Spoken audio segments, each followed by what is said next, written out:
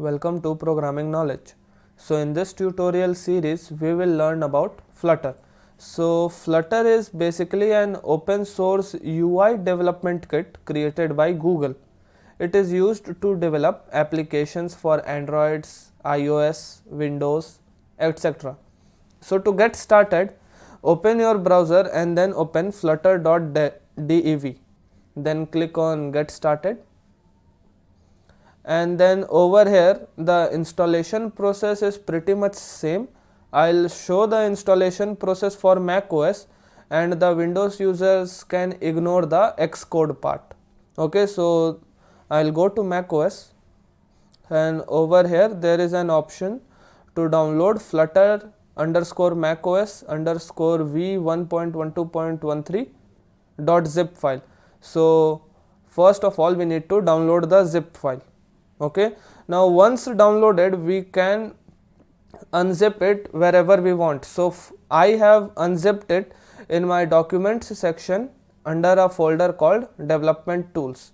Over here I have unzipped the Flutter SDK and I can see all my data are over here. Okay, so now for the development purpose, one thing that is very important for both Windows and Mac users is Android Studio. So first of all go and download Android Studio. The process to download Android Studio is also mentioned over here in the Android setup section. So while the Android Studio is downloading, let's discuss a little bit about Flutter. So Flutter is one of the emerging development software, because if we want to develop an application for both Android and iOS, we had to keep two different code bases and double the work in maintaining the app and bug fixes.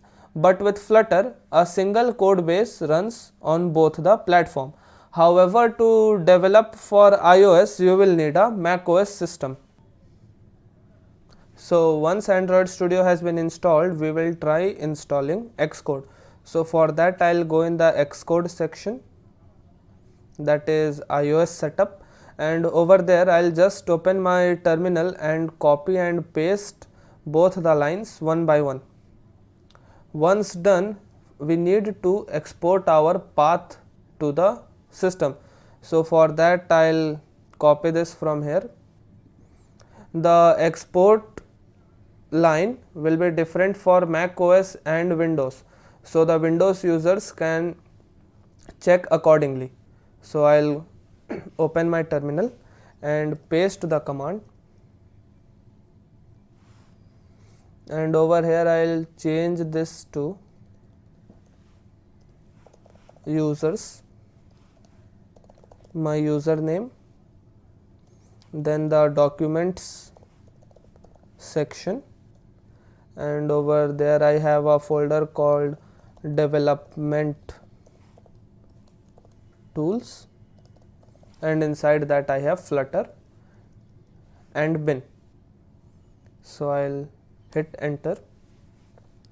Now I'll create a folder called Flutter projects, and all the projects that we do in Flutter I'll store it over there. So I already have one. I'll just navigate to it.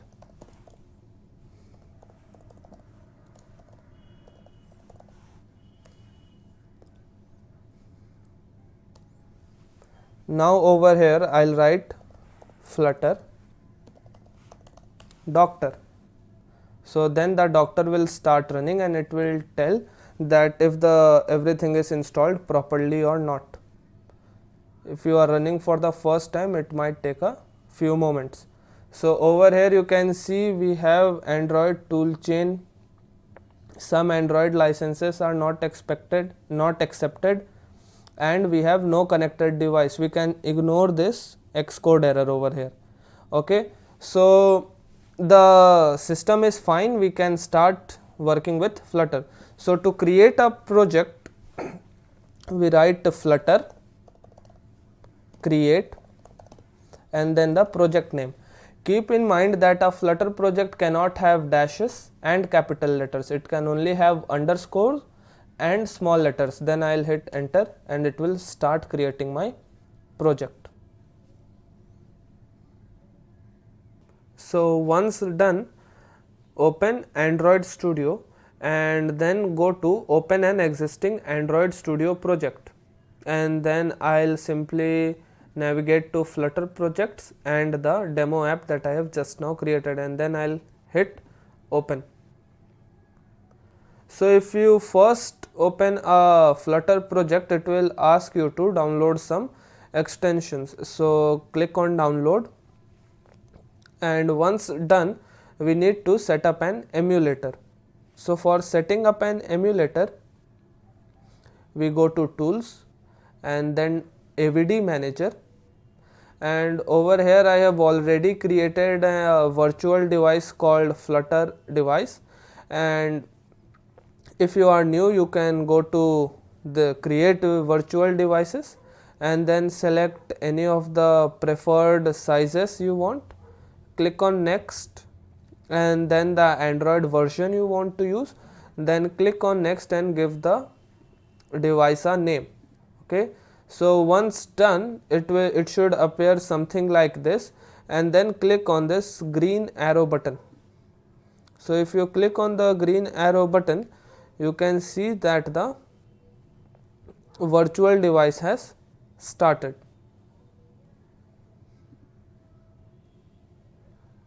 So once the emulator has been set up correctly, you can run your application by clicking on the run button over here. It is not showing in my case because I don't have the SDKs installed. So the another method to run a Flutter project is go to the terminal and then navigate to the project folder. In this case it is demo, and then write Flutter run. But before writing Flutter run, we can write Flutter doctor to check if the Android device is connected properly. So now you can see we have connected devices, one available. So now we will try running our app. I'll write Flutter run. So once done, don't quit the process and go to the emulator. So you can see this is a prefabricated screen that comes with Flutter, and whenever I click the plus button over here, the counter gets increased by 1. Okay, and now for Mac users, you can also open the simulator and run the Flutter code. So now if we already have a project running and we want to quit it, we just need to press Q, and then it will say application finished. Now to open a simulator, we write open space -a space simulator.app, and this will start a simulator on our screen, and then again if we write Flutter run, then we can see the same application in our iPhone. Now before moving forward, I would like to tell you that the programming language used by Flutter is Dart. So Dart is a programming language that is developed by Google, and it is client optimized. Okay, so you can read more about Dart by simply coming to dart.dev. Over here you see the documentations, you can read about it, and in the website we also have a environment to test our Dart code. Okay, so this was for the video. See you in the next tutorial. Thank you. Welcome to Programming Knowledge. So in this tutorial we will start with the basics of Dart. Dart is the official programming language that the Flutter framework uses. I will be using Dartpad to write all my Dart's code. So every Dart program's basic requirement is a main method. Main method is the entry point of every Dart program. We can write the main method like this: main followed by a set of parentheses, then curly braces, and over here we write our code. We can also add a void over here if needed. Void basically specifies that a method or function will not return anything. We will study about functions in details later in this tutorial. So after main method, let us discuss about print. So to print anything on the console, we use the keyword print. and then the parentheses, then single quotes, and then we can write the sentence that we want to be printed on the console. So for this case I am writing programming knowledge and then followed by a semicolon. Now if I run this program in my console, I would be able to see programming knowledge. So you can see programming knowledge is visible in my console. Now if I change the text over here, the output in the console will also change. Suppose I write my own name and then click on run. So now the console is showing my name. Like Python, we can also use double quotes and triple quotes to print blocks of statements. After print, let's discuss about data types. So there are 5 to 6 primitive data types, namely int for storing integer values, float and double for storing decimal values, char for storing character, string for storing group of characters, and bool for storing boolean values, that is true and false. Now in Dart, there are 4 types of variable declaration. The first type is static declaration. In static declaration, we write the data type followed by the variable name, let's call it v, and then a semicolon. We can store values to these variables by writing v is equal to and inside quotes reshuff. Over here we have written string, that means the variable v can only store string values. Now let's try printing it. So to print, I'll write print v followed by a semicolon, and now let's try running it. So it is showing reshuff. We can merge these two statements together. So to merge, we will write. Now again if I try running the program, we will get the same output, but over here it has changed from variable declaration to variable definition. The basic difference between variable declaration and variable definition is that in variable declaration we tell the compiler that the program will have a variable v of string type, but in variable definition we tell the compiler that the program will have a variable v of string type and reshuff will be stored in it. After static declaration, we have dynamic declaration. Over here, dynamic refers to the data types. That is, a variable can store values of different data types. We declare a dynamic variable by writing var v and then the values. So in the first variable I am storing a string. In the second variable I am storing an integer, and in the third variable I am storing a decimal. Okay, now I'll try printing them. So I'll write print v, then print v1,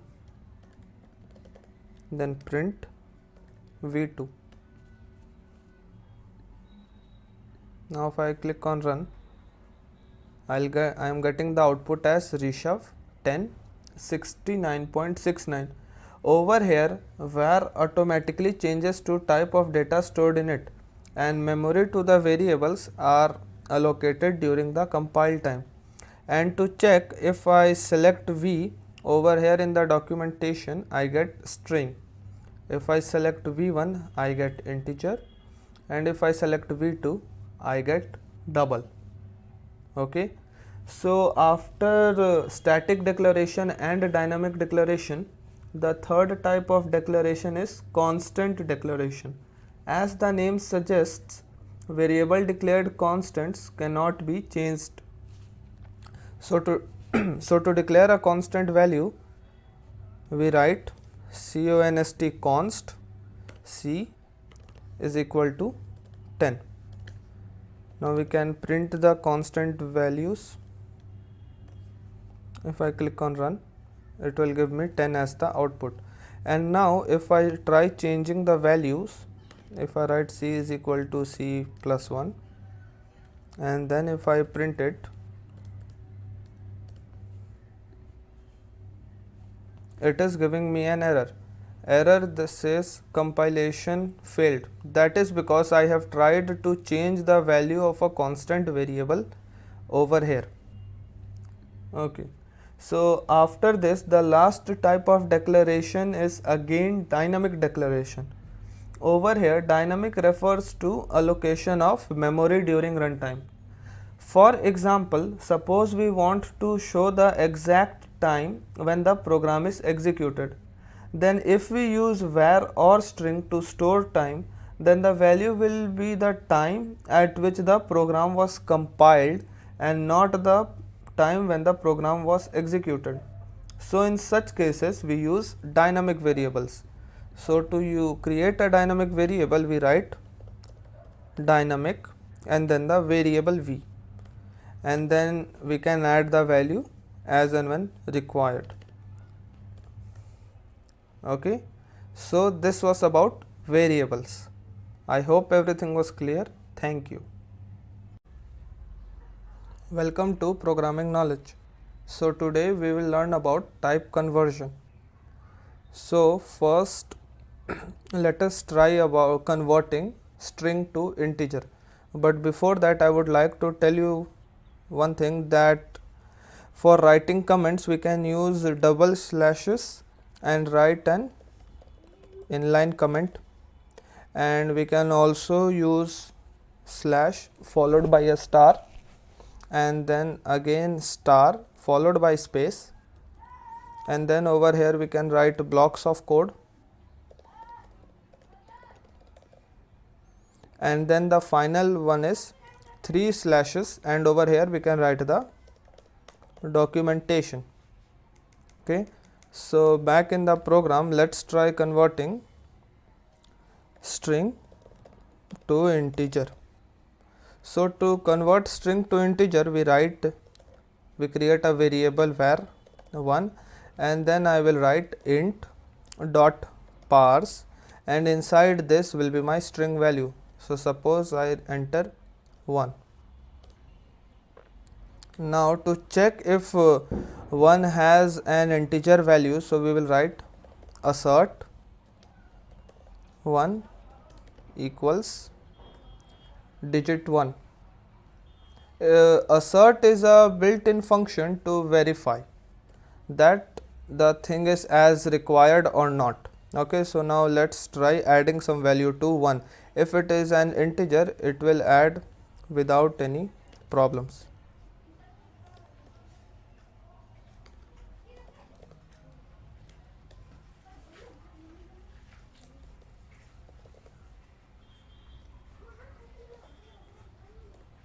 Over here I have written the wrong spelling, it will be assert. Now if I try to run the program, you can see 11 is the output. So over here you can see we have given 1 as a string input, then it has been converted to integer, and then I have added 10 to it and then printed. So 10 plus 1 is 11. Now we will try to convert integer to string.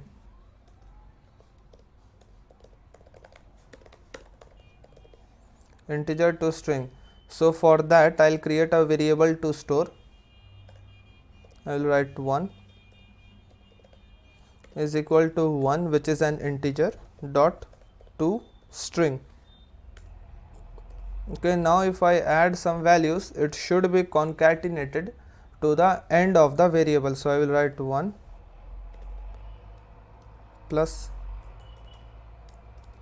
equal to reshuff, and now if I try printing it,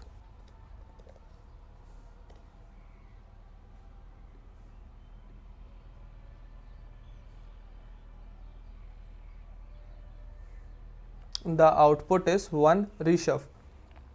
That means this integer 1 is converted to string, and then reshuff is added at the end of the string 1. So this is how we convert an integer to string. Now to convert a decimal to string, we have two methods.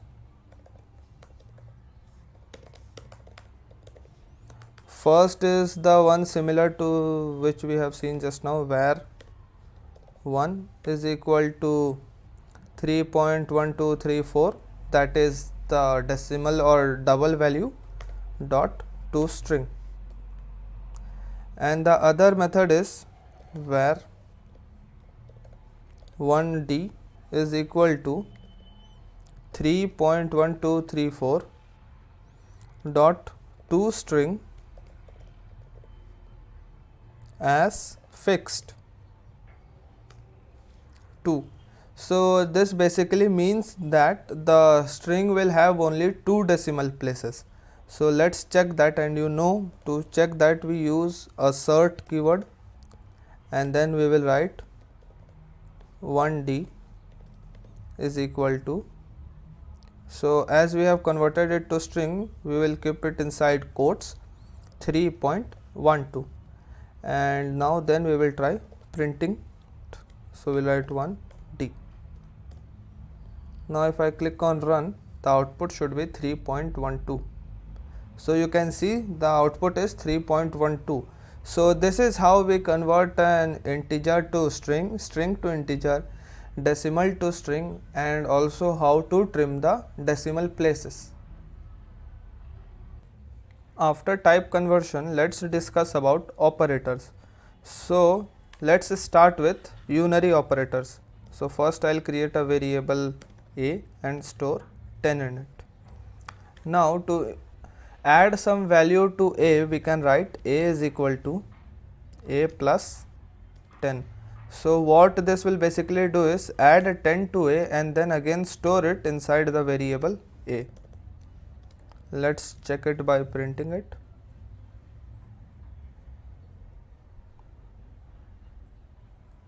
So the output is 20.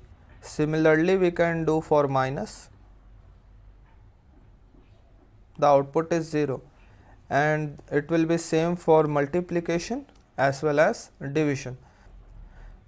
So we can reduce the length of the code if we want. So to reduce, we will write a is equal to a plus equal to 10. So this will also do the same purpose, that is to add 10 to a and then again store in it. So if I run this, the output should be 20. Similarly for minus, for multiplication and for division. Next type of operators is increment and decrement operator. So if I write print a plus plus and then again print a, the output will be 10 and 11. That means first this statement got executed, then the value of a was incremented by 1 and then a's value became 11 and it got printed here. But if I give the plus plus before a and then if I click on run, the output will be 11 and 11. That means before the execution of the statement, a got incremented by 1, as you can see in the console. Similarly for decrementing, we can use minus minus. Now if I click on run, the output will be 10 and 9. That means first the statement got executed, then the value was decremented. And now similarly, if I put minus minus before a and run it, then the value will get decremented first and then the statement will be executed. After unary operators, we have relational operator. So to learn about relational operator, I will create 2 more variables where b is equal to 5, where c is equal to 15, and one more variable where d is equal to 10. So to check equality between any 2 variables, we write if a is equal to d. That means if a equals d, then print true.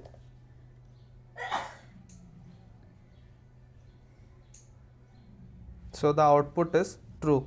And now if I change this d to b and then click on run, there is no output because we don't have an else condition. So I'll write else print false. Now if I click on run, the output should be false. We will learn about if and else in details in the future tutorials.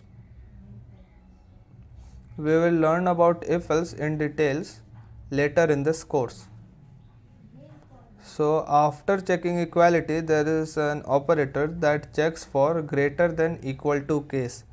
So if I write if A is greater than equal to B, then the output should be print true, else print false. Now if I run this, the output should be true. That is because the B has 5 stored in it and A has 10 stored in it.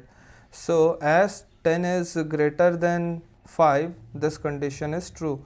And now if I change to D, then again the output will be true because A has 10 stored in it and D has 10 stored in it. So A is equal to D. So the condition is true. And now if I change it to C, the output will be false because 15 is neither greater than nor equal to 10. Now after this we have less than equal to and if we run this, the output will be true. That means 10 is less than 15, which is true. And now if I change it to C itself, then also the output will be true. That is because 15 is equal to 15. Now after this we also have only less than, that means 15, we have to check if 15 is less than 15. So the output should be false as 15 is equal to 15 but not less than 15. And now if I change it to D, the output will be true as 10 is less than 15.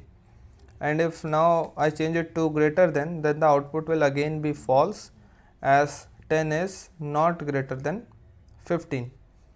So this is how we use relational operators. Now another type of operators is logical operators. So there are 3 types of logical operators. The first one is logical and its symbol is and it checks and it returns true if both the conditions are true, otherwise it will return false. So let check if D is greater than B. So if this is the condition, let's see what is the output. So the output is false. As you can see, D is less than C, that means 10 is less than C, that means this condition is false and this condition is true. And as I told you, and returns true only when both the conditions are true. As one of the condition is false, it returns false and the else statement gets executed. And now if I change it to greater than, that means now both the condition will be true, and if I try to run it, the output should be true. And as you can see, the output is true. Now the next type of logical operator is OR operator, and the sign is this. Now OR operator returns true if any of the condition is true. So suppose, and if both the conditions is true, it will always give true as the result. So now if I run, the output will be true. And now even if I make one of the condition false, the output will still be true. That means if one of the condition is also true, the output is true. And now if I make both the conditions false, then the output will be false. And then the final type of operator is not. So over here, if I write A is not equal to 10, then the output should be false. But as you know, the A is having 10 stored in it, so the output is false, because 10 is equal to 10 and not equal to 10. I hope you are understanding. So this was about operators. See you in the next tutorial. Thank you. Welcome to Programming Knowledge. In this tutorial we will continue with operators. So the next type of operators are called null-aware operators.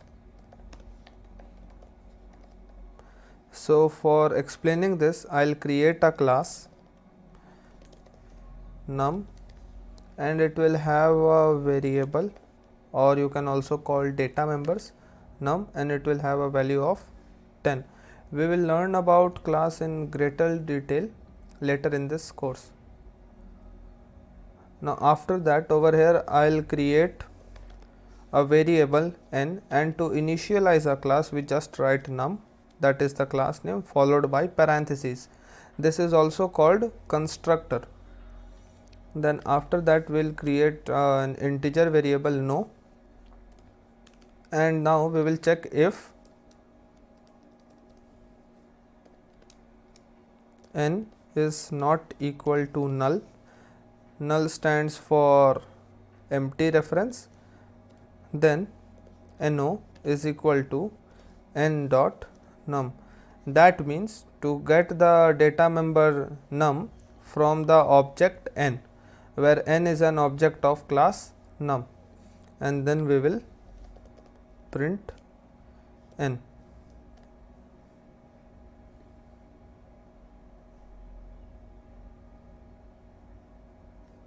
So now you can see when I print n, it is showing instance of num, and if I print no, it should show 10.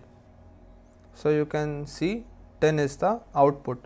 Now suppose we have not initialized this, and then if we try running, then it will show null. That means that no value is stored in n. So now instead of if else we can use the null-aware operator. So for that we will write no is equal to n question mark dot num, and try running it. The output is again null, but over here we don't have to write the if else.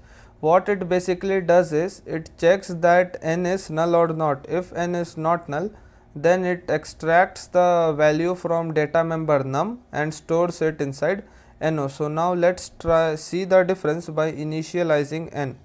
Over here I'll write num. Now if I run this, the output should be 10.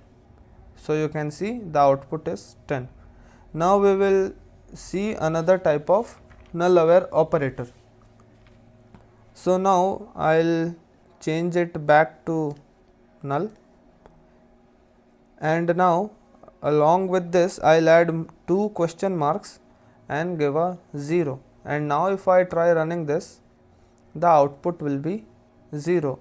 This means that if n is null, then this will be the default value, and if I again write num, that means call the constructor and try running, then the value will be 10. And then the final type of null-aware operator is this. It is written by 2 question marks and then an equal to. So for that I'll remove this class, I don't need it anymore. I'll create a integer variable no and not initialize it, and now over here I'll write print no double question mark equal to 100. What this basically does is, if no is null, then it will store 100 in it, and now let's try running this. So you can see 100 is stored in no. Now the last type of operators are ternary operator. So I'll create a main method, and I'll create an integer variable 5 and another integer variable 6. And now for the ternary operator, I'll create a boolean value, bool ans is equal to no greater than no1. So this is the condition, and if the condition is true, we will set the value to true, else the value will be false. And now let's try printing the answer.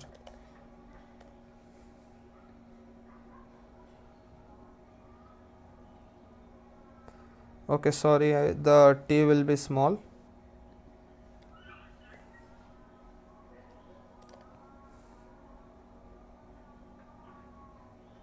So you can see the output is false, that means 5 is not greater than 6. This type of expression is called ternary operator, where 3 operators are used. Over here the operators are ans, no and n01. The functioning is, this is a condition, and if the condition is true, then this part is executed, else this part is executed. So this was about operators. After operators, now we will move to conditional statements. So in Dart there are two types of conditional statements. One is if else and the other one is switch case. So to study about if else, I'll create an integer variable and store 100 in it, and I want to print even if the number is even, otherwise I want to print odd. So for that I can use an if else. So inside the if, I'll try to divide it by 2 and get the remainder, and if the remainder is 0, that means it is completely divided by 2, that means it is an even number, so I should print even, otherwise I should print odd. Odd should be inside quotes. And now if I run the program, the answer should be even. And now if I change it to 1001, the output will be odd. And now if I want to have more than one condition, then over here I can write else if. So for that I'll write else if no divided by 3 and the remainder is equal to 0, then I will print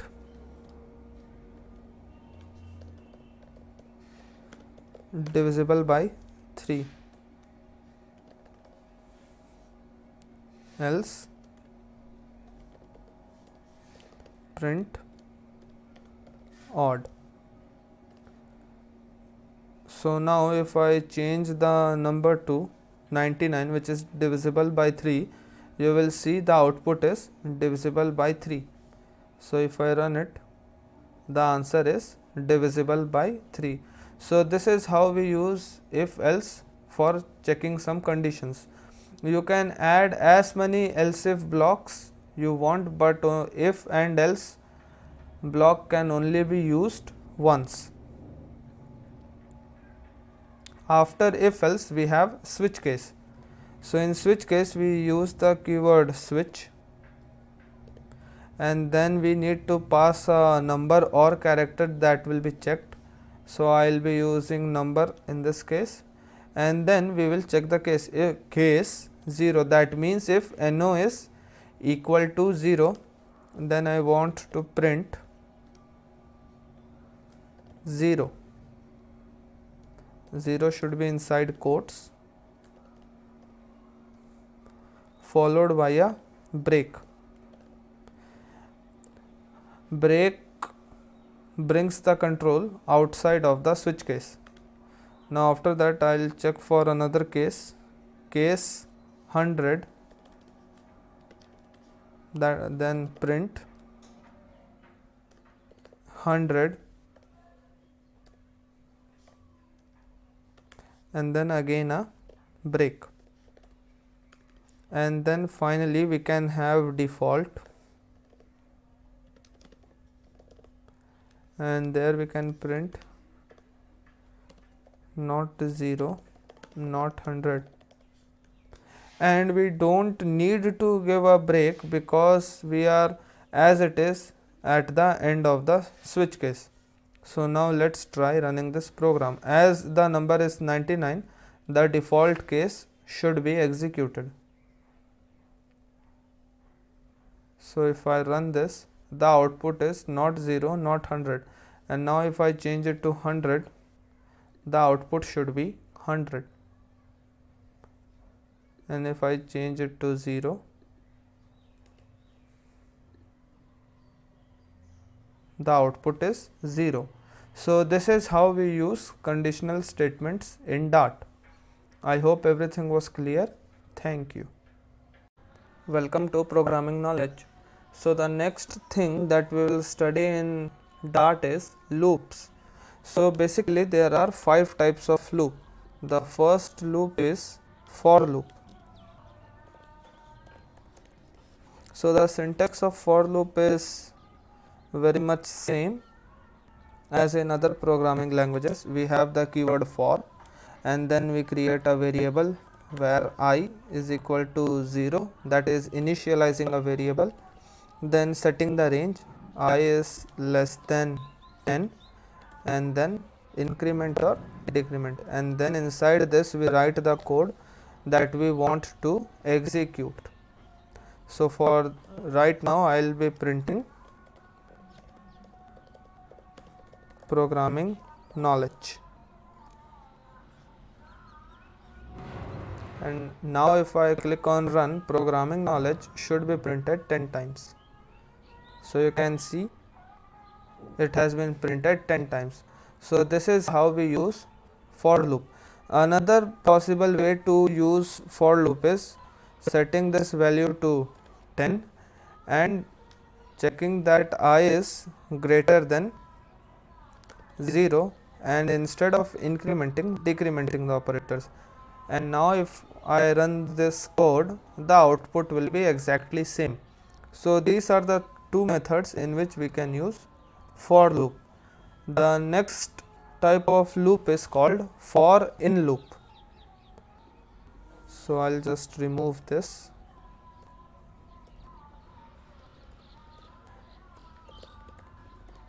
So for in loop is basically used in collections. We will study about collections later in this course, but for now I'll just create a list and store 1, 2, 3 in it. List is a type of collection that stores more than one values under the same name. And now to run, I'll write for where x, where x is a variable that I have created in no. That means x will have 1, 2, 3 every time the loop runs. So now if I print x, 1, 2, 3 should be printed. So you can see the output is 1, 2, 3. Now the next type of loop is for each loop. For each loop is also used on collections. So just for example, I'll write no, that is the variable that we have created, dot for each,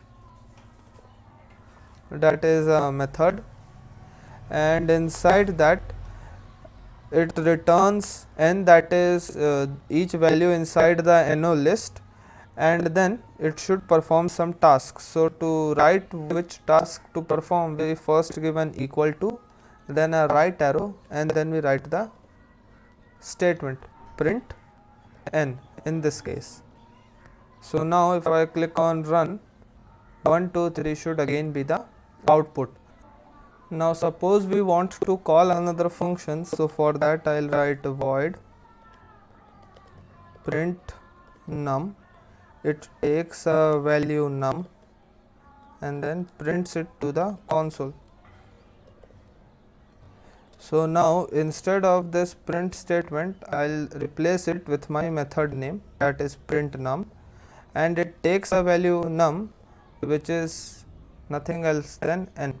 So now if I try to run this, I'll get the same output. Now the next type of loop is while loop. So for that I don't need this function.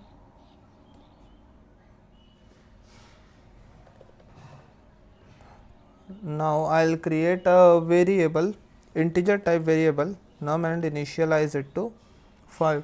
And now I want to run a loop while num is greater than 0. So to run a while loop, the keyword is while. And now over here I'll just simply print the number and then decrement the number by 1. And now if I run the loop, I'll get the output 5, 4, 3, 2, 1. So this is how we use a while loop. Now the next type of loop is do while loop. So for do while, we first write do, and then inside that the code that every time the condition is true should be executed. So I'll just print the number, then num minus minus, and then after do we have while num greater than 0. And now if we run the code, we will get the same output. Now the benefit of do while over while is that even if the condition is true, even if the condition is false, the loop gets executed once. Suppose the condition is, suppose the number is -1, that is already less than 0. So now if I run, the loop will get at least executed once. So the output is -1. But if we use while instead of do while, this will not get executed.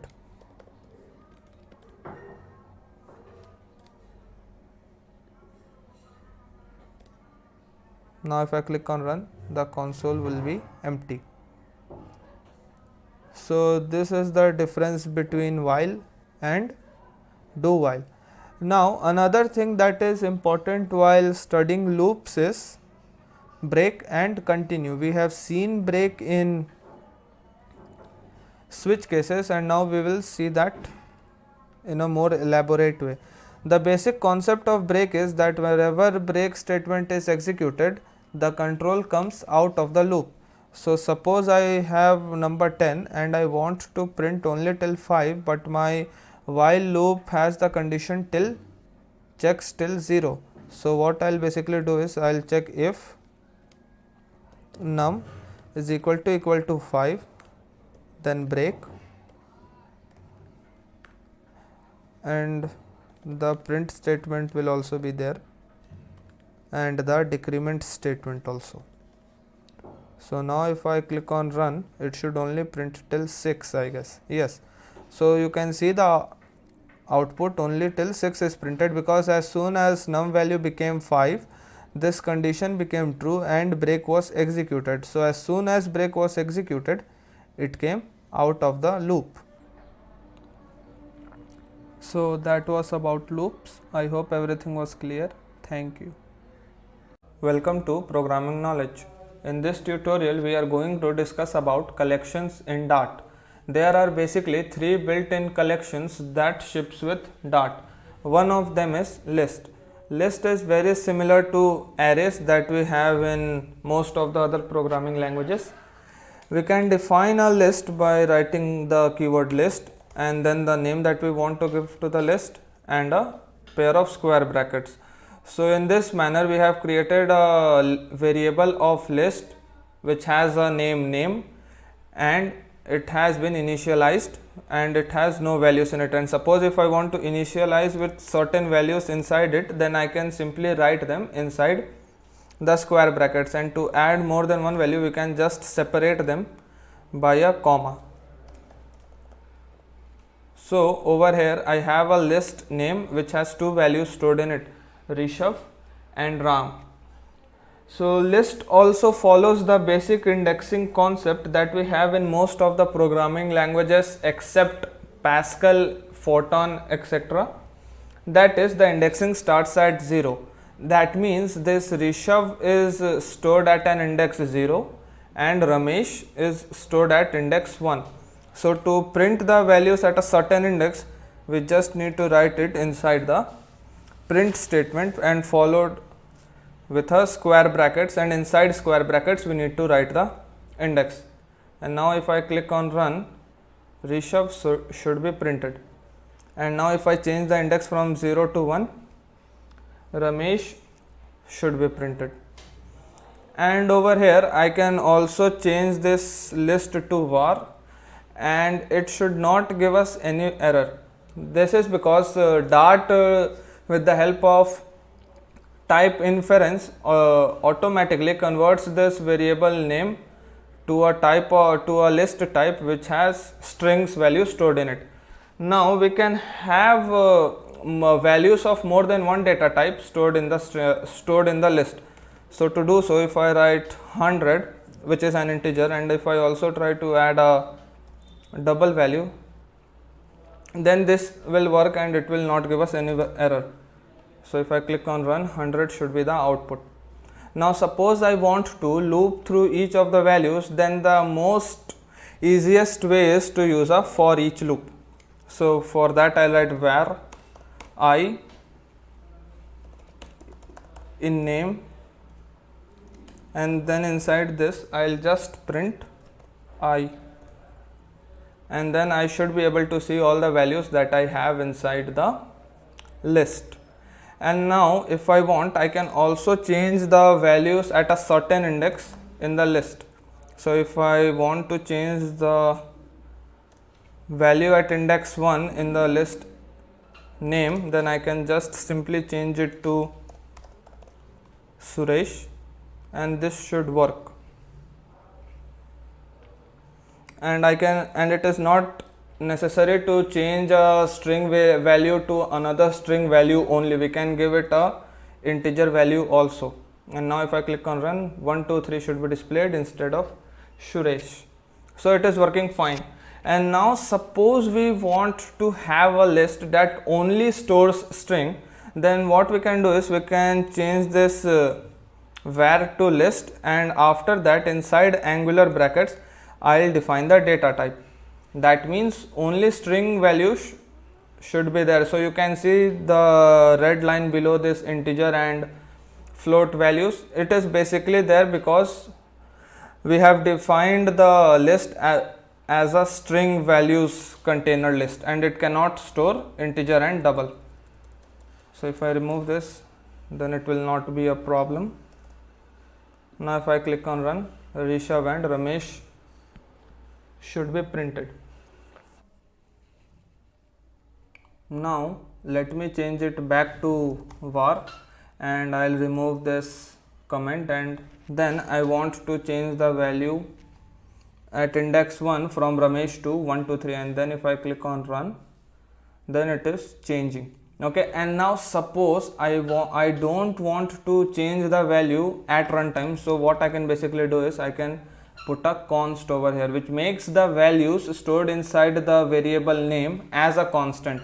So now you can see over here I am declaring the variable name as a constant, and after that I am trying to change a value. So if I run this, it should give me an error. So over here you can see uncaught error, unsupported operation, indexed set. And now if I comment this again and try to run this, then this should not be an error.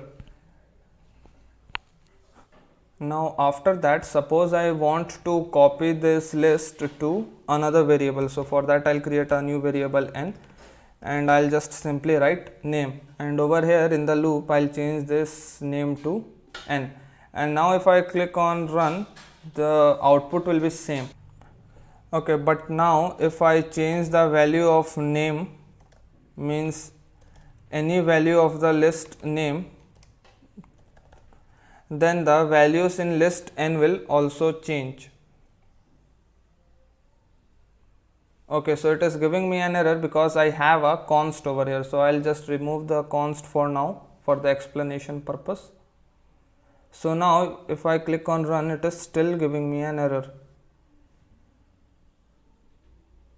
It is because I have missed a semicolon over here. So now if I give the semicolon and run this again, so over here you can see that if we change the values stored in the variable name, then the values stored in variable n is also changing. So basically over here it doesn't copy the set of values, but both the list variables point at the same location, that is the location of the data in the memory. So to avoid this, we have a special function that is prefabricated in Dart known as spread operator. JavaScript developers might be familiar with this. So over here what we basically do is we surround the variable name with square brackets, and before writing the variable name we just simply give 3 simple dots. And now after assigning, if we change the value of the previous list or the original list, then it will not be reflected in the new list. So now if I click on run, the output should be Rishabh and Ramesh. So this is how we get the 2 different copies of a list. So this was for list. See you in the next tutorial. Thank you. Welcome to Programming Knowledge. In the last tutorial we discussed about lists, and in this tutorial we are going to discuss about another collection that is called set. So suppose I want to define a set of elements, so I'll write elements, and to initialize a set we give a pair of curly braces, and inside suppose I have 2 values, for instance hydrogen and oxygen. Okay, so now over here I have defined a set elements that has 2 values, hydrogen and oxygen, and to iterate through each value we can simply use the for each loop. So for that we write for var x in halogens, then simply for now let's print the value. Okay, and now if I run this, hydrogen and oxygen should be printed in the screen. Okay, my mistake, instead of elements I have written halogens over here. So now if I run this, hydrogen and oxygen should be printed. Okay, so another feature of set is that if we have duplicate values then it gets removed automatically. So for instance, suppose I add another hydrogen.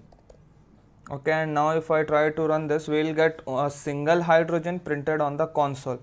Okay, so this is a feature of set that we use while programming in Flutter. Okay, so the next thing about set is that to initialize a set, if we write something like this, which is correct according to the basic convention. Okay, now if I try printing its runtime type, so first of all to print the runtime type we write element dot runtime type and a semicolon over here. And now if I run this, so it is giving me an error because an s is missing right over here. And now if I run this, the output is hash map, but our task was, or our assumption was, that this will initialize a set. So this is a common mistake that everyone does. Okay, so the curly braces stand for a hash map, and if you want to initialize a set, then we can just add a data type over here, or the data type of the values which we are going to store. And now if I run this, this should change from hash map to hash set. Okay, and yet another method is we can write, instead of var we write a set over here. Okay, now if I run this, the output will be again hash set. Okay, and I can also predefine the data type that will be stored in that set by writing like this. And now if I run this, it again says hash set, but instead of dynamic now it has string over here, which means it can only store string values. Okay, so moving on, this was about set. The next thing that we are going to discuss is map, that is yet another collection provided by Dart, and it is very much similar to dictionaries in Python and hash map in Java. And for different languages there is also some reference to this type of collection. Okay, so you understand that how much important this map collection is. Okay, so to create a map, we write, for suppose say I create a map student, okay, that has a key value pair. Okay, so the key is name and the value is my name. Okay, then a comma, then the another value that is another key, that is age, and the value is 20. So mark over here I can store different data types as my key and as my value. Let's say the third value is email, okay, and the answer is my email.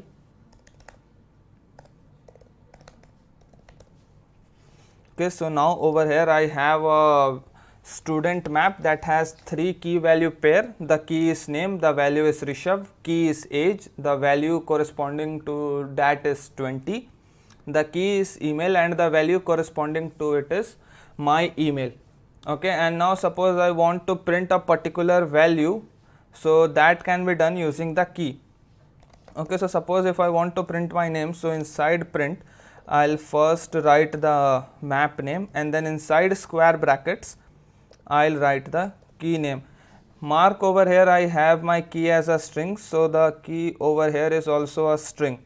Okay, and now if I run this, Rishabh should be the output. Okay, so this was about map, and over here we finished the collections. Now moving forward, the next thing that we are going to discuss is functions, or you can also call them methods if they are inside a class. So over here this void main is itself a method, itself a function, the most important function in any Dart program. This is where the compiler will start executing the code from. Okay, so now suppose I create another function, a very basic function called sum. Okay, I am writing dynamic. Before that, that defines the return type, and dynamic stands for the value will be assigned, the data type will be assigned during runtime. Okay, so the return type will be dependent on the inputs that we give. Okay, so if I write var n1 comma var n2, okay, now simply I just return their sum. So I write n1 plus n2, and now over here I call this method, and since it is returning some values, so I need to store it in a variable, or a shorthand of a shorthand method will be I directly surround it with a print statement, so that the return value directly gets printed. And then sum I'll pass two values, 1 comma 2, and now if I run this, 3 should be the output. Okay, and similarly as I have dynamic over here, it is not confined to integer only, I can also pass a decimal value which will be considered as float over here, and I get a float output, and I can also pass a string over here. So suppose I pass two strings, Shav and Kumar, and if I run this, Rishabh Kumar will be the output. That means string concatenation has taken place. Okay, now the another feature about functions in Dart is that if we have a single line function, then instead of writing it like this, we can use the shorthand method that Dart provides, that is giving an equal to sign, then a right angle sign, and then just writing the operation that we want to provide, and in this case it is n1 plus n2, and we don't need to write a return statement over here. And now if I run this, the output will be the same. Okay, and let's again check it with an integer. If I write 1 comma 2, sorry, now let's run this, and you can see 3 is the output.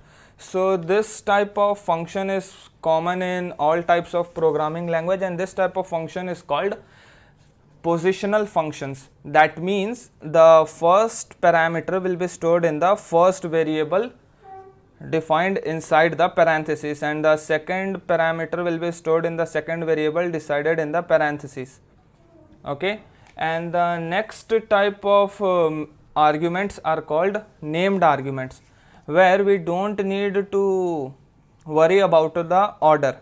Okay, so to make it a named argument, I'll just put curly braces in between the parentheses and the variable names. Okay, and now I can pass any value as per my choice. Okay, so I want to pass the n1 value, so I'll just write the key name, give a colon and the value, comma. Similarly for the other parameter, I'll write n2, that is the key name, and a value. Okay, now similarly if I run this, the output will be 3 again. Okay, and now the basic flexibility that it provides over here is that I can change the order in which I want my value to pass. Okay, so suppose I want to pass n2 as Rishabh and n1 as Kumar. So now my output will be Kumar Rishabh. Okay, but if we would have gone by the positional method, then Rishabh Kumar should have been printed, but because we are using named arguments, we are getting this flexibility to change the order of parameters that we give as an input to any method. Okay, so this will be it for Dart deep dive. In the next class, we will start with exploring Flutter and widgets that we have in Flutter. Thank you.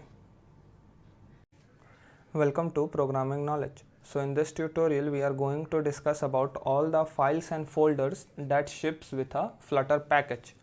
So as you can see, the first folder is .dart_tool. So it has some basic tools that we use in a developer console, and we will see what is a Dart developer console in one of the videos. Okay, then the next folder is .idea, and it has the basic Android Studio configurations which are used when we run the project on an Android Studio IDE. Then after that we have .vs code folder. So this folder is created by VS Code, which is the IDE I am using right now, and this folder will only be created when you change some default settings, and we can ignore this for now.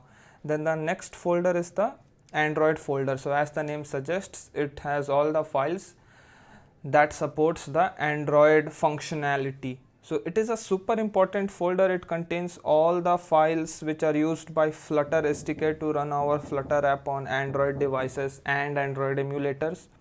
It is a passive folder which is created by Flutter itself, and we generally don't need to change anything inside the folder except when we want some variation in Android and our iOS app. Then the next folder is the build folder. So it is also an important folder. It holds all the output files and the generated resources, and it is also a passive folder. Then the next folder is iOS folder. So it is also similar to Android folder, except as the name suggests, its target device is iOS. If you are using Windows, then you may or may not have this folder, as it is not allowed by Windows. But if you are using a Mac OS system, you will be able to see this iOS folder. And what it basically contains is an Xcode project. Xcode is the official development IDE for Apple devices. Then the next folder is the lib folder. As the name suggests, it stands for library, and 90% of interaction that we will have with this or any Flutter project is via this folder. This is the folder where we add all our Dart files and write codes for our project. Then the next folder is the test folder, and as the name suggests, it is used for writing test for the project, and that is done when we move from development to testing. So it is not our main concern right now. After that we have this .getignore, and it has all the version control settings. And if you don't know what is a version control, then you can do a quick Google and get your answer. Then after that we have .metadata and .packages. So it is system generated, and we don't need to worry much about them. Okay, and then next we have this demo.iml. So it is a project. It is the file that has the same name as the project. We will not work with this file also. It is just a file which works with internal dependencies and stuff, and the similar goes to pubspec.log. Then the next one is pubspec.yaml. So it is a file in which we will be working. Over here we can configure all the third party packages that the project will use, similar to the app level build.gradle that we have in Android. We also configure other things such as fonts, location, images and stuff. Then back to pubspec.lock. So pubspec.lock is generated from pubspec.yaml and it basically has a more structured settings than pubspec.yaml. Okay, so this were all the files, and we also have a readme.md. So over here we can specify something about our project, and if we are sharing our project we can add some data over here so that the developer whom we are sharing to can read this and understand. Okay, so these were all the files that we have in a Flutter project, and now let's open our main.dart file. Okay, and let's see what is our prefabricated application has. Okay, so to run any Flutter project I can simply go to run and then click on run without debugging. We can also use this start debugging, but it is a slower process. Okay, because in debugging we need to add some breakpoints and all. Okay, and we are not in that complex level of Flutter project, so I'll simply start with run without debugging. And then over here you can see the debug console has opened and it is writing launching, and the basic requirement is over here you can see I have a Flutter device, that means an Android device connected to my system. Okay, and if you also want you can use an iOS emulator instead of an Android emulator. Okay, but I'll go for an Android emulator right now, and let's wait for the build to finish. So once the application has started running, we can see we get something like this on our emulator. Now the basic UI designing that we do in Flutter is done by a widgets. That means that everything that we see on the screen is a tree of widgets. For example, the text that we see on the center is a widget, the app bar is a widget, and the floating action button is also a widget, and they all are the branches of the root widget, which is the screen, which is also referred as scaffold in Flutter. Okay, so that means scaffold is the root widget, and the center text, floating action button, app bar, all are the branch widgets of the scaffold root widget. Okay, and all these widgets have their sub widgets also, like the app bar has a text widget that displays the text on the app bar. The center widget also has a text widget which displays the text that you see on the center. Similarly, the floating action button has an icon widget, so as to specify which icon will be displayed on the floating action button. And similarly, we can also have a text widget if we want to display some text below this icon in our floating action button. Okay, so now if we go to our main.dart and if you look for build method, over here you can see first of all we have the scaffold widget. Okay, that means our parent widget, the root widget. Then we have the app bar widget, which is a branch of the scaffold widget, and then inside this app bar widget we have another widget, that is the text widget. And over here we have widget.title, that basically displays the text that we can see on the app bar. Then after that we have this body inside scaffold, and body refers to the entire screen leaving the app bar. Okay, then inside the body you can see center, that means our elements will be displayed in the center. Then we have a child, column, main axis element. We will discuss about these things in later in another tutorials. Then after that you can see we have a text widget over here, and you have a text written, you have pushed the button this many times, which is similar to the text that we see in our center widget. Okay, then similarly this text also, where we have dollar and underscore counter, that stands for string interpolation, which we have discussed in one of our Dart deep dive videos. What basically happens that the value stored in this counter variable will be displayed at this place. After that we have this floating action button. Okay, and it also takes an icon widget and it displays the add icon.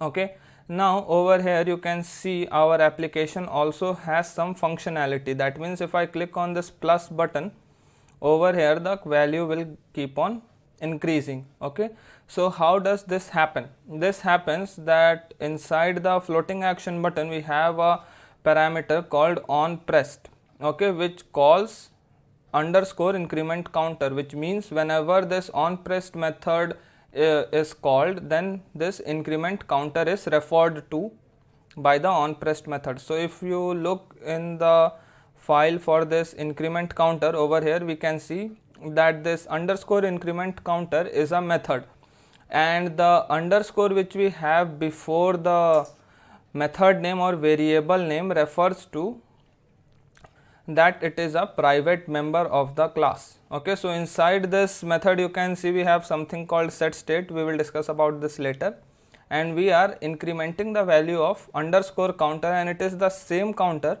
which we are displaying in our text. Okay, so now just to check, I want to increment the value by 2 instead of 1, so I'll just write counter plus 2. Okay, so now if I'll save this, this will be built automatically. Over here you can see. Okay, this will take a few minutes if you do it for the first time. Once done, if you go back to your application and if you click on this plus, then instead of incrementing by 1, it will increment by 2. Okay, so this is the basic structure of any Flutter application. We will start building the application from scratch in our next tutorial. Thank you. Welcome to Programming Knowledge. So as I told in my previous video that in this video we are going to start making an application from scratch. So for that, first I'll select all the code that was prefabricated by Flutter and remove them.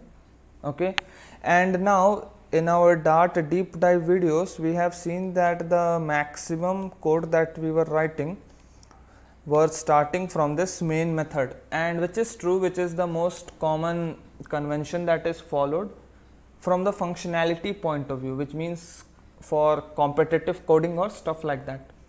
But our target is to show UI elements on the mobile screen, and for that we need to follow the convention specified by the Flutter team, and that is to create a class and inherit certain properties.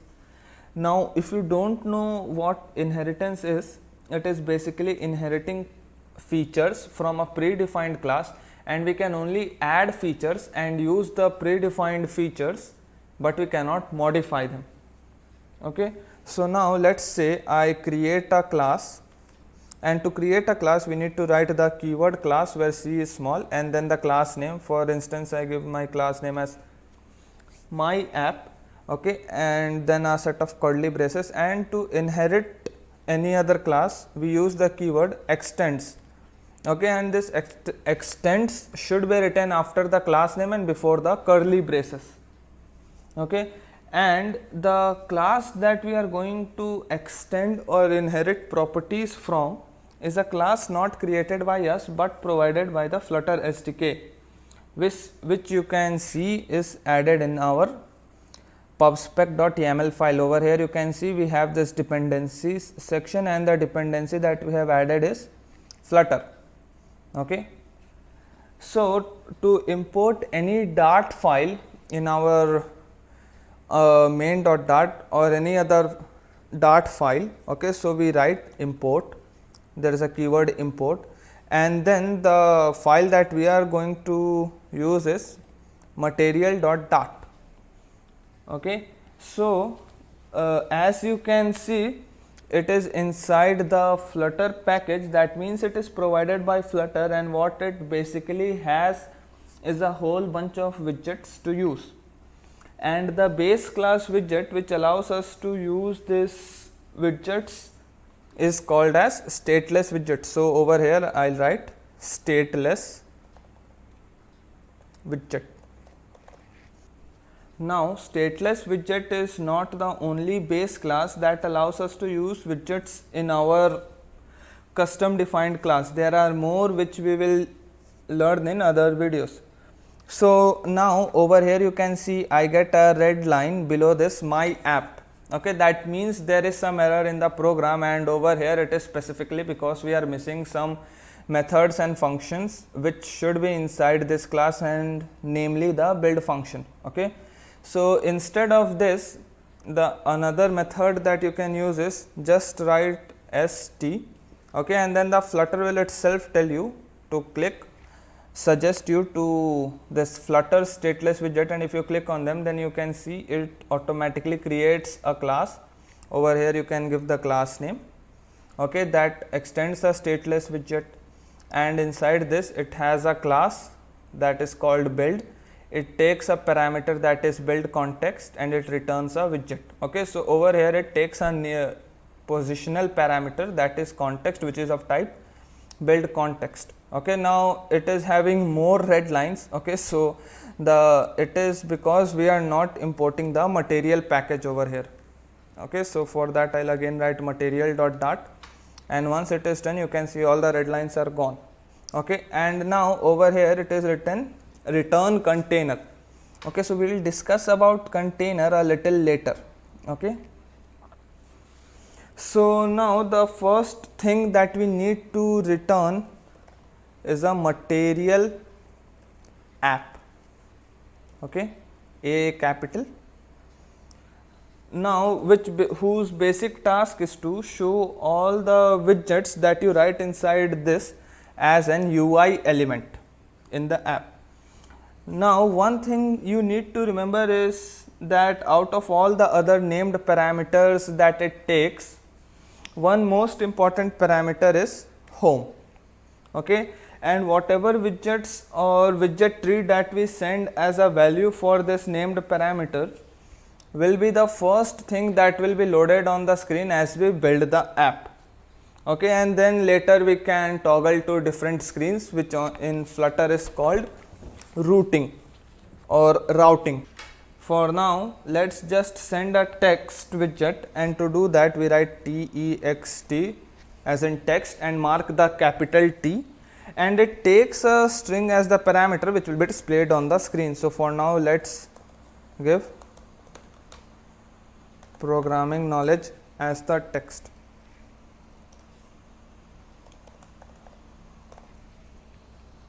Okay, now text widget also has other named parameters which we will use in the later videos. Okay, but as you can see, I have no name before this string, and that is because it is a positional parameter, which means it is compulsory to send. Okay, and along with this we also have some named parameters, okay, which we will be using later, and these are not necessary to send, as we have discussed in our Dart deep dive video. Now let's see this in action, and for that we need to write a void main. Okay, and then inside this I'll write run app. Okay, so this run app is also a method provided in material.dart, and then we need to write my app inside this run app method, and then I also need to give a set of parentheses because I am passing it as a function so as to tell what it needs to run. Okay, and now as you can see, it is a one-liner method. Okay, so we will use another method to declare the function. Okay, the one-liner method. Okay, so I'll just cut it from here, and then I'll give an equal to right angled bracket, and then simply paste this. Okay, and now if I run this, I will be able to see something on my screen. Okay, so I just need to save, and it will hot reload automatically.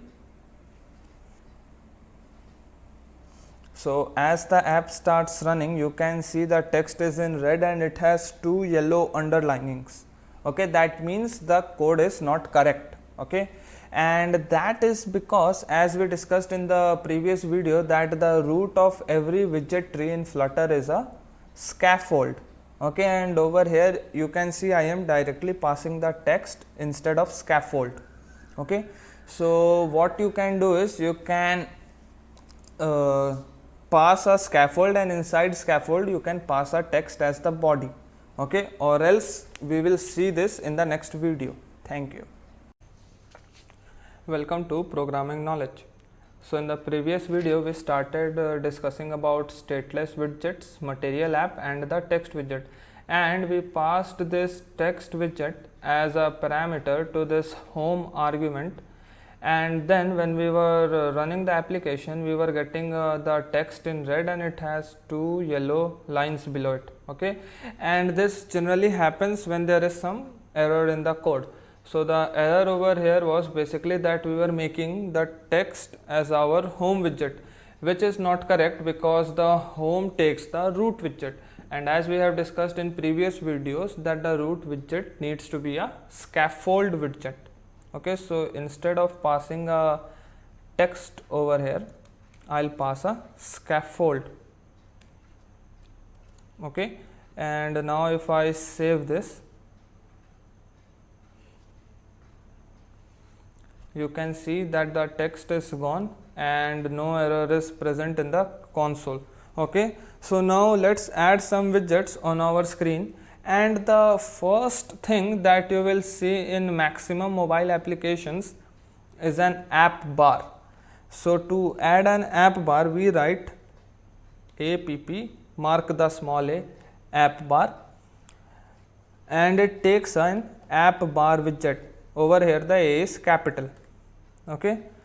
Now this app bar widget also takes a few parameters, and as we want to give an app bar a title, we will call the title parameter, and as we want a text as our title, we will again use a text widget over here, and as we have discussed in the previous video that text takes a string over here which is compulsory to give, okay, and that is also verified. When you hover over it, you can see that the documentation says that it takes a string data which is compulsory, and then all the other values are inside curly braces. That means they are named parameters and they are not necessary to give, okay. So now let's give this programming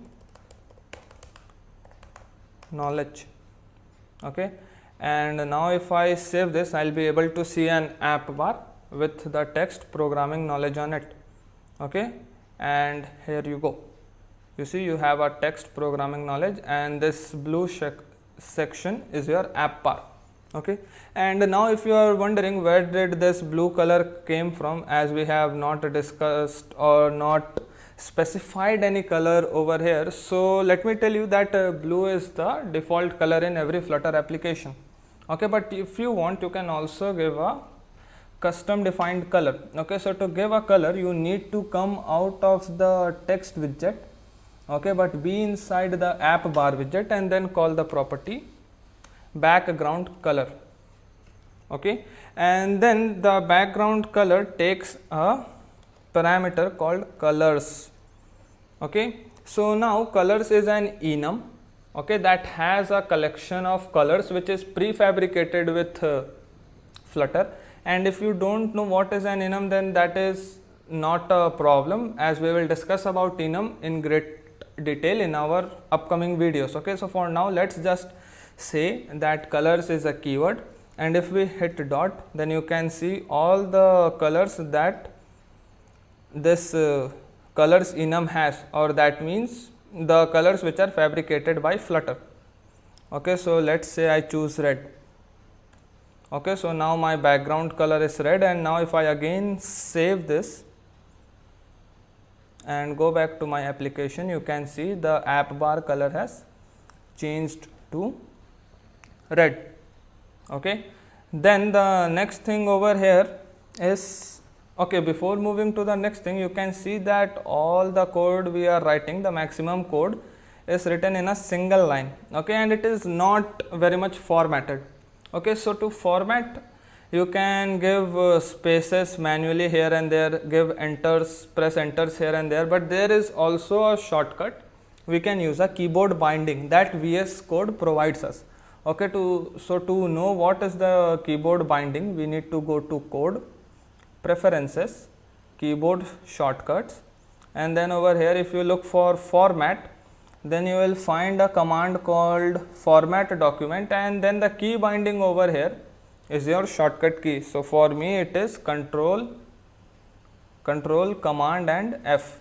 Okay, so I'll apply that in my main dot. If I write control command F, so you can see everything got formatted on its own. Okay, so now the application looks more structured. Okay, so now after the app bar we can also add a body.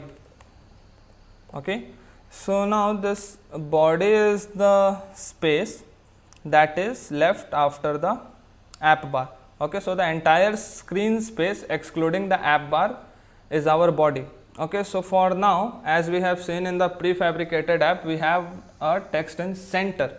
Okay, and so to display anything in center, we have a widget called center. So we will call that widget, and then this widget also takes some parameters, and over here you can see it takes a child parameter. So I will call this child parameter, and what all values it takes, you can see it takes a widget, and that is the child widget. Okay, so for now let us just pass a text, and now you all know that the text takes a compulsory parameter, that is a string that gets printed, and let's give my name.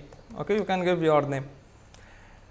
So now our body has a center and it has a text called Rishabh Kumar. Now again I will format it and then save it.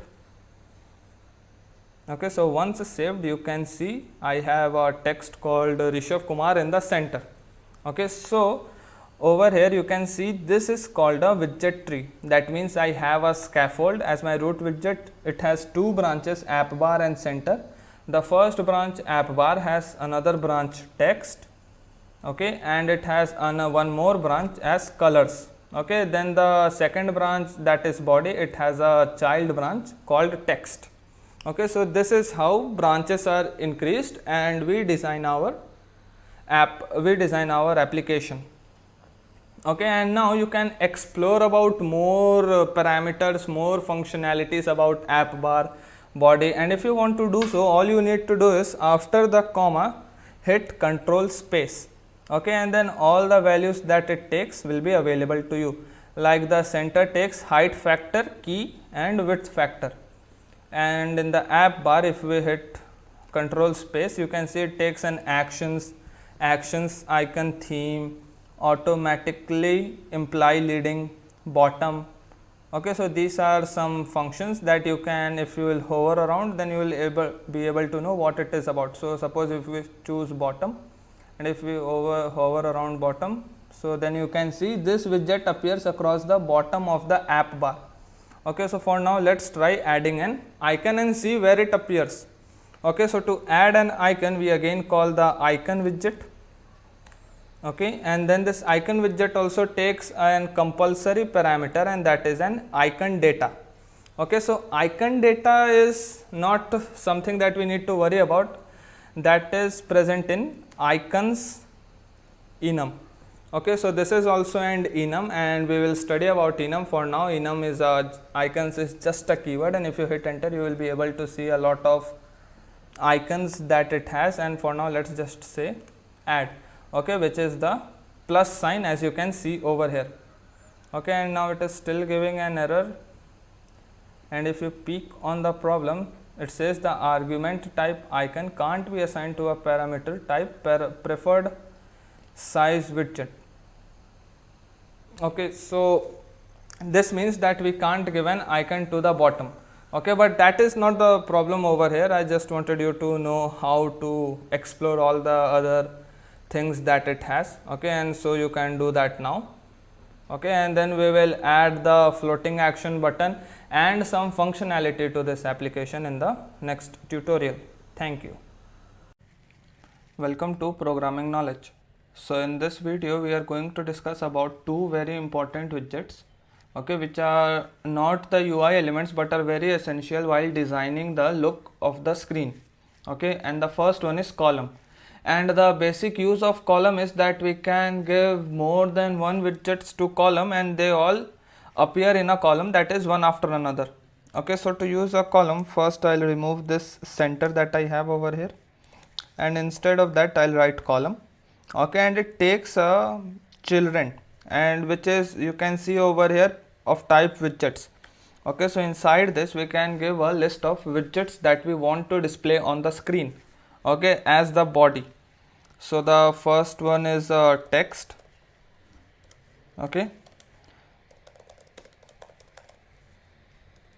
so this is a text. Now along with text I also want to add a button. So first I'll give a comma, and the next widget will be a button. So to add a button in Flutter we write FlatButton. Okay, and it takes a parameter child, as in what will be written or displayed on that button. Okay, so for now I'll just give a text, and the text says press, or just simple press. Okay, and now you can see it has a yellow line below where it is written FlatButton, and if you hover around it you can see the parameter on pressed is required. That means this FlatButton requires the on pressed parameters, and on pressed basically decides the functionality what will happen when this FlatButton is pressed. Okay, and it takes a function, okay. So you can define a function over here and then call it from here, or what I'll do is I'll create anonymous function like this. And so since I don't want to do a lot of functionality, I'll just print it in the console that the button is pressed. So for that I'll write print, and then inside that pressed.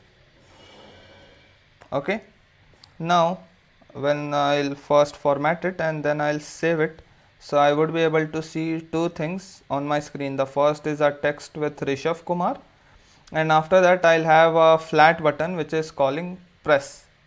Okay, so just wait for a moment for the sync to finish. So once finished, you can see I have a text called Rishabh Kumar, and after that press. So the background color of the button and the screen both are the same, so we are not able to differentiate. So I can add another property that this FlatButton provides, and that is color. Okay, so for color I told you there is a enum that is provided by Flutter called colors, and then I'll just simply write red. Okay, again format it and save it. So over here you can see I have a text called Rishabh Kumar, and below that I have a button press which has red background, and if I press on it you can see I am getting over here presses. Okay, so the text over here was presses instead of pressed, so I am getting the same in my console. Okay, now I can also change the text color over here. Okay, so for that I'll just write text color, and the color can be again colors dot white. Okay, I'll again save this.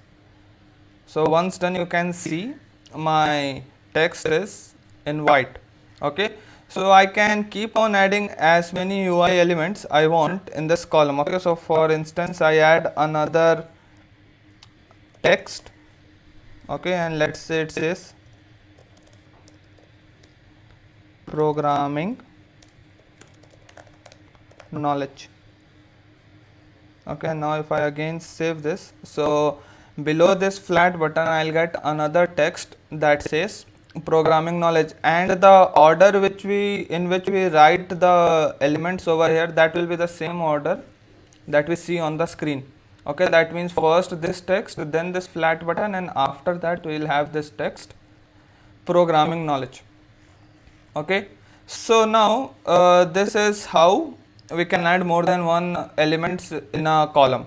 Okay, now suppose I don't want this column to be over here, but instead I want it to be inside the center. Okay, so then we have a parameter that this column takes, and that is called main axis alignment. Okay, and for the column the main axis is the vertical axis, and it also has an enum that is main axis alignment. Okay, and then if you enter dot, you can see all the options, and as my task is to display on center, I'll just hit center, and then if I save this I'll be able to see it in the center. So now you can see it is in the center. Now if you want, you can also try different types of main axis alignment, that is in this enum. So I'll again hit the dot and let's try end.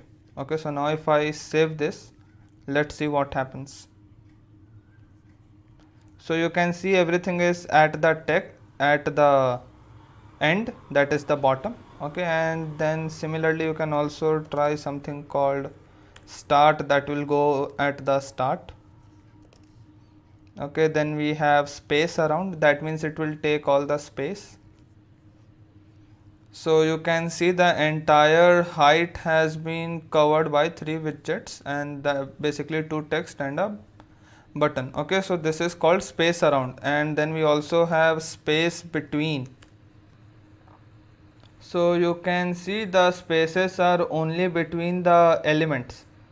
Okay, that means below this programming knowledge we don't have any space, and above this Rishabh Kumar we don't have any space, but the space is only between the elements. Okay, so this is how we can play with the alignment of the columns. For now I'll make it center. Okay, and then comma. So now the text will be in center. Okay, so now you can see the text is again in center, but you can see it is only the vertical center and not the horizontal center. Okay, so there are two ways to bring it in the exact center.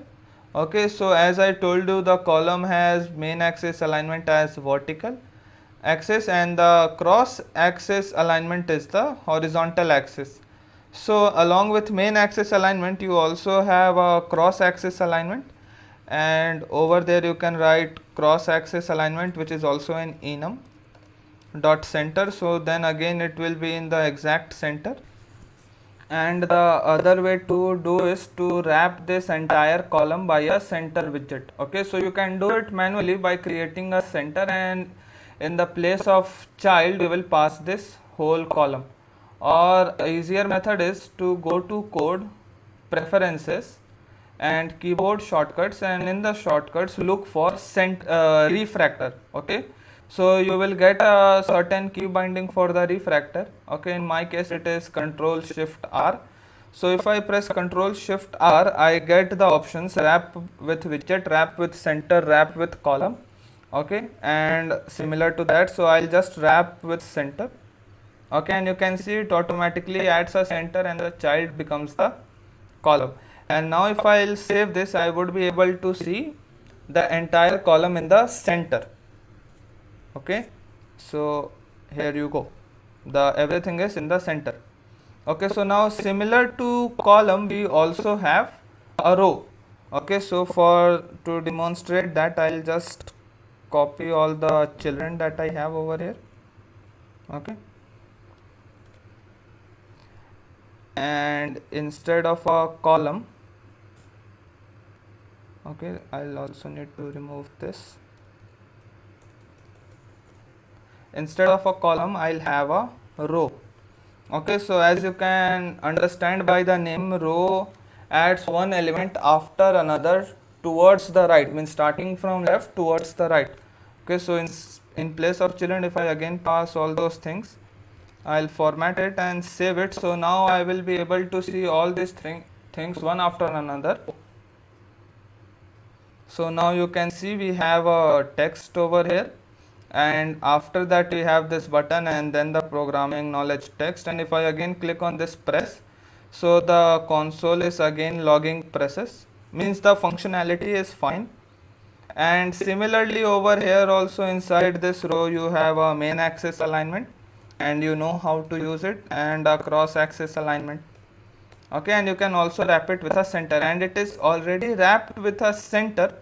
So you can see it is already in the center according to the cross axis alignment, because for the row the main axis alignment is the horizontal axis and the cross axis alignment is the vertical axis. So as it is already inside center, the cross axis alignment is automatically center.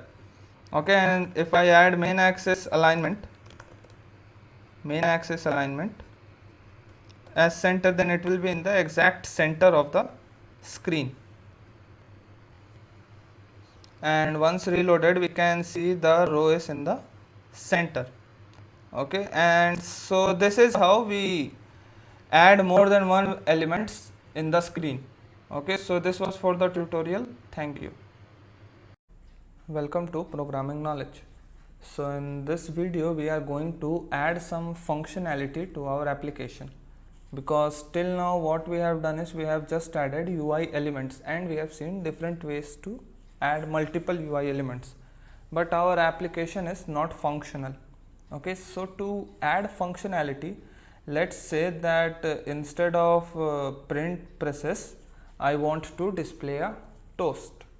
Okay, so the first thing, that toast is not prefabricated in Flutter, we need to add the extension. Okay, and the place where you can find all the Flutter extension is this website pub.dev, and over here if you search for toast, then you will find this toast 0.1.5, and there are other extensions also, but I prefer to use this one.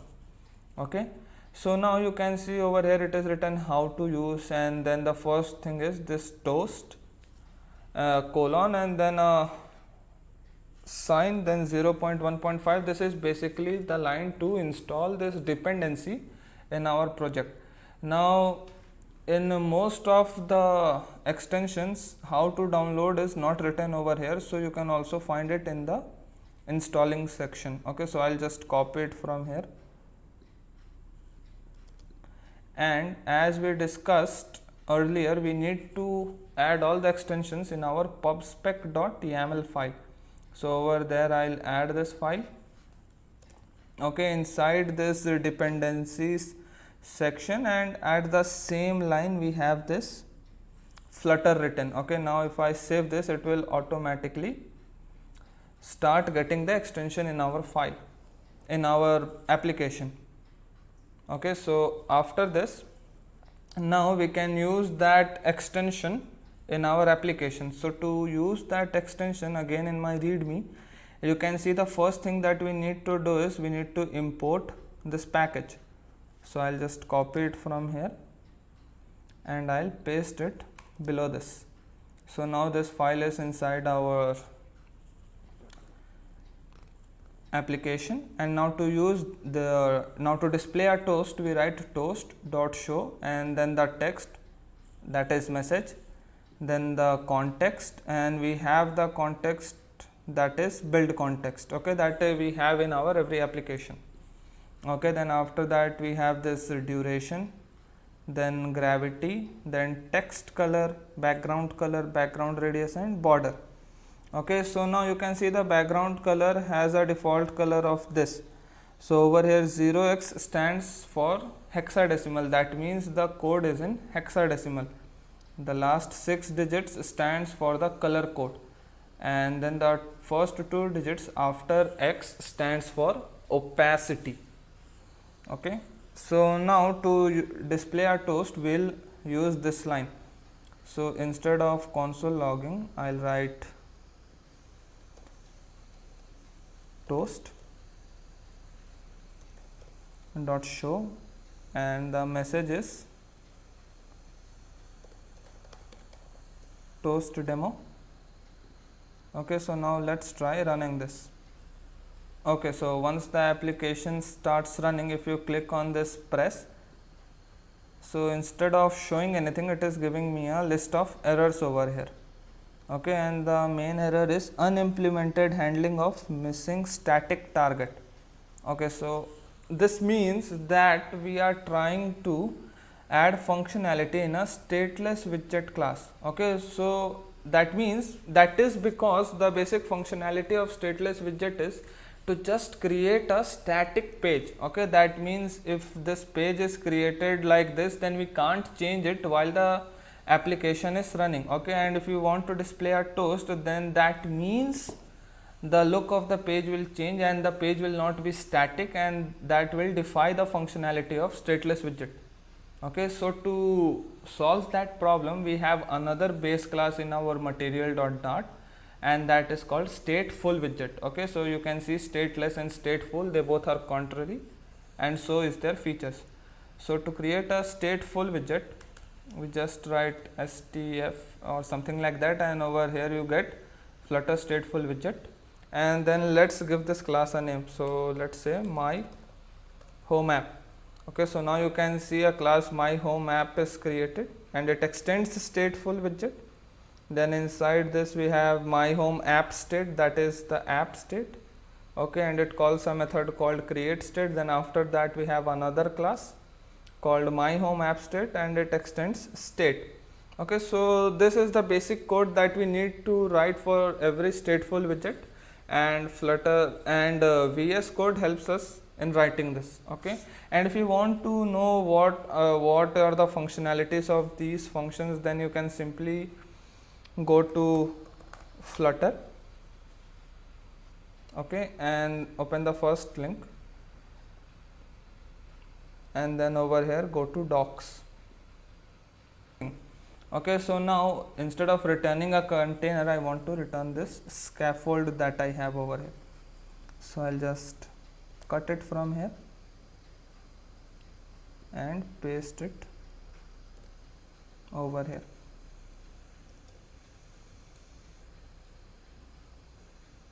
Okay, and now over here the home will be my home app class. So I'll write my home app. Okay, now I'll again format this and try running this. Okay, instead of running, I will reload this. Okay, once reloaded, you can see everything is still the same.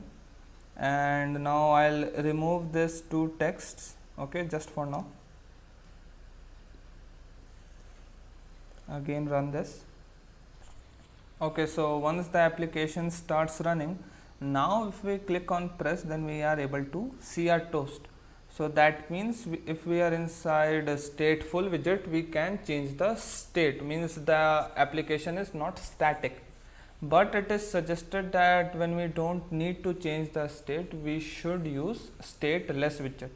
Okay, so now let's explore this toast a bit. So over here you can see it also takes more parameters, and the duration is toast dot length short, that is the default parameter. The gravity is toast dot bottom, that is also default, and we can override it. Okay, so let's override the duration to length long. So I'll write duration toast dot length long. And now if I save this, so now the toast will be displayed for a longer period of time, and you can see that. Okay, similarly I can also override the gravity. So I'll write gravity toast dot center. Okay, first format it, then save it. And now if we display the toast, so it is in the center. But as you can see, we have kept the button also in center, and we are also displaying the toast in center. So that means according to convention they both should overlap, but when the toast is being displayed, it is above this flat button. So this is because the toast is being displayed at the center of the entire screen, and this press button is at the center of this scaffold part, means the whole screen except the app bar. Okay, so similarly there are other properties also, that is background color, and then I can give it a different color, let's say red.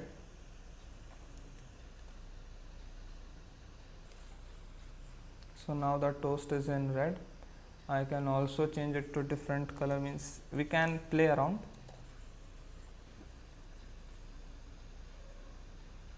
Now the toast will be in this color. Okay, then we can also change the text color, let's say colors dot black.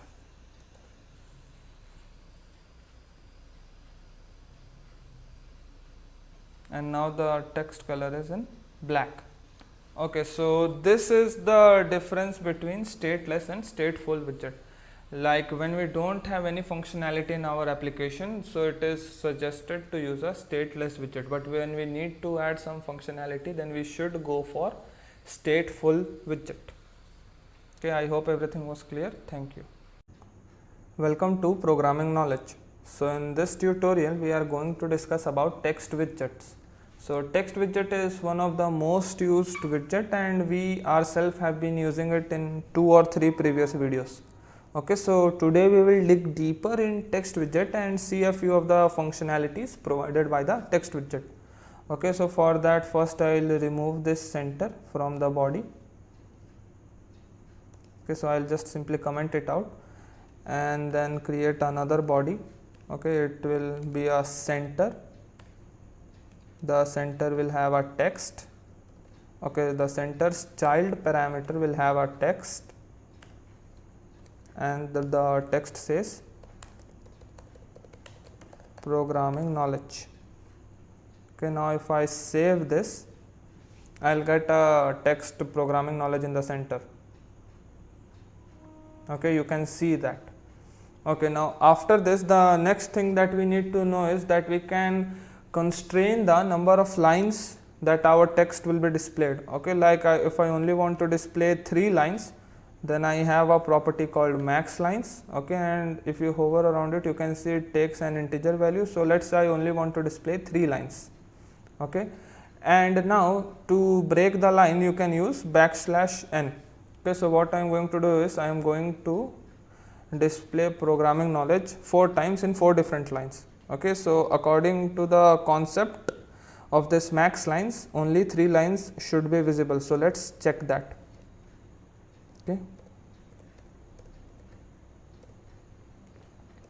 Okay, so now I'll first format this and then save this.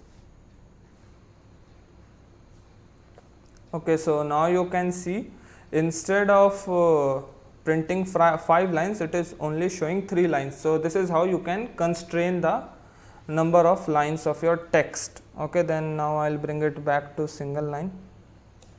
Okay, just programming knowledge. And the next thing that we are going to discuss is style. That means how to apply styling to our text widget. So there is a named parameter called style, and it takes a text style widget. Okay, so I'll write a text style, and now it also has some properties. So the first property, as you can see, is background. Okay, so background takes a paint widget, and till now we have not discussed about paint, so I'll come back to that later.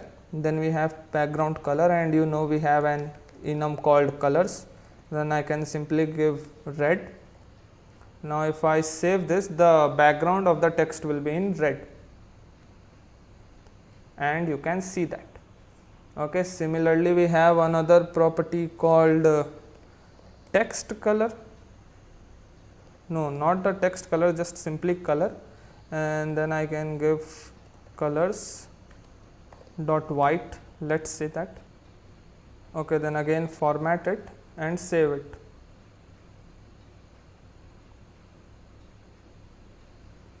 So now you can see the text is in white color. Okay, now the next property that we have over here is font weight. Okay, font weight, and that means the size. So if I give, no sorry, the font weight means the styling, like bold, italic and stuff like that. So there is another enum called font weight. Okay, and if I write font weight dot bold, so now my text will be in bold. Okay, now once I save this, so you can see the text has become a bit bold. Okay, now after this you have font size. Okay, and you can give the size of the font of the current text widget. Okay, so I'll give 20, let's say. Okay, so now you can see the text has become a little bit larger. Okay, you can increase the font size a little bit more so that the change is significant and you can observe it. Okay, so now you can see the text has become bigger. Now the next property that we have is font style.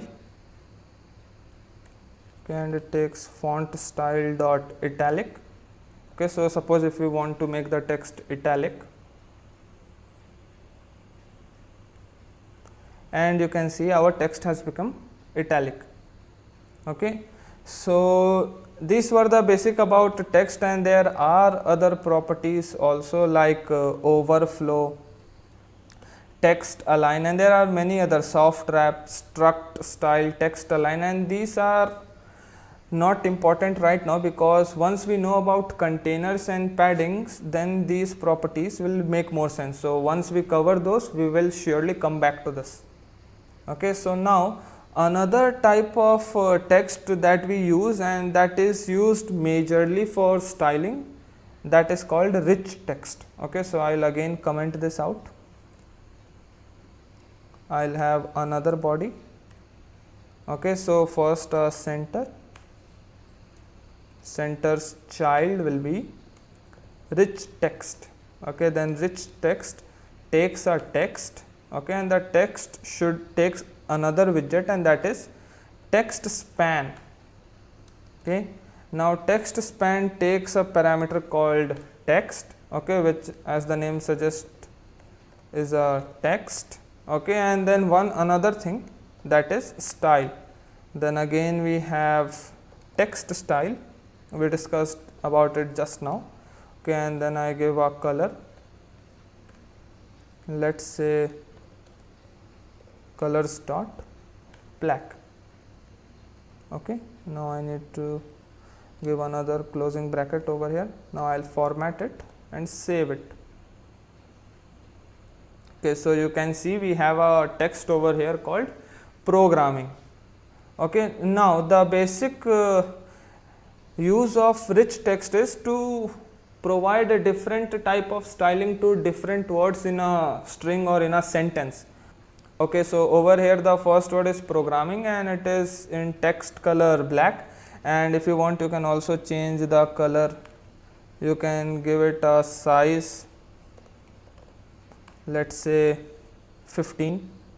Okay, so this is one word, and now if you want to give another styling to the next word, then you have another property called children. Okay, and it should also be of type text span. So you define it over here, then it takes a list. Okay, now as we have defined it to be text span, it only takes text spans widget. So I'll write text span. Again inside a text span we have our text. Okay, so text will again take a text. Okay, and now we can provide different styling to it. Okay, so for now I'll just simply copy this, paste it over here, and change the size to, let's say, 30. Okay, now once I save this, you will be able to understand what is the difference. Okay, so now you can see we have two different words but a single text. Okay, now if I want, I can also change this color. Okay, and I should give a space over here so that it becomes more understandable. And now you can see we have programming in this color, and which is in a smaller size, and knowledge in red color with a bigger size. Okay, and similarly you can add as many text spans as you want over here. So I'll add another text span. The text is, let's say, Flutter. Okay, and this should also have a space or whatever you like. Then again a style. So the style will again be text style, colors dot, let's say, green. Okay, and then we have font size of, let's say, 20. Okay, now I'll format all these. Okay, I need to give a comma over here. There is some error. Okay, I missed a closing bracket over here. Now I'll save this, and then you can see another text that is Flutter, and it is in green color, and it has a different size. Okay, so you can see we have three different words, but they are inside a single widget, that is the rich text widget, and they act as a single string. Okay, so its real life use is in places like this, like where you have a single text but a part of it is over here acts as a redirecting link. Okay, like in our Flutter application, if I would click on this, then I would open another page. Okay, and the rest of the text is just simple text and no changes are there on that. Okay, so in such kind of scenarios, rich text come to play. Okay. And now another thing that I also want to cover in this video is like how to create how to separate widgets in different Dart files and use it in another Dart file. Okay, so for that, first of all, I'll create a new Dart file. I'll call it my home underscore app dot dart. Okay, and now inside this my home app dot dart, I want this class to be there. Okay, so I'll just copy everything or cut everything and paste it over here. So now it is giving errors because I need to import material.dart. Okay, now I'll save this, and over here you can see this my home app is giving an error because this file doesn't know what is my home app. Okay, so now we need to add this my home app.dart in our main.dart file. Okay, so for that again I will write import, then dot and slash, that means to look in the current directory, and then over here you can see as the suggestion says my home app.dart.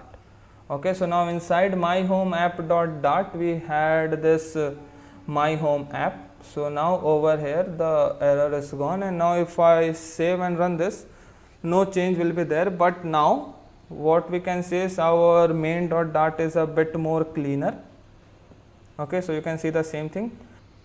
Okay, so that was for the video. Thank you. Welcome to Programming Knowledge. So in this tutorial we are going to discuss about buttons.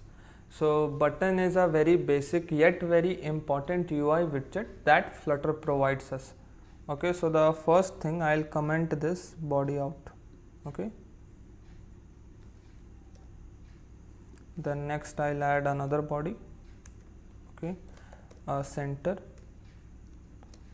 and child. Okay, so now there are different types of buttons. Okay, and we will discuss all of them. And the first type of button is flat button. Okay, so capital FA, flat button. Okay, and it takes a child. Okay, so child is the widget that will appear on the button. Okay, so you can give any widget. Okay, so let's try with text. Okay, and the text says press me. Okay, and if I save this, I should be able to see a button that says press me. Okay, now it is not restricted to text. As I told, it takes any widget. I can even give an icon. Okay, and then icon has an icons enum. Okay, and then if you give a hit a dot, then you can see all the icons that are already available. Okay, for now I'll just give add, that is a plus sign. Okay, and now if I save this, I would be able to see a flat button that has an icon plus. Okay, so you can see that. Okay, now you can see this flat button has a yellow underlining. Okay, and if you hover around it, you can see one thing is missing, and that is on pressed. Okay, because over here you can see it is written that the parameter on pressed is required. Okay, so let's provide that. So basically on pressed is takes a function that will be executed when the button is pressed. Okay, so you can see it takes a function that is void, that means it doesn't return anything, and the function is run when the button is pressed. Okay, so for now let's just create an anonymous function, a one-liner function, and I'll simply print button pressed. Okay, so that means whenever I'll press on this button pressed will be written in my console. Okay, so let's try this. So now if I click on this plus, over here you can see button pressed is being logged in my console. If I go on pressing, it will go on adding. Okay, so this is an on pressed method. Okay, so now it is not necessary to have a anonymous function like this. Okay, you can have a function in over here. Okay, so let's say I call it void button action. Okay, that means the action that button will do, and then simply over here I write print button pressed. Okay, and now over here instead of calling this I can call that function. Okay, so button action. Okay, and we don't need to give a parenthesis because we are not actually calling that function, but we are pointing to that function. Okay, so then again hit save, and now again we should see the same action. Okay, so now if I hit plus, so you can see it is again giving button pressed, but along with that it is also giving some other logs. Okay, so that is not our concern. So you can see as many times I press the button, that many times our console is being logged with button console. Okay, so this you can use this way also. Okay, now the problem occurs when you want to pass a certain parameter. That means this function accepts a parameter, let's say string name. Okay, and it logs the name also. Okay, that means name is required. But over here, since you are pointing, you don't give a parenthesis. Okay, and hence you can't pass a value. Okay, so then what you need to do is you need to again click like write like this. Okay, and anonymous function, and then over here you can pass the parameter. Okay, so for now let's say I am passing reshuffle. Okay, now if I save this, everything should work fine, but instead of console logging button pressed, it should log button pressed reshuffle. Okay, so let's try that, and you can see button pressed reshuffle is being logged. Okay, so these were the three methods in which you can write the functionality for this on pressed, which takes a function. Okay, so I'll bring it back to the original, means the first one that we have written. Okay, over here just print button pressed. Okay, now the next thing that we are going to discuss is the color. Okay, so color, then as you know, colors enum is there present in Flutter, and it has a certain colors over here. You can select any one of them. I am going to use red. Okay, so now if I save this, my button should be red in color. Okay, and you can see that. Okay, now similarly I have a parameter called colors brightness, and it also has an enum brightness, and brightness has two values, dark and light. Okay, so dark means that the button would be visible even in a dark surrounding. Okay, so now if I run this, you should see how the changes happen.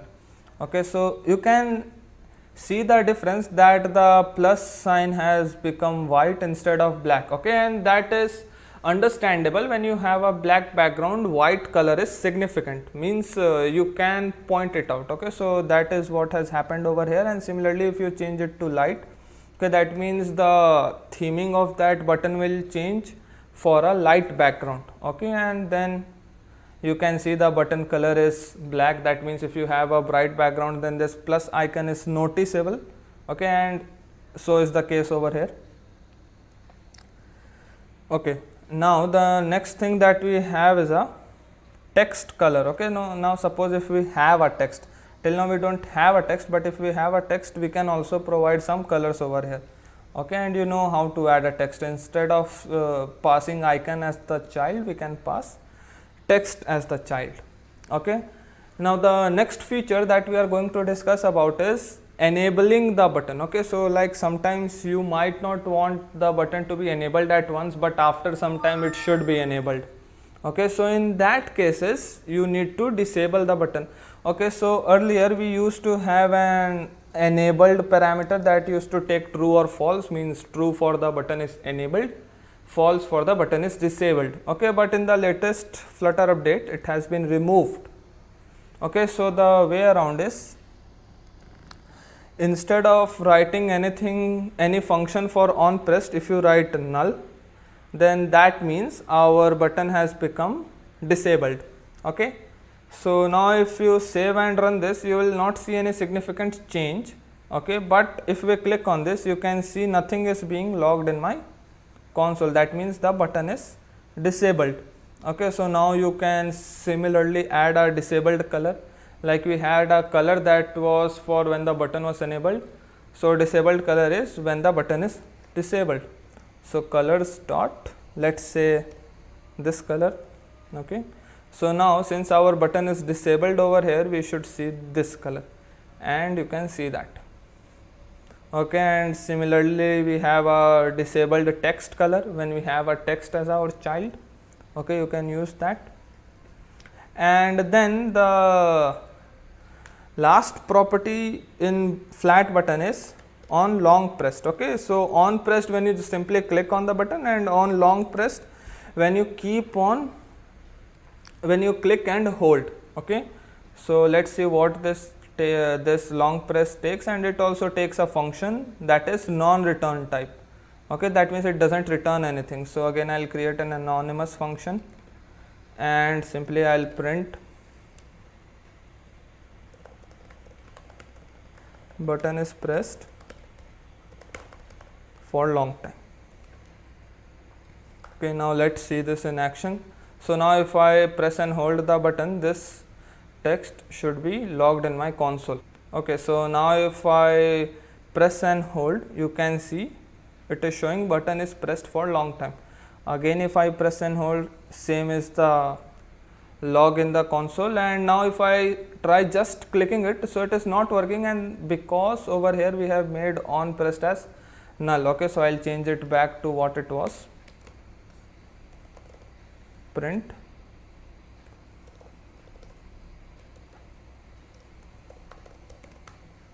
button pressed.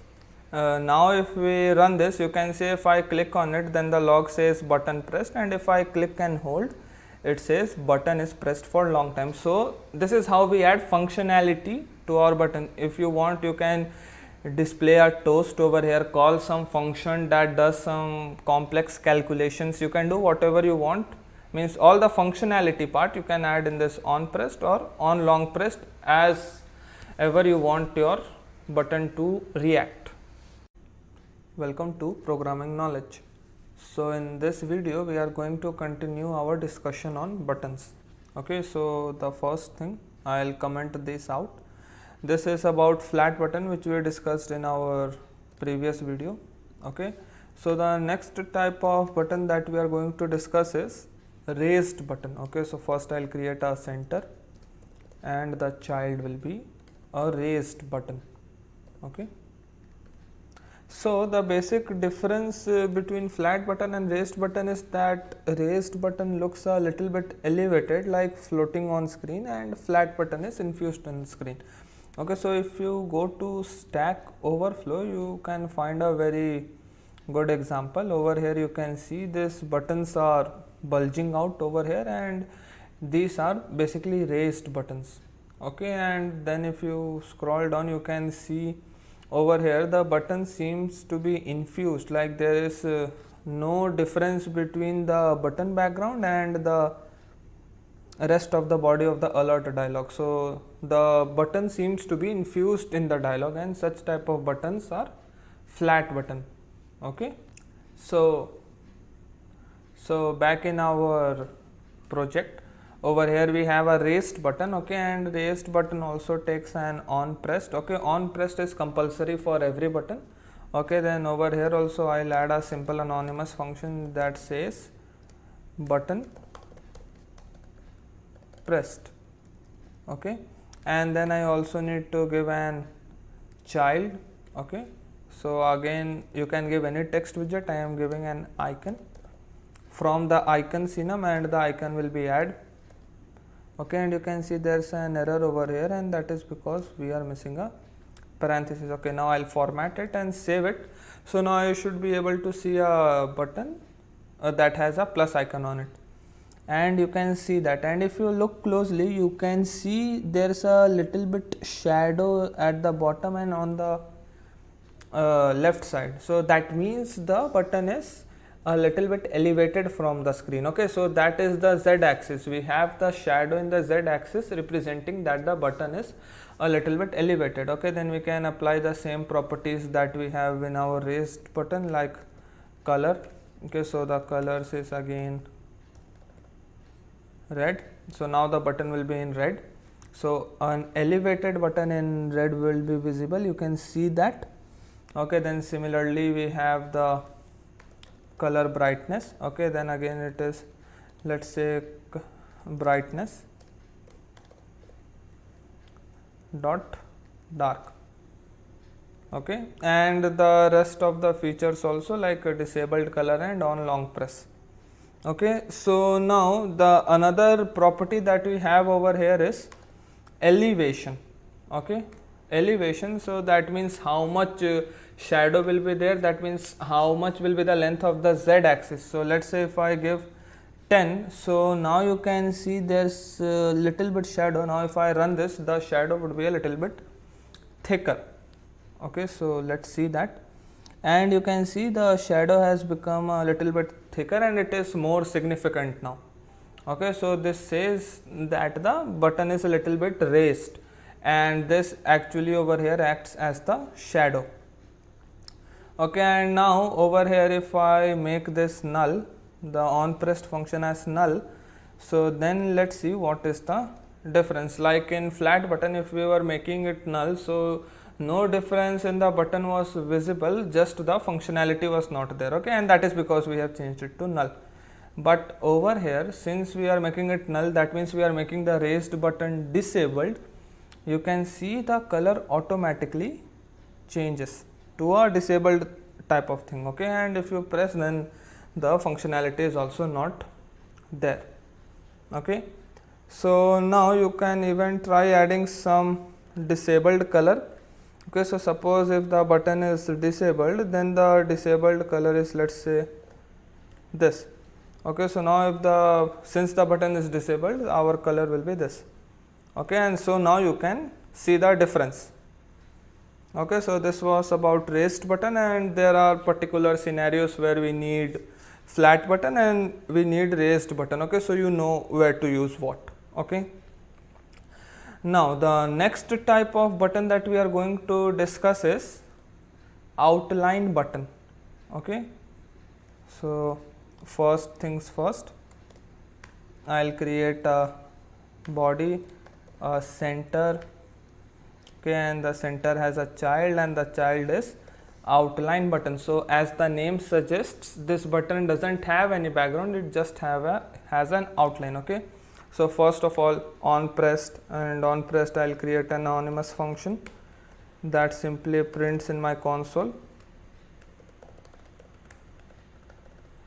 button pressed. Okay, and it has a child. Okay, that is again an icons, so that all the buttons have the same icon, like all the buttons that we have discussed till now. Icons dot add. Okay, over here it will only be icon and not icons. And now if you save this, you should be able to see a button that only has an outline, and the background will be same as the entire screen. And you can see that this is our button. Okay, and it has a boundary. Okay, so this is the default width and height of every button. You can change the width and height by using a container, and we have not yet studied about container, but we will. Okay, so if I press, you can see button pressed, so everything is working fine. Now the next feature that we have in this outline button is, first let's format this. Okay, the next feature is border. Okay, so in an outline button, the most significant part is the border. So we have a property, a parameter called border side. Okay, and it takes a border side widget. Okay, and it is used for designing the border. Okay, so basically this border side is used for all the four sides. Like in general cases, when you give a border to something, then you need to give four borders for top, bottom, right and left. but since it is an outline button and in button we want to have the same border throughout, so a single border side will only be applied to all the 4 sides. Okay, so border side takes a color, okay, that is the color of the border. So let's say I give red. Okay, so now you can see the color is something grayish. Now if I save this, the border should be in red color. Okay, and you can see that over here the border is in red color. Now the next property is width. Okay, that means the border width, and it takes a I think double, yes, it takes a double value and the default width is 1. Okay, so if I make it to 5.0, then the border should be a little bit thick now. Okay, so and you can see that. Okay, so the border is a little bit thick. Now the next thing that we have is a style. Okay, so style is basically just if you don't want to show the border. So if you click on border style none, the border will disappear, and border style solid, that is the default type, means the border will be there. Okay, so border is there, so I'll try border style dot none, and now my border should be gone. Okay, so there's some error, I am missing a parenthesis over here. Okay, again I'll format it and save it, and now you can see the border is gone. And to bring the border back, I'll simply just remove this, or you can give it border solid, so that would also be fine. And this is our outline button. Now over here also, if you want, you can add on long pressed and all the other functionalities, all the other things that we have seen in flat button, and the same goes for raised button. All the parameters that we have seen in the flat button can be applied in both raised button and border outline button. Okay, thank you. Welcome to Programming Knowledge. So in this video we are going to discuss about icon button. Okay, so as the name suggests, icon button is a button that has an icon on it. Okay, so first I'll comment this center out. Okay, then we'll create another body that is has a center. Okay, and the child of the center will be a icon button. Okay, so in icon button, the two important things are icon and the on pressed method. Okay, so first icon, and icon takes an icon widget. Okay, and then inside icon we have an icons enum. Okay, and if you hit a dot, then you could see all the available icons. Okay, so I'll simply go for add. Okay, so now if you save this, you can see a plus on the screen. Okay, and now you can see the yellow line persists because I told there is two necessary things, that is the icon and the on pressed function. Okay, so for now it will do simply print in the console, print button pressed. Okay, I'll format it and save it. Okay, so now if I click on this, you can see it is being logged in my console over here. Okay, so now like all the other different types of button, it also has a color. Okay, and the color over here is for the icon and not for the background. Okay, so color takes a colors enum, color which we can get from colors enum, and for now I'll give it red. Okay, and now I should see my icon in red. Okay, and then you can also disable it and give it any another disabled color also. Okay, if you like, something like that. Okay, so then the next thing that we have over here is icon size. Okay, and as you can see, it takes a double value, and if you don't give it, then the default value is 24. Okay, so I'll make it 40.0, and now we should see the icon size has increased. Okay, now the next thing is splash color. Okay, so splash color is the color that will appear when we press the button. Okay, so again I'll give colors dot, let's say some other color, green. Okay, so now let's see the difference. Now you can see if I hold this, green color is there. Okay, green color comes in the background. Okay, so this was one thing. Then there's a padding. Okay, and if you don't give the padding, then also there is a default padding of 8 from all sides. Okay, so as you can see over here, padding takes an edge insets type. Okay, so I'll write edge insets. Okay, now it has a few variations. Okay, dot all for all the 4 sides, then it has symmetric, that is horizontal and vertical, and then only, that is top, bottom, right and left. Okay, we generally use these 3. Okay, so for now I'll go with all. Okay, and I'll change the value from 8 to, let's say, a significant change will be 20.0. Okay, so now let's see. Now if we press it, the circle should be larger. Okay, and you can see that. Okay, so now the next thing that we need to know about IconButton is tooltip. Okay, so this actually takes a string that describes the functionality of this button. Okay, because this button doesn't have a text, so sometimes the end user might not know the use of it. Okay, so this helps to know what that button is used for. Okay, so I'll give a string, let's say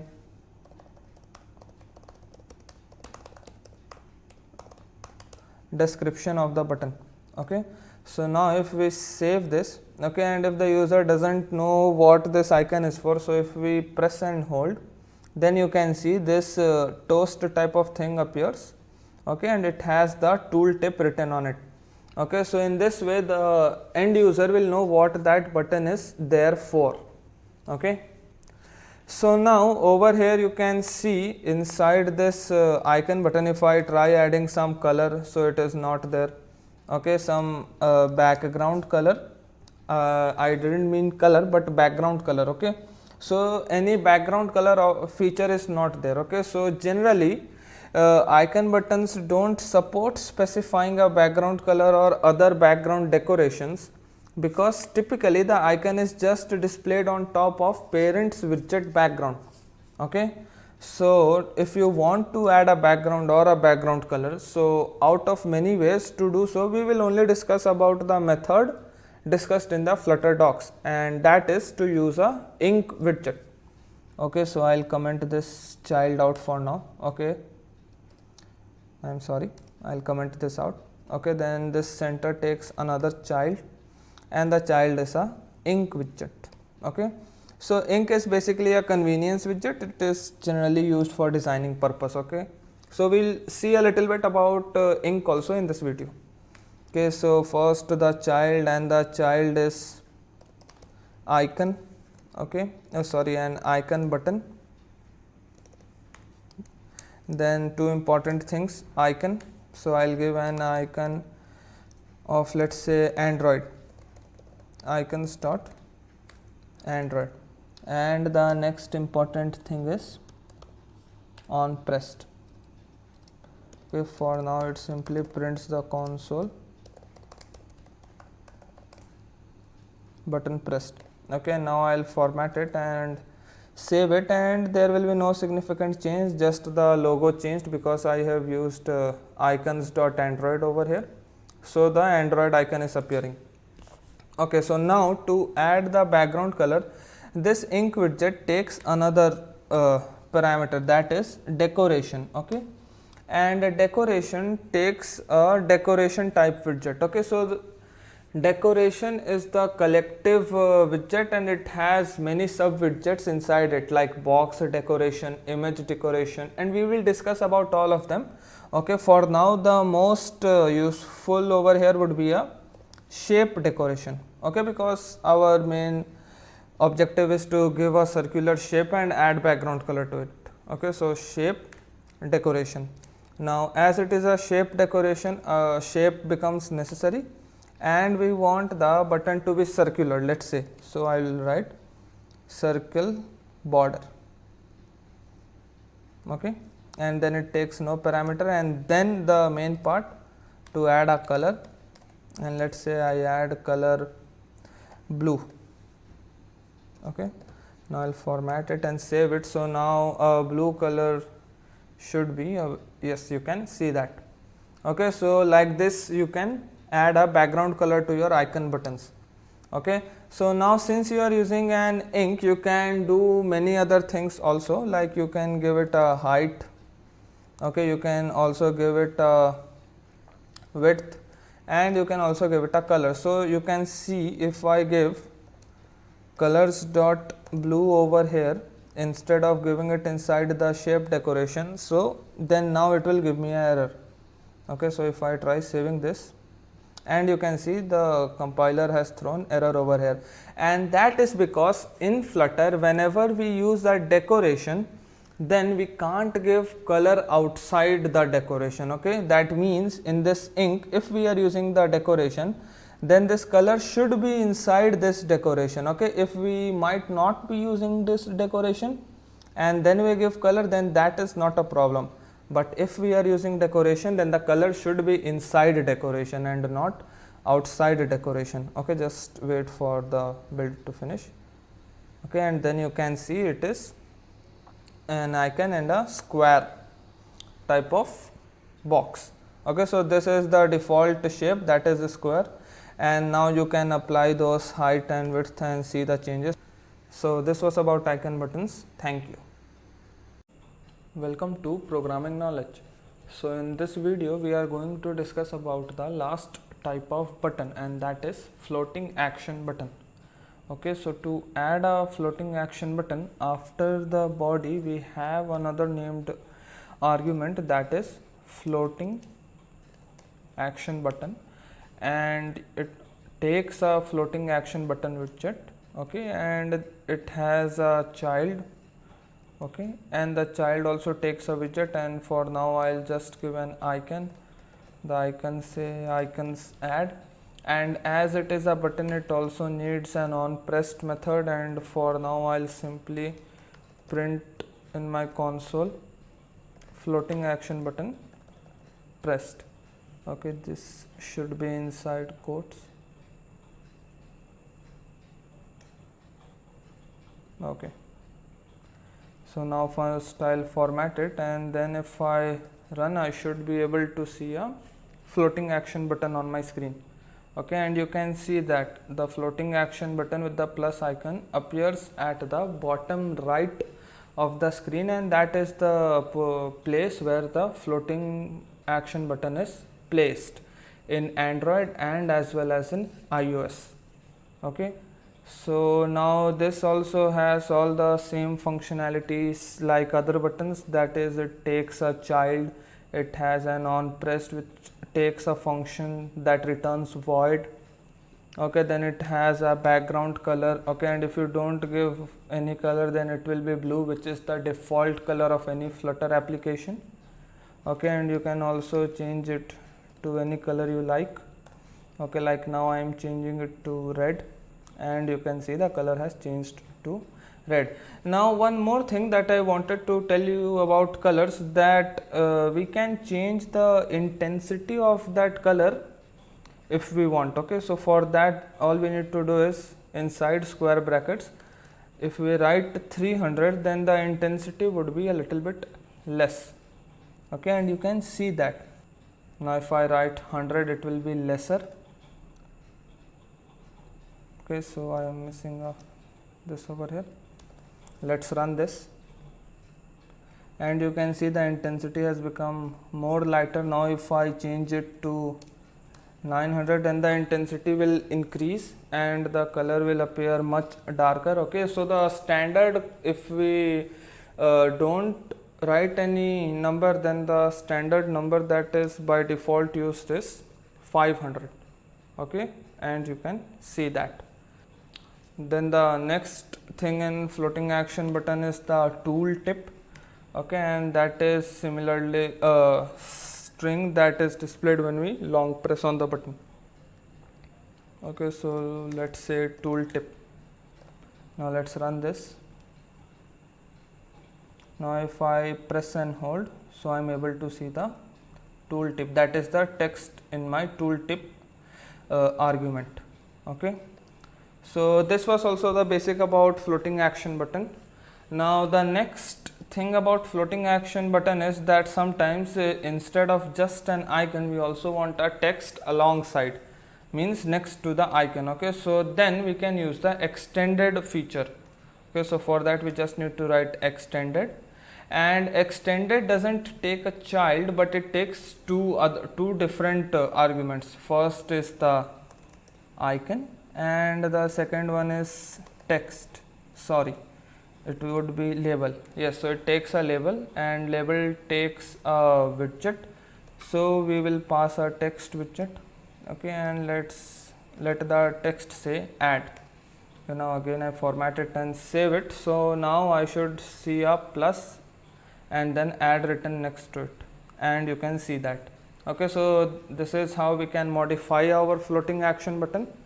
Okay, now the next thing that I missed while discussing about flat button and raised button was that they also have a extended feature. Okay, so let's discuss about that. So coming to flat button, we simply write flat button and dot icon. Okay, so now this means that the flat button will first have an icon and then a label. Okay, not just a child that takes a widget, but it takes two different things. First one is icon and the second one is a label. Okay, so let's give it an icon say icon inside an icon widget from the icon enum, and let's say Android for now. Okay, and the label is, let's see what the label takes, and the label takes a widget, so we will pass a text widget. Okay, and it says Android. Okay, and on pressed is simply a console logging, that is button pressed. Okay, now let's format it and save it and let's see. Okay, so now you can see we have the flat button, that is for, and it has an icon and then the text. Okay, so now it is not as we expected because we are using a ink. Okay, so we don't need an ink right now. I'll just remove it from here. Now let's run this.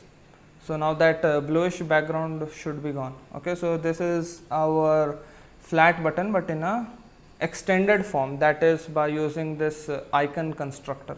Okay, now if I press this, the functionality is same. Okay, and the same goes for raised button. Okay, so if I write raised button, then it also has an extended constructor, that is the dot icon constructor, and it takes two things, icons and label, and rest all the features are same. Okay, so let's see this also, and you can see that. Let's apply some color so that it is more evident. I'm sorry, color is not red. Okay, format it, save it, and you can see that this is our raised button, but it now instead of having a single child widget, it has two things. First one is icon and the second one is text, and the functionality is intact. Okay, so this was all about buttons. In the next video we should discuss about some other widgets. Thank you. Welcome to Programming Knowledge. So in this video we are going to discuss about a convenience widget, which is the container. Okay, and by convenience widget I mean that it is there for the developer to make his job much more easier. Okay, so let's see how we use that. Okay, so over here instead of this button I'll change it to just a simple text. Okay, so that it is easier for you to understand. A text that says programming knowledge. Okay, and now if I save this, I should be able to see the text programming knowledge on the screen, and you can see as it is wrapped by a center, the text is in center. Okay, so first I'll correct the spelling.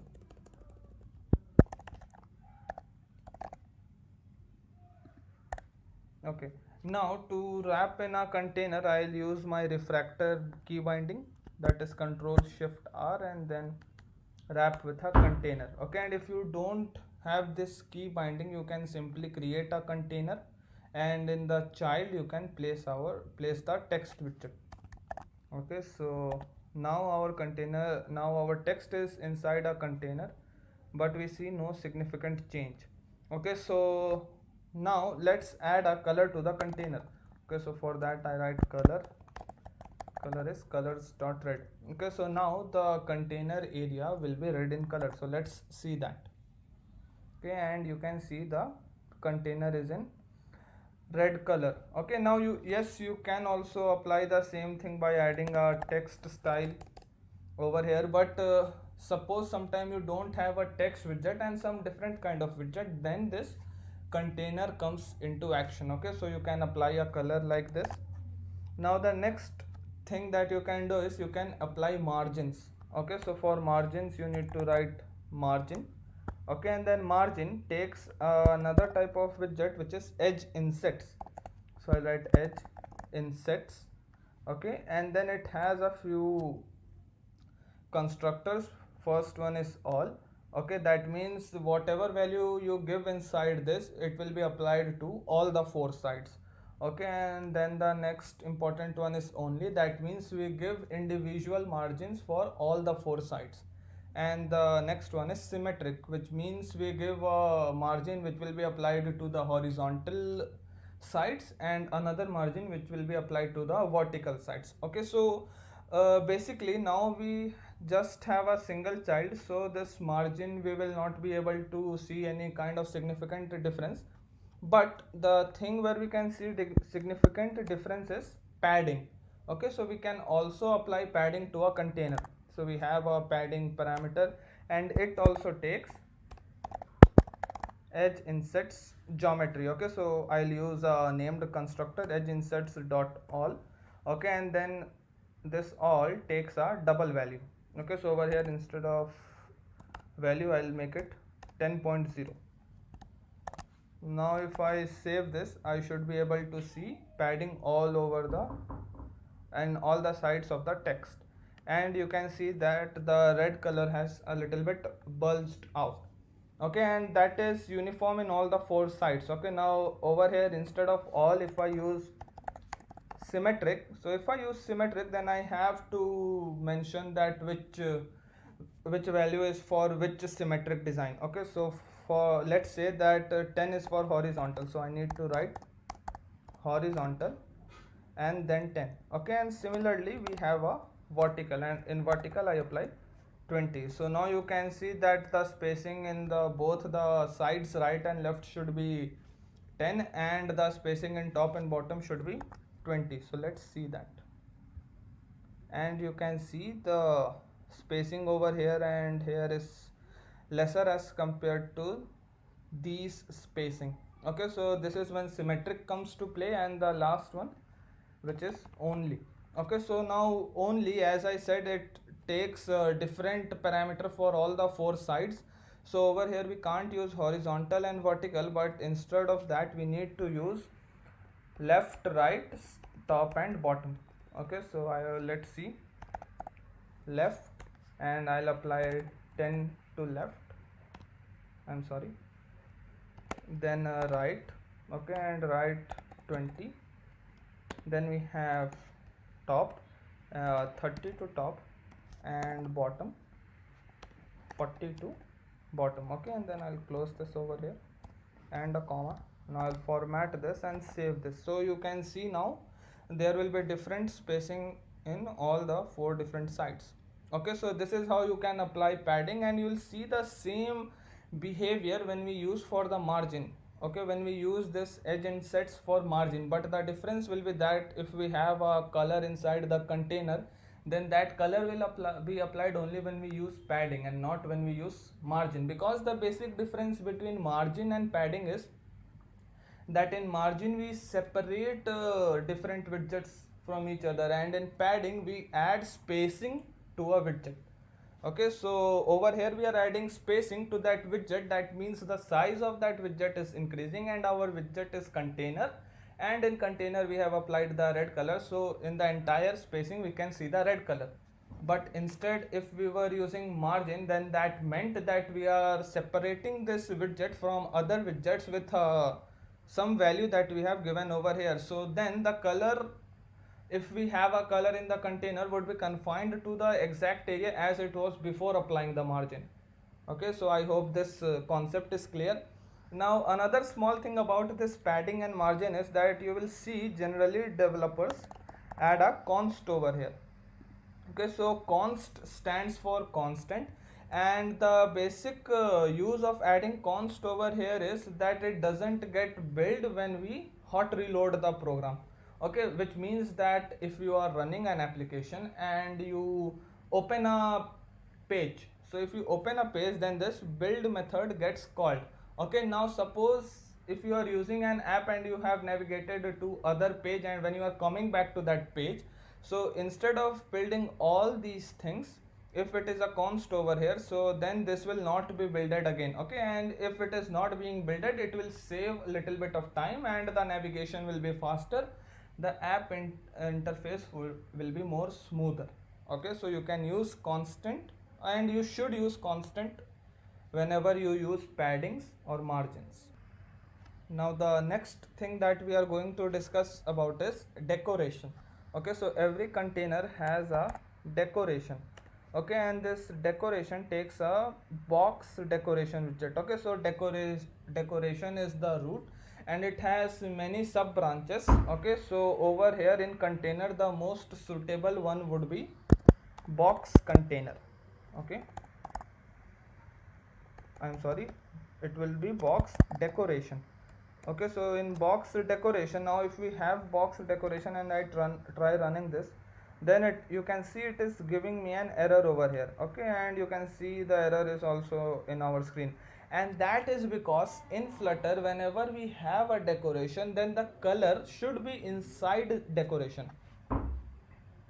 That means this color red should not be over here, but it should be inside this box decoration. So over here in color, I'll write colors dot red. Okay, so now if I run this, the error should be gone, and I should be able to see the same exact thing as I was seeing before. Okay, so you can see. Okay, so padding is used when we only want to apply a padding. Okay, and if anything other than padding, then we need to go for container. Okay, so this was about container and padding. Thank you. Welcome to Programming Knowledge. Now the next thing about a decoration is that you can define the shape of our container. Okay, so by default the shape is rectangle. If you want, you can also make it to a circular type. Okay, so for that we have a shape, and the shape also takes an enum, that is box shape. Okay, and if you click on box shape dot, then you can see we have two options. One is rectangle and the other one is circle. So if I change it to circle and then save it, so then you can see a few changes. Okay, so it has become circular, but you can see the text has moved out of the circle. Okay, so that could be fixed by using padding and stuffs like that. Okay, for now I'll change it back to rectangle. Now if I run this, I should see the same thing again. Okay, and I'll also remove this padding. I'll make it all. Okay, and in all the sides it should be 10.0. Okay, I'll format it, save it, and you can see it is fine. Now sometimes what we require is to have rounded corners in our rectangular shapes. Okay, so for that we have another parameter which is inside this box decoration, and that is border radius. Okay, so border radius, and this border radius takes a border radius geometry widget. Okay, so for that we will use a named constructor of border radius. So I'll write border radius and then circular. Okay, so circular means the radius will be circular, and inside circular, as it is a circle, we need to give a radius. So I'll give a radius of 10.0. Okay, let's say format it, save it, and you can see the corners have become a little bit rounded. Okay, so this is how you can design things using the help of container. Okay, so if you want to design any widget, we simply surround it with a container and then add all the designs to the container. Now we can also specify a height and width for a container. Okay, so let's say I want to specify a width. Okay, and I can specify a width, let's say as 500. Okay, now you can see the color of the container might have increased. Okay, and you can see that. Now suppose you don't know what is the length of the screen and you want to take the entire length as the width of the container. Okay, so then what you need to do is you need to write double dot infinity. Okay, so that means it will take all the space that is available. Now if I save this, it should be same. Okay, you can see that. Now you can see as we have taken the entire width, the text has automatically moved to the start. Okay, but that is not the requirement sometimes. Okay, so now suppose if you want this text to be displayed in the center. Okay, so then I'll come back to the text widget. This part I have left when we were discussing about text. So we have a thing called text align. Okay, so now in text align it takes a text align enum. Okay, now if you can see all the options. So if I click on center, so now the text would be in the center and you can see that. Similarly, if I make it end, then the text should be in the end, and that is the case. Okay, so this is how we apply width to a container, and similarly we have the height. Okay, height, and then height also, let's say for now double dot infinity. Okay, now if I save this, the entire body area should be in red and you can see the rounded corners at all the four sides. Okay, and now over here this is the perfect time to use a margin. Suppose I want to leave a margin from all the four sides. Okay, so I'll write margin const and it takes an edge inset. For now let's say all and 20.0. so let's see what happens. And now you can see from all the four sides margin of 20 has been left. Okay, and as I said while discussing about padding, when we add padding the color is also there, and when we use margin the color vanishes. Okay, means the entire decoration vanishes, not just the color but the entire decoration. Okay, so this was about container. Now another thing that we have in container is constraints. Okay, and this constraints takes a box constraints.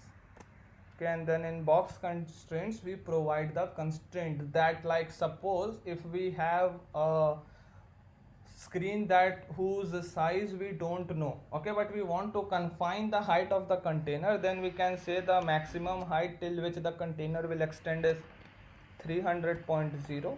okay, and now let's save this and see what happens.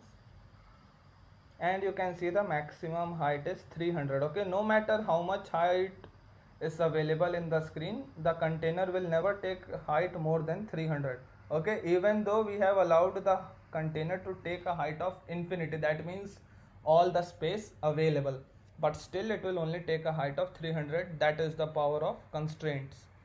Okay, and similarly we have a min height.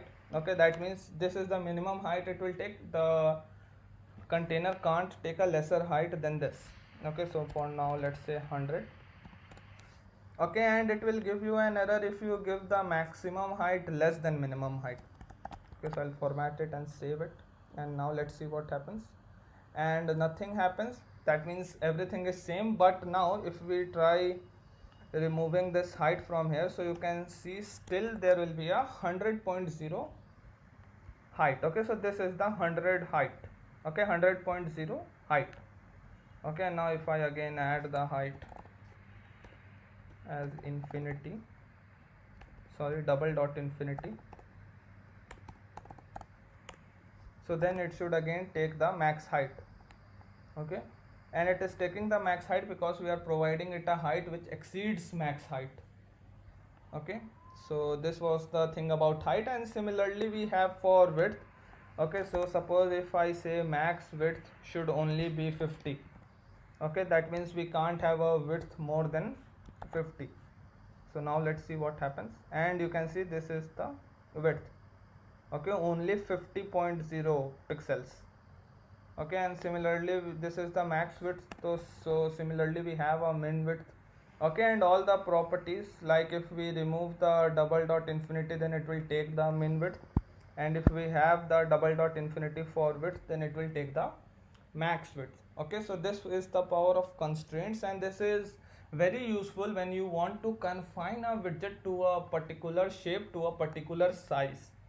Okay, so this was about container. This is how we use container with all the widgets to apply size, to provide a background color, to provide a little bit decoration. So this is where container comes into action. Okay, now along with container we also have another convenience widget, but that convenience widget is very confined, very restricted. Means we can use it only for one purpose. Okay, so for now I'll remove all this decoration and thing, means I'll remove the entire container.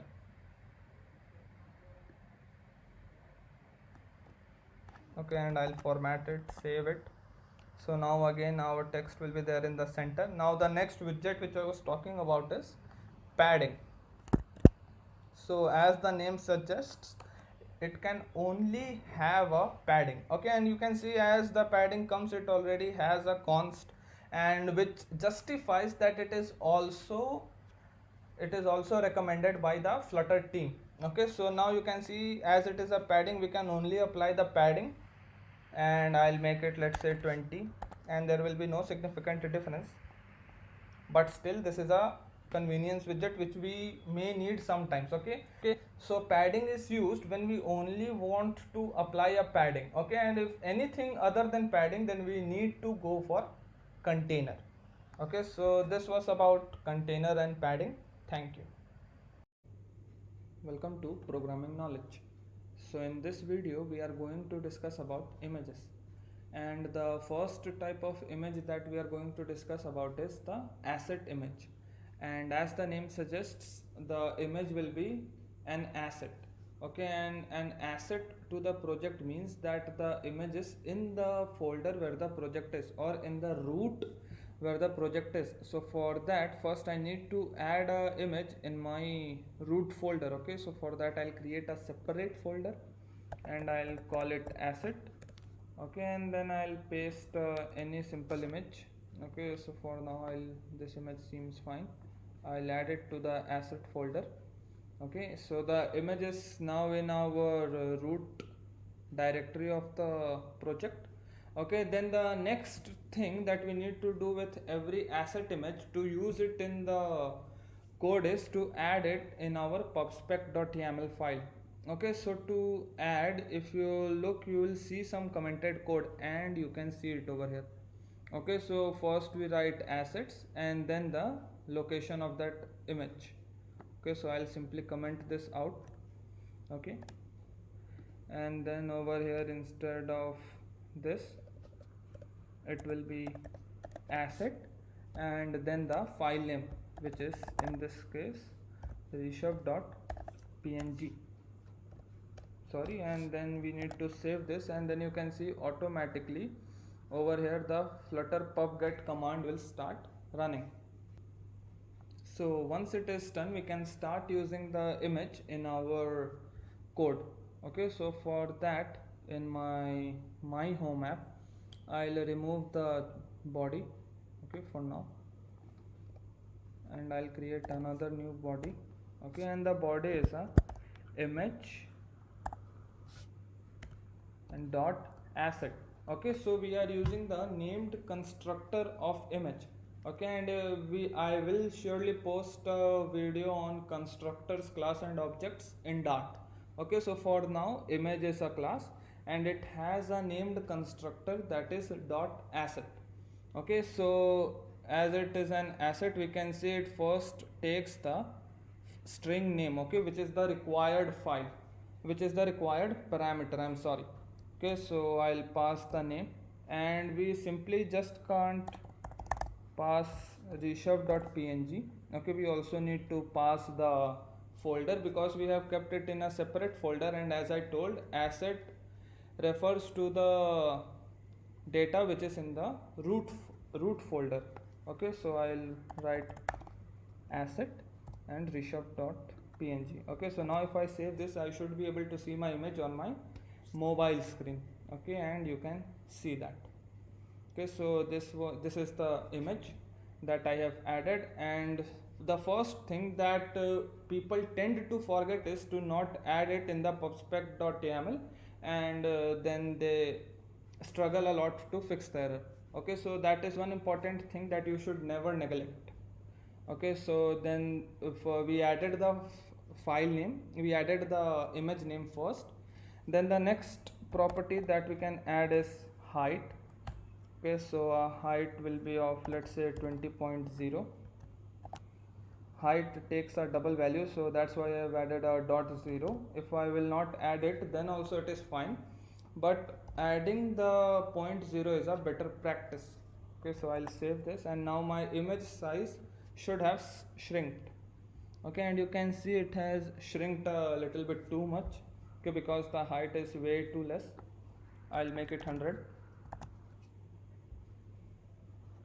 and you can see the image's height has decreased, and since the height has decreased, the width has also decreased. And as we are talking about width, we have a property called width. Okay, and we can give any value we want. Okay, so for now, suppose I give 50. Okay, then since 50 is the smaller one, then the scale right now will be 50. Okay, and you can see the image has shrinked even more. Okay, so these were a few basic things. Now the next thing that we are going to discuss is the frame builder.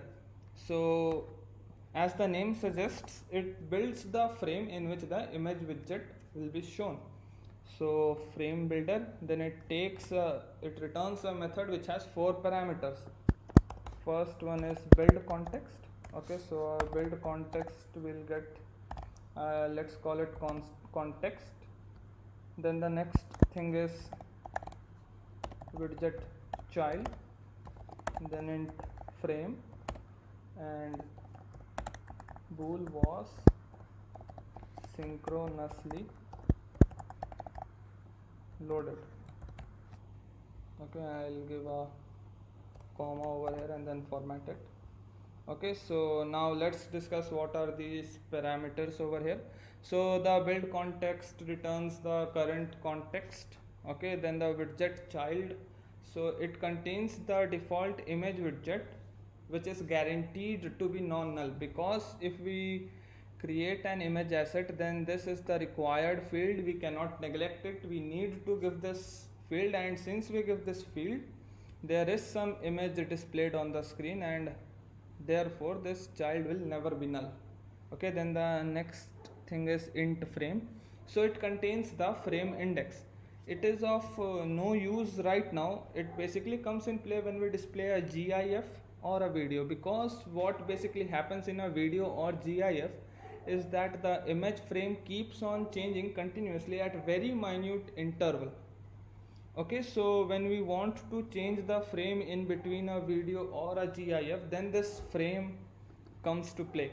Okay, for now the frame value is null, and as soon as we build it, its value will become 0. And for GIF or any other multi-frame image, it will increase by 1 every time any new image is shown. And when something is not important, we change it with a underscore. Okay, so that means it is just a placeholder. It has no significance in the function, but still we need it in the function definition. Okay, then the next thing is was synchronously loaded. Okay, so before discussing about this, we need to understand what is synchronous and the difference between asynchronous. So for that, I have found a blog which beautifully explains about both and the difference, so you can have a look at it later. Okay, for now, in simple terms, what synchronous means is that the transmission of data was done immediately, and as we are using it in image widget, so over here it stands for whether the transmission of asset image to the widget was done immediately or not. So it is generally true, but if it is not, then you can display some other widget until the image is being loaded, like a progress bar or stuff like that. Okay, so these were about the 4 parameters. Now inside this function we need to return a widget that will be the frame of our image. Okay, so for now I'll remove this, okay, and save this. Okay, so we are getting an error because I have not yet passed anything. I'll comment this out for the moment. Okay, and then save it and run it again. Okay, so you can see our images like this, and now when we use FrameBuilder, we return a widget that contains the image widget. Okay, that acts as the frame for the image widget. So for now, let's just give some padding to it. Okay, so return a padding that has a padding, and the padding is first const, then edge insets all, and from all the sides I want to add 10.0. okay, and the child is our widget child which we get over here. Okay, that means the current image widget. Okay, then I'll format it and save it. So now you can see the image has padding from all the sides. Okay, so to make the change significant, I'll change it to 100. Okay, and you can see the image has automatically left 100 pixels padding from this side, from top, and even from bottom and right, but it is not significant in the screen as we don't have any other widget. Okay, now we can also change it to container and add some color and see if it works fine or not. Okay, so container, then the container has a color, let's say colors dot red. Okay, I'll save it, and you can see the container is red in color and it has 100 pixel padding from all the 4 sides. Okay, so now you can also try some different things in this if you want. So the first is decoration. For decoration we have a box decoration. We have discussed all this in the previous videos. Okay, and then since we are using a decoration, we can't have a color outside. Okay, it is like of a quick recapitulation. So I'll paste the color over here, and then I will also like to change the shape. So the shape is in the box shape enum, and I'll make it circle. Okay, then I'll again format it, save it, and let's see what happens. And you can see the padding has become circular. Okay, so this is how we use a frame builder. Okay, so frame builder is a very important thing when we deal with images, and it is a thing where people generally make mistake. So I hope all the concepts were clear till now. We'll continue in the next video. Thank you. Welcome to Programming Knowledge. So in this video we are going to continue where we left. In the previous video we were discussing about images, and to be more specific, asset images, and the last thing that we saw was the frame builder. Okay, so in this video we will discuss a few more properties of this image asset. Okay, so for now I'll remove this height and the frame builder. Okay, and I'll surround this image with a container. Now you might think that if I wanted a container, then I could have simply returned it in my frame builder, but why am I surrounding this image asset with a container instead?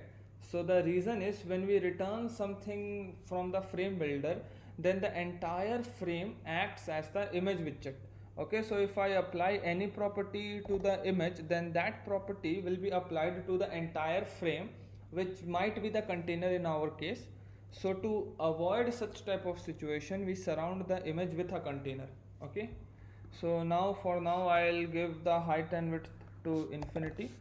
Okay, height is double dot infinity, and the width is also double dot infinity. Okay, then I'll format it, save it, and you can see our image is in the center. Okay, so now the property that we are going to discuss about is fit. Okay, so fit decides how to inscribe the image into the space allocated during layout. So this is the function of fit. Okay, so there is an enum that has all the types of fit, and the enum is, as the name as you can see in the suggestion, it is box fit. Okay, so the default type is contain. Okay, that means the entire image will be in the container and no part will be clipped out. Okay, so let's save this and see, and you can see no significant change, but you can also see that no part is clipped out. We can see the entire circular thing in the screen. Okay, so then the next type is cover. Okay, so that means it will cover the entire container. Okay, so let's save this and see, and you can see it has covered the entire container. That means the entire height and the entire width. Okay, and if some part is clipped out, then it will be clipped out only. Okay, so it doesn't care if the image is being clipped out or not, but the entire screen will be filled with the image. Okay, then the next type is fill. Okay, that means it will fill the container. So let's see, and you can see the image is neither clipped out and nor any space is left. It took the entire height, it took the entire width, but no part of the image was clipped out. So what happened was it got extended and it got stretched in some directions so as to fit the requirements. Okay, now the next thing is fit height. Okay, so as the name suggests, it will fit the height and it will not care about its width. So let's see, and you can see the height has been, all the height has been taken up, and the width is also taken because the image is big, but you can see some part of the image got clipped on both the horizontal sides, and that is what the Flutter will not care about, because right now we are using fit height, so all it cares about is the height. Okay, and similarly we have fit width. Okay, so now all it will care is about the width, and whatever happens to height, Flutter will not care. Okay, so let's see, and you can see the entire width is taken by the image and there is no significant change in the height, but if the image was a horizontally long image, then you could see the significant change. Okay, so this was fit width.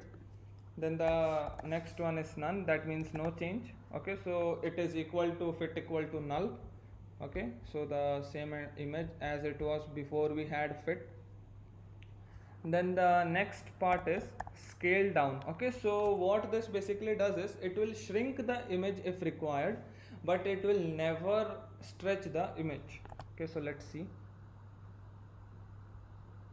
and this also shows no significant change, but if we had some image that exceeded the length or the width, then it would have automatically shrinked.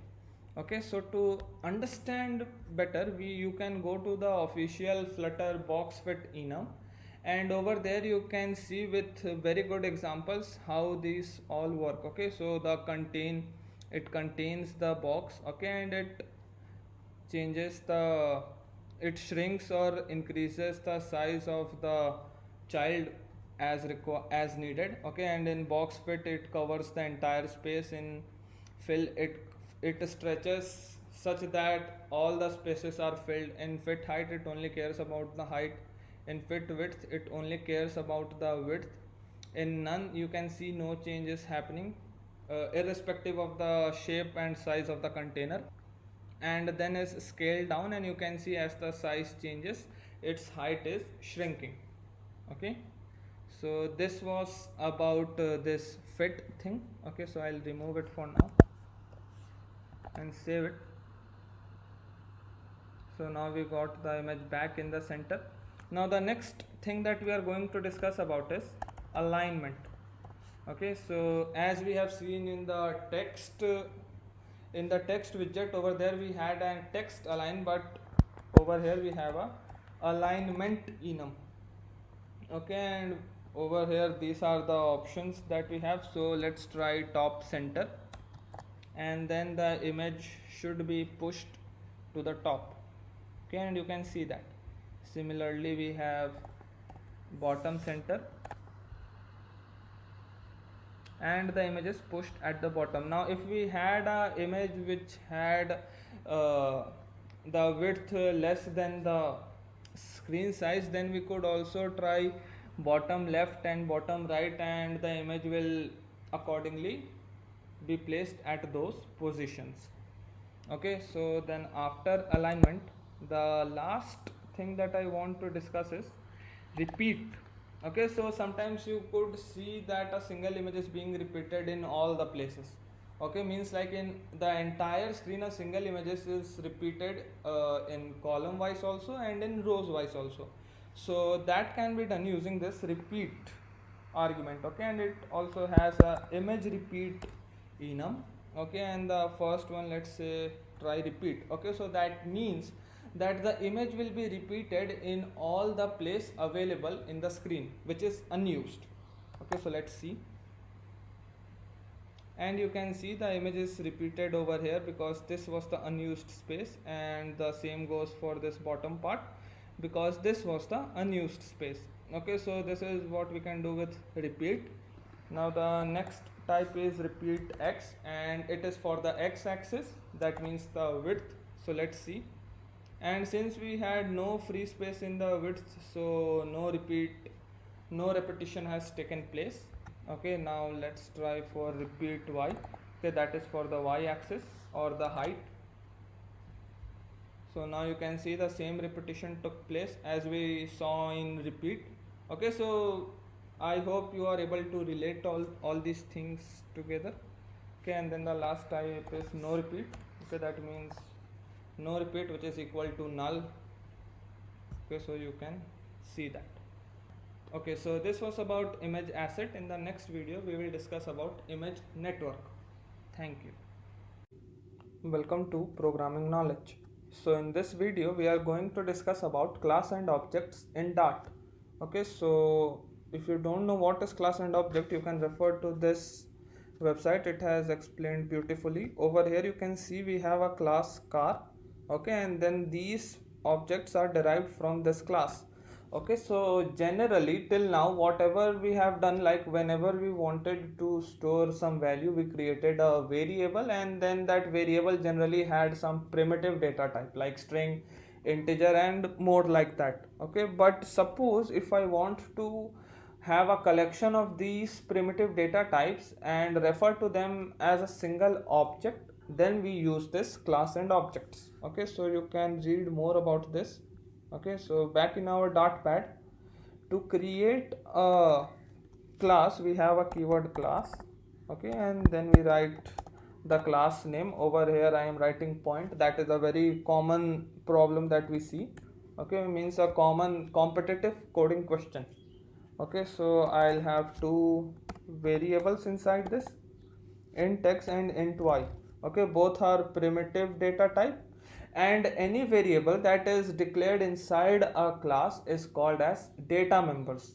Okay, so now it is recommended that whenever we create a class and have some data members, then we should initialize it. Okay, and to initialize we have a special function inside a class called constructor, which is used for initializing all the data members inside a class. Okay, so now this constructor doesn't have any return type, and it has the same name as we have of the class. Okay, so over here the class name is point, then the constructor name will also be point. Okay, then we have created this method. Now inside this method what I am going to do is I am gonna initialize my data members. Okay, so for that I'll write x is equal to 0 and y is equal to 0. Okay, so this is done. Now to create a object of this class, over here I'll simply write the class name and then p, means that is the object name, which is very similar to how we created any other variable like int x. So that means we have created a variable x of type int.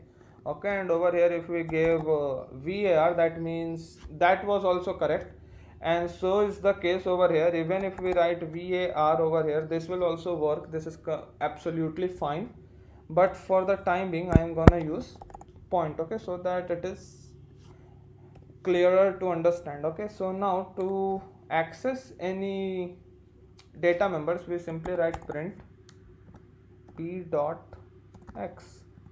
Okay, and let's try printing it. So 0 should be printed. Okay, so you can see we got an error over here, and the error is because we have just created the object but we have not initialized it. Okay, so to initialize any object we need to write the class name and then parenthesis, which is basically calling this constructor. Okay, that means as soon as this point p will be created, then this point method will be called, which is nothing but our constructor. So then our values will be initialized and the error will be not there. So you can see the error is also null error, that means the value is not assigned some proper quantity, like this x and y are null, they don't have any value stored in them, then that's why the compiler is not able to print the values. Okay, so let's try running this now. So now you can see the output is 0 for x, as we have stored 0 in x. Okay, so now if I change it to 10, then the output should be 10. And you can see that. Okay, so now I'll remove this function for now, we don't need function right now. Okay, so this is one type of constructor. Now we can have some parameters assigned also, like suppose I am giving it a value int a. Okay, and now over here when I call this constructor, now I need to pass this value a. Okay, so let's say I pass 200. Okay, so now over here what will happen, that I am assigning the received value at a to this variable x. So now if I print x, I should be able to see the value that I have sent from here. So let's see, and you can see 200 is being printed. Similarly you can try for print p dot y. Now if I run this, I should be able to see 200 and 0. Okay, now the next thing that we are going to see is like suppose I have the data members as x and y, and the parameters I am taking is also x and y. Okay, so like for first I need to give here another parameter, because over here I am expecting 2 parameters. So now if I want to assign this x value to this x, conventionally I should write x is equal to x, and same goes for y, I should write y is equal to y. So now at this point the compiler will be confused as to which x refers to which type of data, like is this x the data member or the positional argument that we have over here, and the same for this x, that whether it is the positional argument that we get over here or the data members. Okay, so in such scenarios we have a special keyword called this. Okay, so if I write this dot x and this dot y, so that means if it is written this dot x, that means I am referring to the data member of this class. Okay, so if I write this inside this point class, that means my this is referring to this class, and this has a variable y, has a data member x, which is this one. So in this data member this positional argument will be stored. Okay, so now let's try removing this and see what is the error.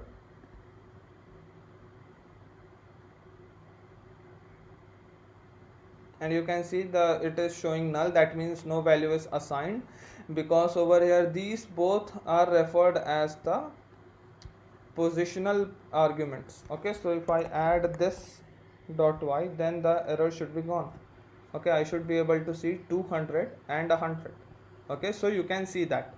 So this is when this keyword comes to play. Okay, so now this is one method to create a constructor. There is a simpler method that dart provides. Okay, I'll remove this and I'll simply write point. Okay, and then inside this dot x comma this dot y and then a semicolon. Okay, so this means that when we call the constructor, the value that we store over here will be stored in the parameter, in the named argument that we have over here, and which is eventually a data member. So the value received over here will be directly saved in this data member. Okay, so now if I run this, we will not see any error and the answer will also be the same, but you can see the lines of code has reduced and it is a much more simpler way. Okay, so this is it. Now after that, the next thing that we have in a class is a function. Okay, so a class generally comprises of three things: data members, constructor, and some functions. And the functions which are inside a class are called member functions. And sometimes we also have a destructor. Okay, so if you don't know about a destructor, then as we have constructor which is called at the start as soon as the object is initialized, destructor is called as soon as the execution of that object ends. Okay, so we are not gonna discuss about the destructor because that is not used a lot, but if you want to learn, you can go to the official documentation of Dart. Okay, so now we are going to create a member function. Okay, so I'll first simply create a simple member function that will simply print some data. Okay, and it will not return anything, so the return type is void and the method name is print data. And since it is a one-liner function, I'll write it like this: print, and then I'll use string interpolation. Okay, and y. So now if I run this, I should be able to see 100 plus 200, 200 plus 100, I'm sorry. Okay, so you can see the output is not as we expected, and that is because over here I have not called the method. That is my mistake. Okay, so to call any member function, we first need to write the object name, a dot, and then that member function. Okay, so now let's try running this and then we should be able to get the output.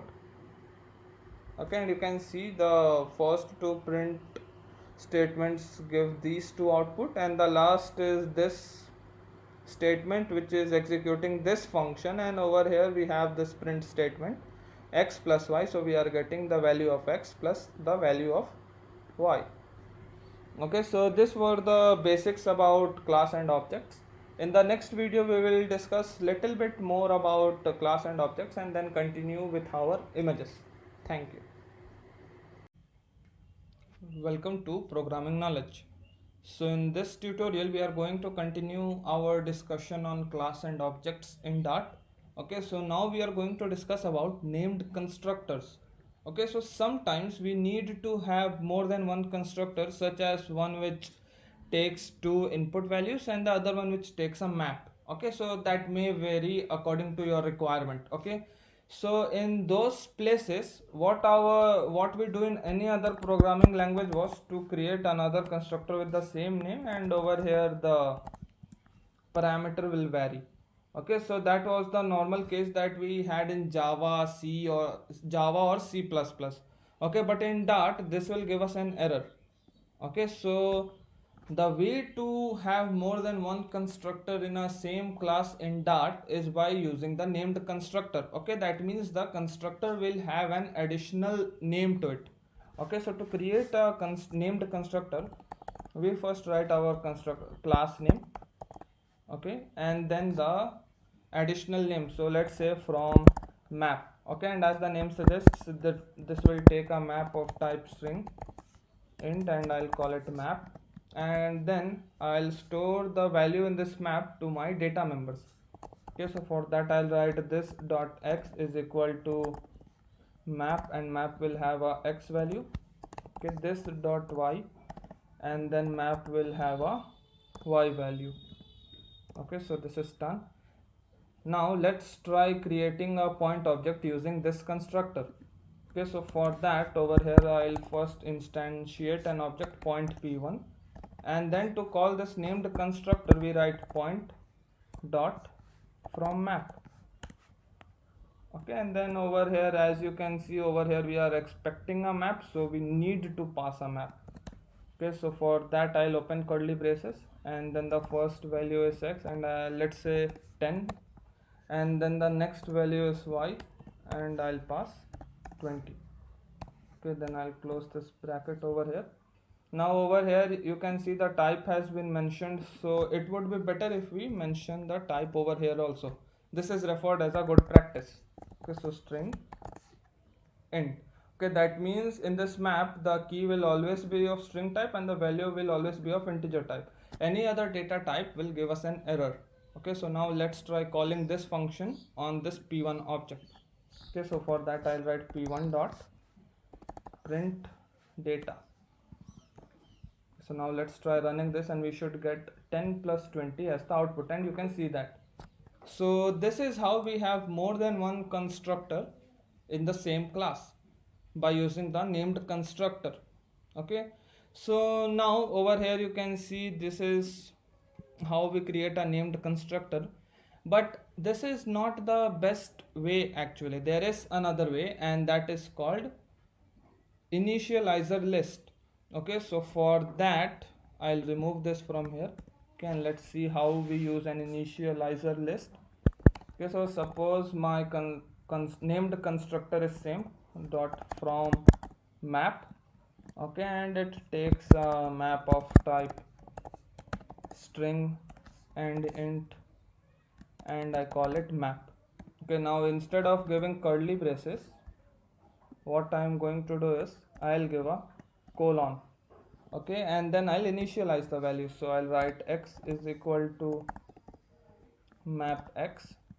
Okay, and y is equal to map y. Okay, and then over here only we can call this print data method. Okay, so let's see what happens. Print data. Okay, so this means this method will be called after the value is stored. Okay, so let's try running this. I'll just remove this print data from here. We should get the same output. Let's see. And you can see we get the same output. So over here you can see our lines of code are less and the work is also optimized. That means before the code inside this constructor starts running, our data members are initialized. Okay, so this is where initializer list comes to play. Okay, and we don't use initializer list just to initialize, but for other cases also, like assert x greater than 0. Okay, so that means it will check if x value is greater than 0, and if it is not, then this constructor will not run. Okay, so assert is a special keyword that we have in Dart. Okay, and the code will not pass from here until this condition is true. Okay, if this condition is false, then the execution will stop over here. Okay, so this is done.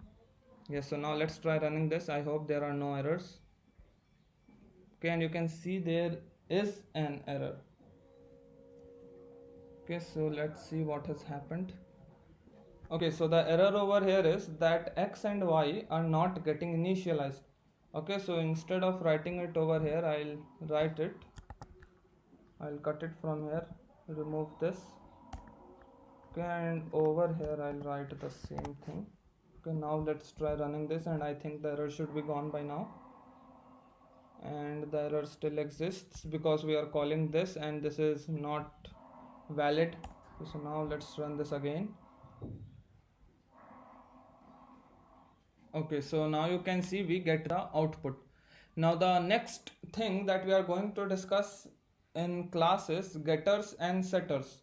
We can use the same type of getters and setters that we use in any other object-oriented programming language. Along with that, there is another procedure that Dart provides. Okay, so to get a value, we simply write the return type of the value and then the keyword get and then the name pointx. Okay, so suppose if I call pointx, I want the value stored in this data member. Okay, so then simply I'll write this dot x. Okay, so that means over here return keyword is applied implicitly. Okay, so now let's try running this. So I'll write print p dot pointx. Okay, so as I told in the previous video, we call all the methods inside the class using the object of that class. Okay, so now let's try running this, and 200 should be printed below this, and you can see that. Okay, similarly we can write for y int get point y. Okay, and then this returns this dot y. Now similarly over here I'll print this print p dot get y.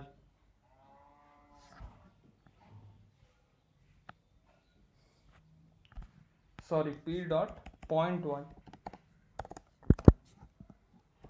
Now let's run this and I should get 100 over here, and you can see that.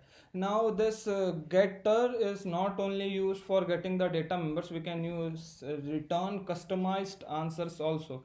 Okay, so suppose if I want to return a map of type string and int, and I'll call it get map.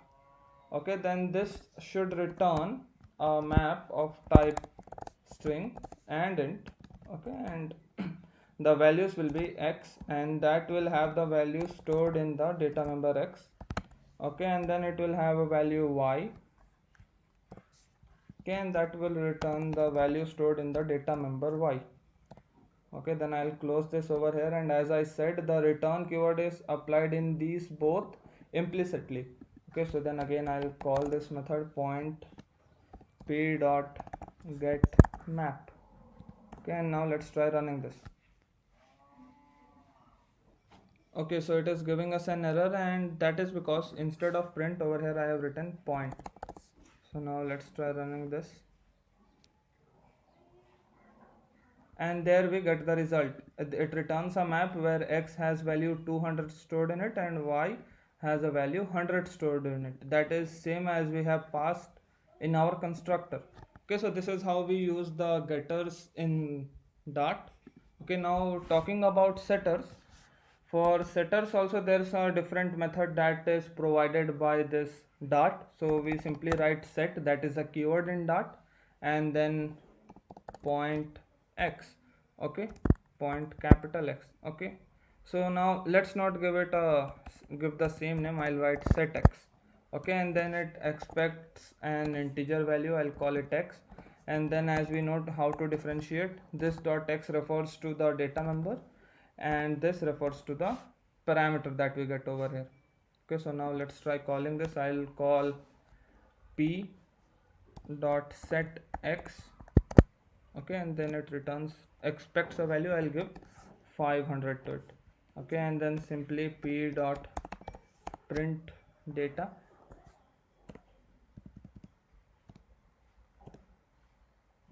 Okay, now let's try running this.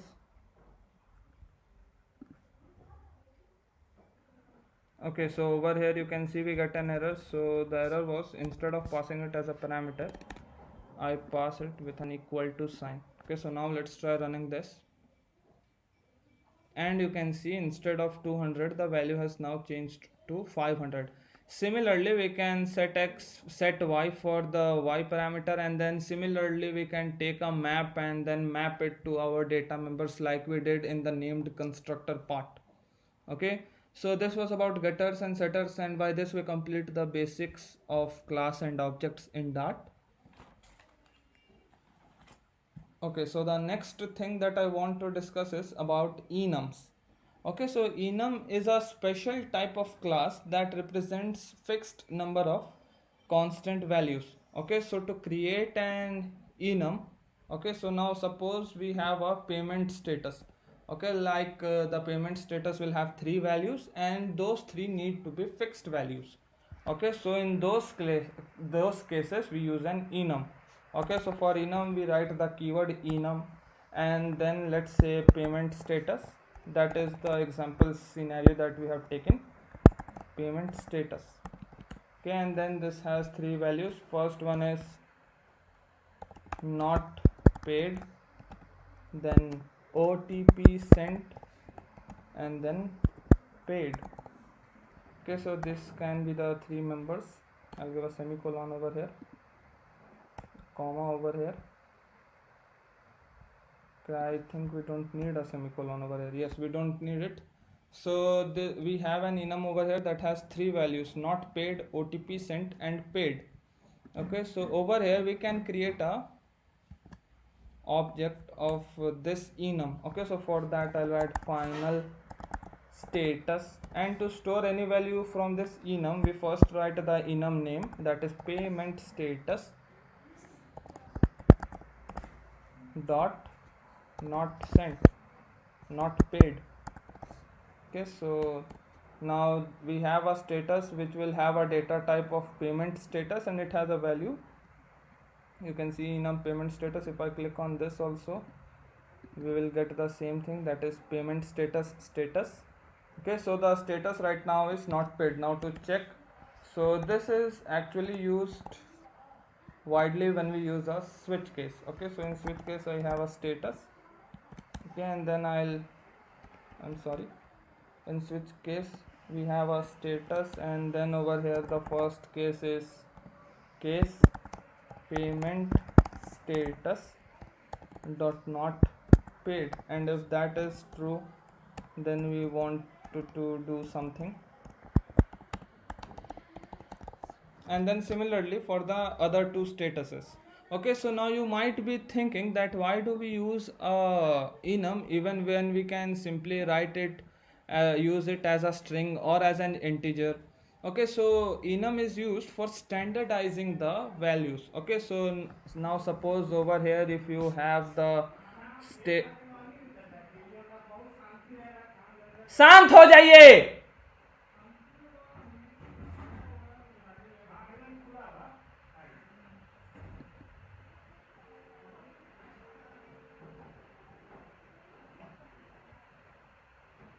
Okay, so now suppose over here the status is not paid. Okay, and in the switch case we are checking switch and then case, and the case is not paid. Okay, so you can see this is a common mistake that we can do. Like over here we have a capital P, over here we have a small p, and using enum we can avoid all these types of mistake also. So that is another benefit of using enum. Okay, so that was about enum. I hope everything was clear. Thank you. Welcome to Programming Knowledge. So in this video we are going to discuss about error handling in Dart, and you might be thinking why we are using this editor instead of the Dartpad, and the reason is that in Dartpad it automatically handles the exception. Okay, and as we are discussing about error handling, so we need to see the errors. Okay, not all the errors but maximum errors in the Dartpad is handled by itself. Okay, so the concept of error handling is same as in any other object oriented programming language. Okay, we have a try, and then we have a catch. Okay, and then this catch block takes an exception. Okay, and if you don't know what is an exception, so that is a technical term used for errors. Okay, so in your program if there is an error then it is referred to an exception. Okay, so and in the catch block we deal with the exception. Okay, so now let's try creating an error. Okay, and without this try and catch block. So I'll use the most popular example for errors, for creating errors, that is division by 0. Okay, so I'll create a variable a 10, sorry it should be 10, and then another variable b that is 0, and then in variable c I'll store the quotient, so a by b. Okay, and then I'll print C. So now let's try running this and see what is the answer. And you can see we are getting infinity as the answer. Okay, so that is because whenever we divide by 0 in Dart, it automatically gets converted to a double value. Okay, and in the double data type in Dart, we have a certain value for infinity. So as this will give an output infinity, so it is automatically converted into double, and the infinity value is assigned to this variable C. That is why we are getting infinity as the output. Okay, so to prevent from the changing of data types, we need to add a tilde symbol over here. So now let's try running this again. Okay, and now since it is not being converted, we should get an error. Okay, and you can see we are getting an error, and as I told, error is referred as exception. So there is an unhandled exception, and that is integer division 0 exception. Okay, that means it is very much understanding that we have divided by 0, and that is why we are getting this exception. Okay, but now suppose this exception is in an app and the user sees this error message, so he might not be able to understand what this means. Okay, so at that places what we do is we surround them with a try and catch block. Okay, so over here a try, and every try block needs to be followed by a catch block. Okay, and then it takes an E, that is the exception, and that will be an object of this exception. Okay, and then instead of printing these things, I'll simply print division by 0 is not possible. Okay, and now let's try running this again. And you can see that the catch block has been executed and it is printing division by 0 is not possible. Okay, so this is what happens normally in try and catch block. We keep the code where we expect to find some error inside the try block. Okay, and if some error is found, then the execution is terminated then and there, and the catch block is executed instead. Okay, so this is the use of try and catch block, and this is how we generally use try and catch block in most of the programming languages. Okay, so now in Dart there is another thing that it provides us. Okay, and that is for specific exception handling. That means if it is a division by 0 exception, then we will handle it differently, otherwise we will handle it differently. Okay, so for that what I'll write over here is on. Okay, so on is a keyword in Dart, and then the exception name integer division by 0 exception. Okay, so if this is the case, that means integer division by 0 exception is the case, then this statement will be printed. So let's try running this, and you can see division by 0 is not possible, that is inside our this on block. Okay, now along with this, let's try and check if we can have another catch block or not. Okay, so now inside this I'll simply print another catch block. Okay, and let's run this and see what happens. Okay, so you can see only the on block is being printed and not the catch block. Means if the exception is of this type, then only this block will be executed and not the catch block. And if the exception is not of this type, then only catch block will be executed. Okay, so now let's create another exception. I'll comment this out for now,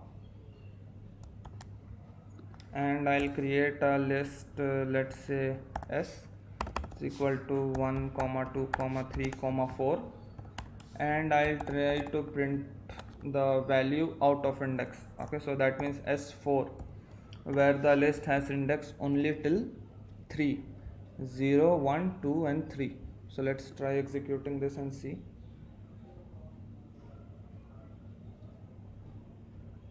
And now you can see it is giving me some different type of errors, which is not actually an error, but it is an warning, and that is because over here I have forgot to give the data type. Now let's try running this again, and you can see the error has been created over here, and since it was not of this type, so this block is not executed. Instead the catch block is executed. Okay, so this is how we handle error. Specifically means handle error for specific exception in a specific way.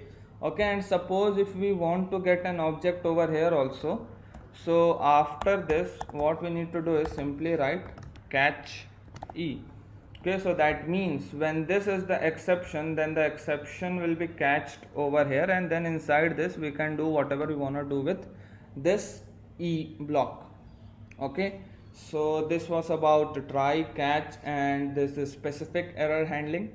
Now the next thing that we generally discuss in error handling is a finally block. Okay, so that means whether the try block is executed completely, or if there is some exception and a catch block is executed, no matter what is the case, after this whole part is over, finally block will always be executed. Okay, so let's see, print always executed. Okay, and now let's try running this, and you can see the catch block has been printed, means the statement inside the catch block has been printed, and the finally block has also been executed. Okay, so this was the case when there is an error. Now let's see if there is not an error. Okay, then as I said, this try block should be executed, and then the finally block, because that is always executed. Okay, so this was about finally block. Okay, so the last thing about exception that we need to discuss is creating a custom exception. Okay, so for that I'll create a custom exception class. Okay, since we are studying an object oriented programming languages, most of our working will be done via class. Okay, so I'll create a class age exception, okay, which will throw an error when the age is below 0, which is not technically possible. So class age exception implements. Okay, so this is the way of inheriting another class properties, okay, or a abstract class to be more specific. Implements exception. Okay, so we have an exception class already inside that.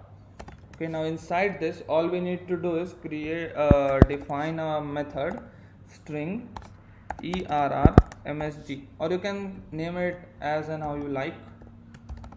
Okay, so what it basically does is, by implementing this exception, we are basically able to throw this type of exception. Okay, and whatever we do inside this doesn't matter with the throwing of exception. Okay, this is our custom choice what we want to do with it.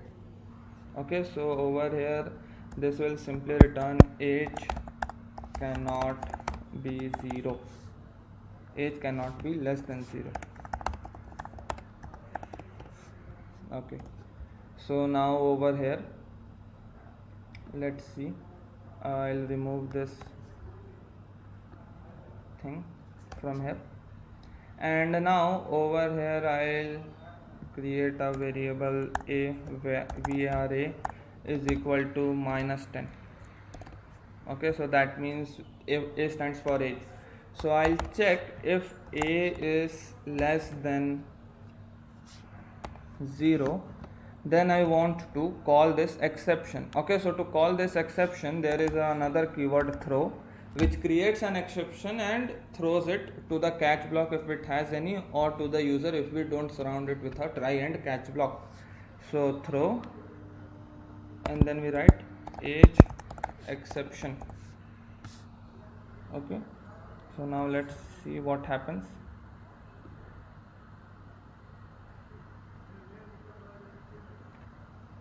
And you can see we got an exception, the exception was thrown over here, that's why the catch block got executed, and the finally always gets executed. Okay, so this was about error handling in Dart. Thank you. Welcome to Programming Knowledge. So in this video we are going to discuss about asynchronous operations in Dart. Okay, so the question that arises is why asynchronous operations? So the answer to that would be asynchronous operations let your program keep running while waiting for another operation to finish.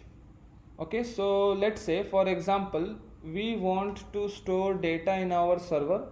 So this type of operation doesn't execute instantly but might take some time depending upon the internet speed or size of data, etc.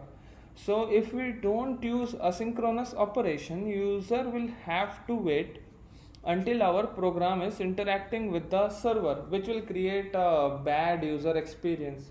So to prevent that, we use asynchronous operations. And for this purpose, Dart provides us three special keywords to use. They are future, async, and await. So first we are going to discuss about future. Okay, so a future represents the result of an asynchronous operation and can have two states only, either uncompleted state or completed state.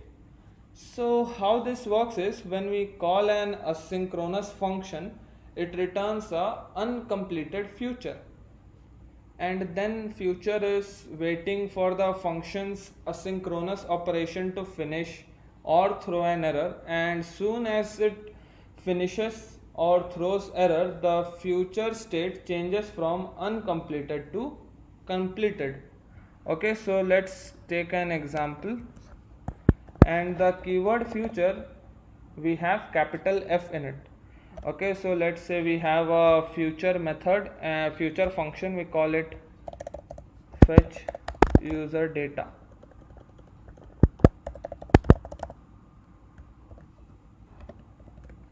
And what it basically does is return future dot delayed. Okay, so this means that using this delayed method we can delay the process for some times. That is equivalent to sleep in multi-threading in Java or in any other common programming language. I mean object-oriented programming language.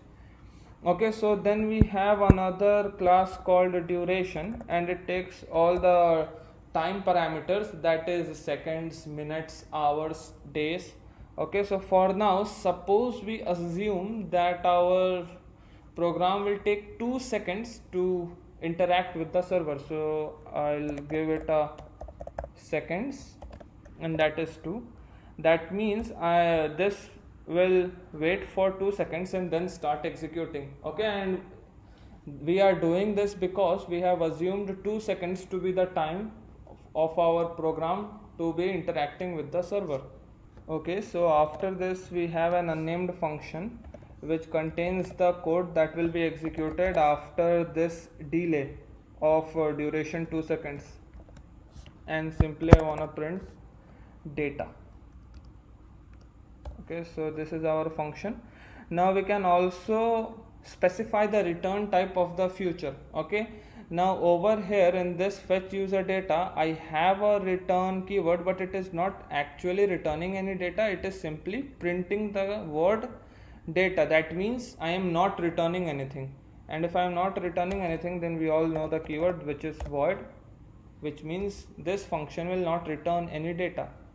Now I'll comment this out for now. Okay, now after that I'll call this method fetch user data, and after that I can say have a print statement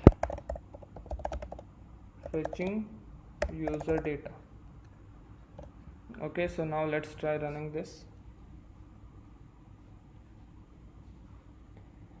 Okay, so now you can see we have fetching user data first and then data, but actually according to the convention we have first called fetch user data, which is this method, so this should be printed first.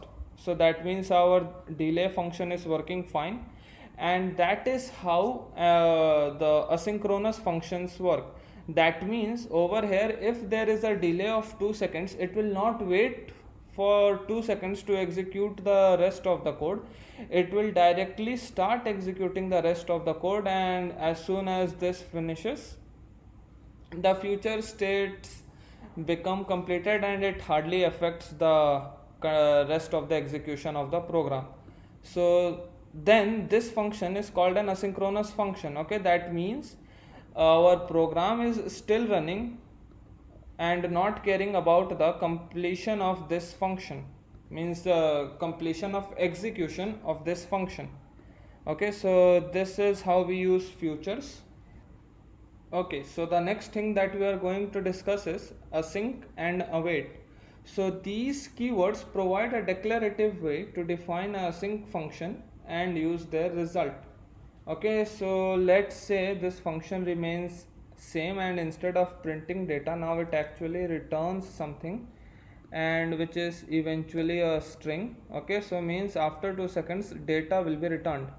Okay, and now if it is returning string, I need to change this to string. Okay, and now after that, over here I'll create another method which is string, and I'll call it user message. Okay, anything that we like. And then what it basically does is var data is equal to fetch user data, means we are calling this method. Okay, and then I am simply printing this, simply returning a string, because we have a string return type here, return data. And now in our main method, all we do is we remove all these thing and we write print user msg. Okay, now over here you can see it is giving us an error, so all we can do is surround it inside quotes and do string interpolation. Okay, so now Dart will infer that it is a string. So now let's try running this and see what is the output. Okay, so as according to the convention, the output should be data, but instead of that we are getting a future of string. That means, as I earlier said, if we execute a future, it returns a future, and that is in uncompleted state, and it is expecting to be completed or thrown error. Okay, so now over here you can see what basically happened was that this function was executed, and as this is a asynchronous operation, it didn't wait for this function to finish and returned the data. And since this was not yet finished, it returned the incomplete state of future, and that is why we are getting such type of output. Okay, so this is what we call a uncompleted future. Okay, and a completed future has a proper accurate value. Okay, so I hope you are understanding what I am trying to say. And now to prevent such type of error, what we need to do is we will use the async and await keyword. Okay, so what await keyword basically does is that it will wait for this function to execute, or basically it will wait for this function's future to be of completed state.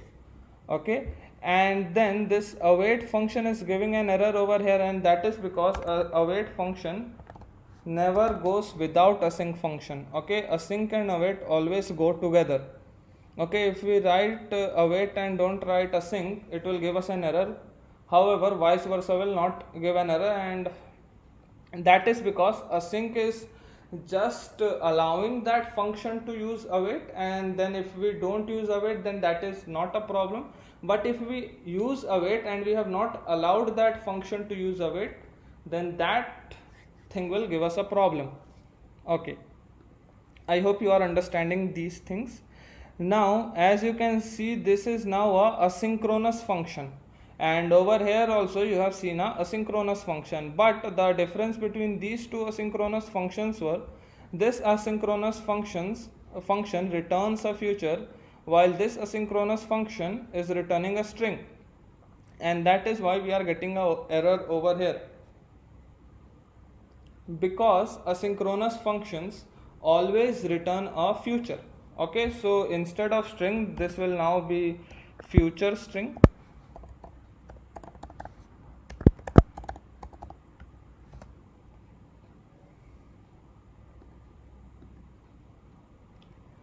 So now it is a future string, and since it also will now return over here a uncompleted state of future, and we want a completed state of future, that means we want some actual result, we will use await over here also. And now since this is using await, we need to give async over here. Keep in mind, async is always after the ending parentheses and before the opening curly braces. Okay, so now let's try running this program, and now instead of getting this instance, we should be able to see this data being printed. So let's see, and you can see as soon as the execution is completed, it waits for 2 seconds and then data is being printed. So it is waiting for 2 seconds because over here we have used await, which is making the program stop for 2 seconds until this has a completed state of future, and the same goes over here. So this were all the basics about future, async and await. Okay, so I hope everything was clear. Thank you. Welcome to Programming Knowledge. So in this video we will come back to Flutter from Dart and continue our discussion where we left. So in our last Flutter video we discussed about image.asset. So in this video we are going to discuss about another type of image, and that is image.network. Okay, so what it basically means is that you can display any image from the internet in your Flutter application. Okay, so for that I'll remove this child completely from here, add another child, that is image.network. Okay, and then we need to give a src, which is actually the URL of the image. Okay, so I have a URL copied. You can pick any URL from the internet. Okay, now if I save this, I should be able to see this image on my screen, and you can see this, it is a simple image of a burger with a red background.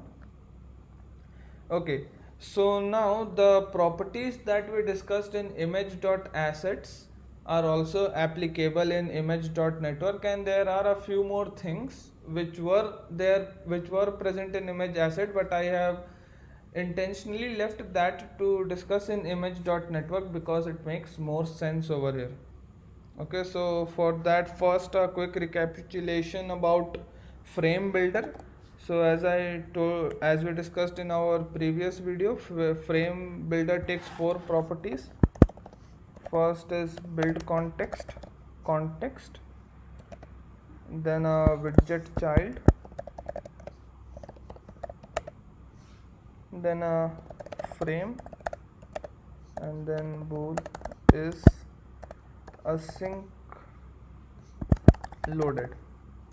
Okay, and then it needs to return a widget. Okay, so just to see the difference of this FrameBuilder, I'll simply add a padding. Okay, and it will have a padding of, let's say, const edge insets,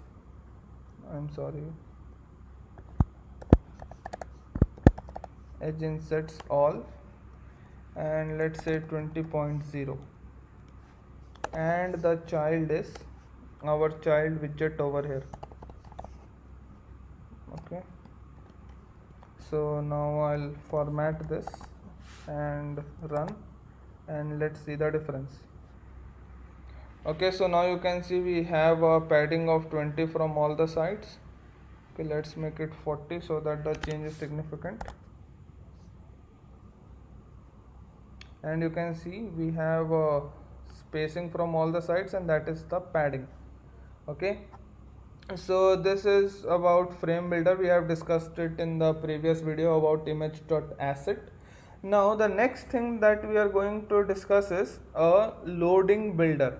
Okay, so the reason I have not discussed it in image.asset, because over there we don't actually load something, we already have the image in our asset folder.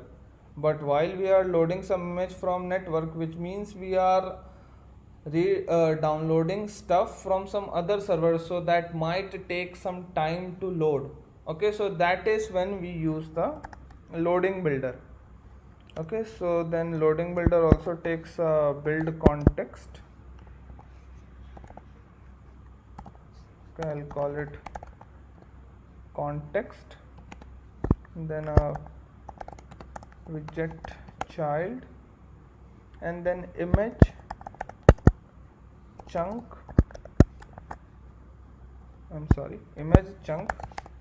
event, and that is the loading progress.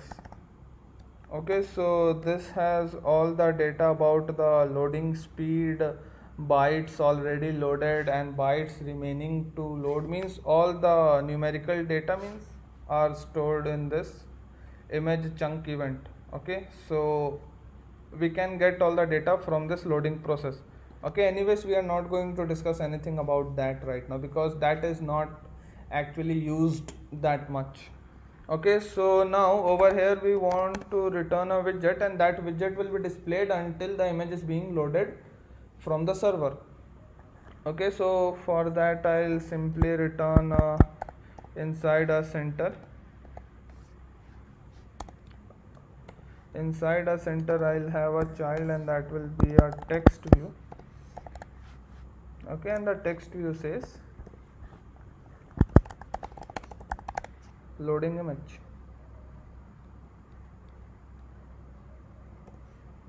Okay, and why is this text view giving an error? Okay, so it should be a text, not a text view. I'm sorry. Now let's run this and see. Okay, so you can see after some time the image is loaded. Okay, now the next thing that I want to discuss is error builder. So that means this widget will be displayed when there is an error, the widget that we return in error builder. Okay, so error builder, it also takes a build context. You will see in Flutter, whenever we are returning a widget, we are generally taking a build context. Okay, then an error object, object spelling is wrong,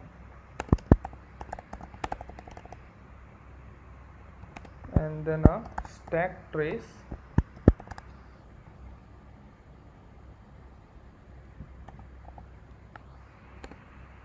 about the error. Okay, and then over here I'll return inside a center, the child will be text error occurred. Okay, so now let's return this, let's run this, and before running I'll remove just one letter from here so that this URL is invalid and this error builder should be called. Okay, so let's see.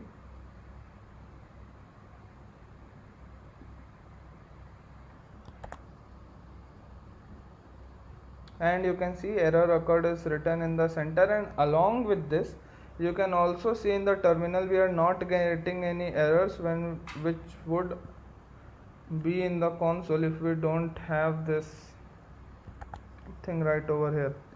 Okay, so let's say if I remove this error builder, and then if I try loading a invalid URL, we will get a error over here in our console, and you can see that, and even on the screen. So that means that the error handling has also been done internally when we use a error builder. Okay, so that was about image network, and all the other things that we discussed in image.asset is also applicable in image.network. These were a few new things. Okay, so now these are not the only types of images that we have in Flutter. There are two more, that is image.file and image.memory. Okay, so we will discuss about those when we cover little bit more about basics, like working with files in Flutter and working with base 64 and stuff like that. Okay, so this was about image.network, and now since we are discussing images, there is another way to display our image inside a container. Okay, and that is inside a decoration. So inside a decoration we have our simple box decoration. Okay, now this box decoration has a property image, and this image takes a decoration image widget. Okay, so over here I'll write a decoration image, and then inside the decoration image is required part. Okay, and then over here we simply can't write the URL for network image or the path for asset image. Okay, for that over here we have different widgets. Suppose if I want to display a asset image, so I'll write asset image, that is the widget name, and then over here the first thing should be the path, so that is asset, and then rishabh.png.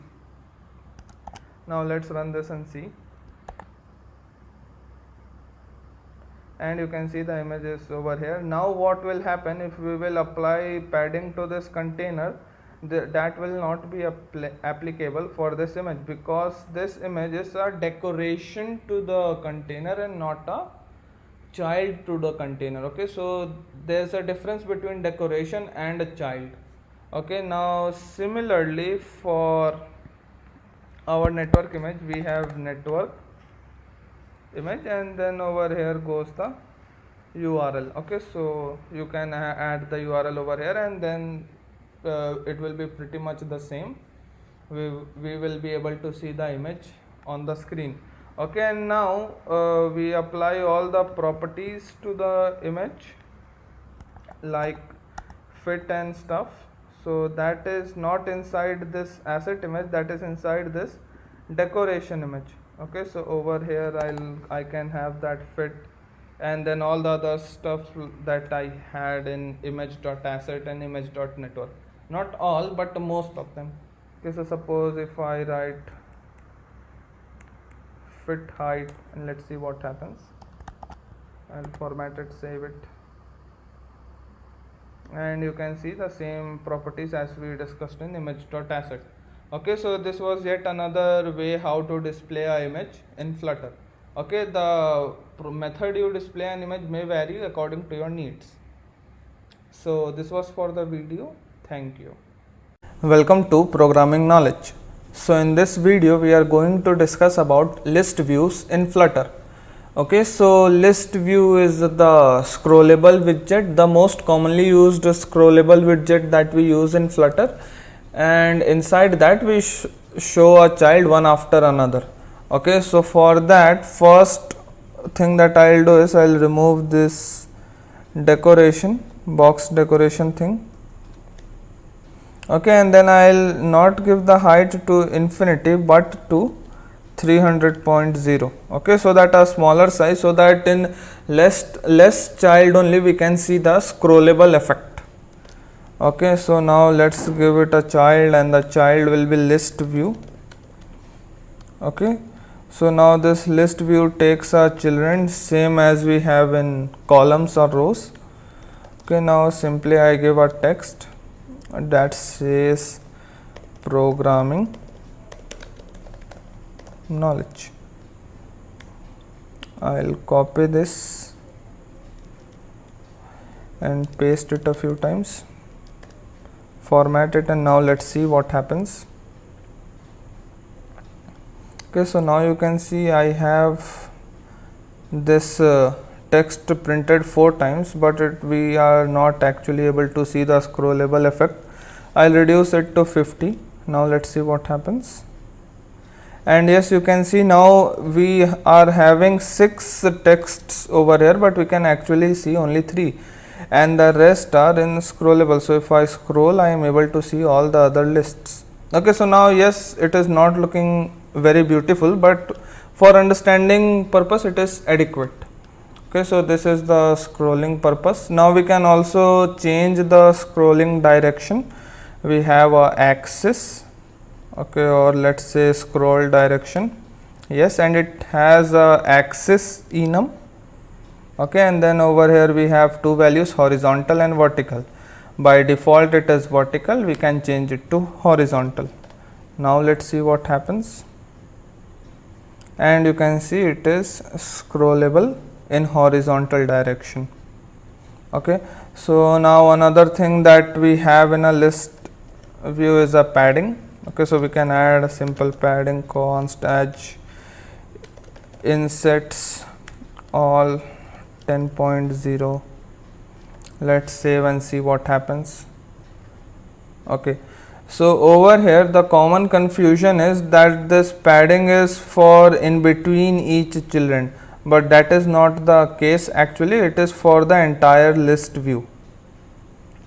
Okay, so now generally when we use list view, we actually have a list of items and then we want to show widgets according to that. Okay, so now for that what we basically do is, let's first consider having a list. Okay, so I have a list of, let's say, type string, and they are called list items. Okay, and they have something like A, comma B, or maybe it will be better if I just make it comma 2, comma 3, comma 5, 6, 7, 8, 9, 0, and change the type to int. Okay, so now we have a list, okay, that has numerics 1 till 0. Okay, and we want to display it in a list. Okay, so over here this children, over here we can't simply write list items. Okay, because that is invalid, because this children expects a list of widgets, and what we are actually giving here is a list of integers. Okay, so this is a common mistake that developers make.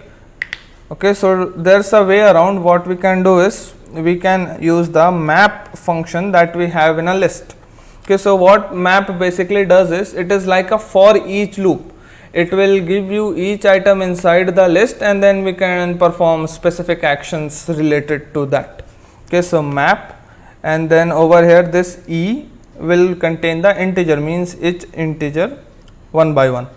Okay, and then over here instead of null, I will return the widget that I want to show here, that I want to show in my list.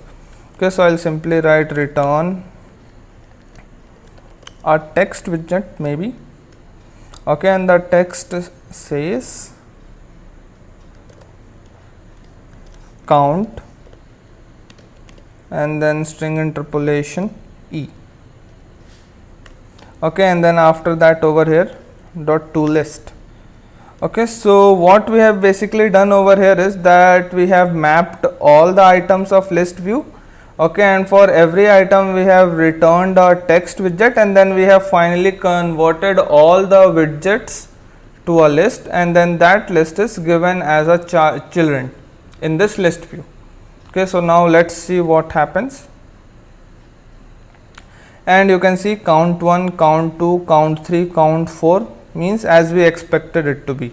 Okay, now suppose I want to give it a little bit spacing, so what I'll do is I'll wrap it with a padding, and all sides should be 10, and then if I save this, so now you can see it is having some problems in spacing and padding. I'll remove this for now. Okay, that is just for understanding purposes. So now you can see count 1, count 2 till from here till count 0. Okay, so this is how you display a predefined list of dynamic data type as a list of widgets using a list view. Okay, then after that we also have a few things such as key. Okay, so then it also takes a key Now the basic use of key is that we can use the same key in any other list, and then we can manage both the scrolling of both the lists at the same time. Okay, so that is the basic use of key. And then there are other things that we don't need as such, but when we will do some projects, then we will see all the other features of list view also. Thank you. Welcome to Programming Knowledge. So in this video we are going to continue our discussion on list views in Flutter. So in the previous video we saw one method to use a list view in Flutter. In this video we are going to see another method, and that is by using the builder named constructor that we have for list view in Flutter.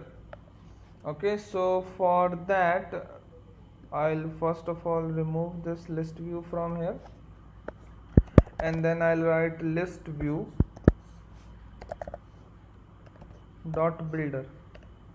Okay, so now this builder takes a few parameters, some parameters which are necessary to be given. First is the length of the list. Okay, so that is referred as item count. Okay, and now we are referring to our this list items, so I'll give the length of that. Okay, and we know to get the length of any list we have a keyword called length in Flutter. Okay, and then we need to give an item builder. Okay, that means how each item will look. Okay, so now it takes a few parameters. First is the build context. As I said, whenever we will be returning a widget or dealing with widgets, we will be needing a context, and to be more specific, a build context. Okay, so this is automatically returned in this item builder.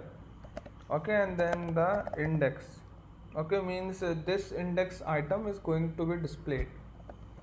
Okay, so now first of all I'll simply return a text that prints count. Okay, and then using string interpolation I'll write list items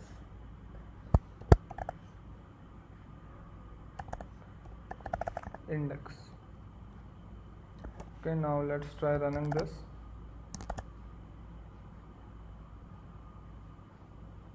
And you can see we have 1 2 3, and then means we have given this much space only, that is why it is happening like that.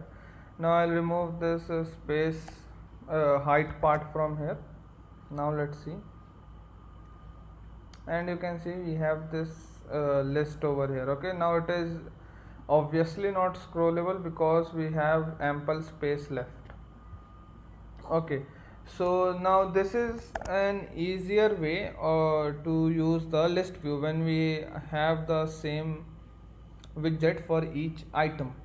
Okay, now since we are discussing about list view, there is a special tile widget that is most commonly used in a list view. Okay, and it is basically designed for being used by a list view, and that is called a list tile. Okay, so means its ideal purpose is to be the item of a list. Okay, so first of all it takes a title.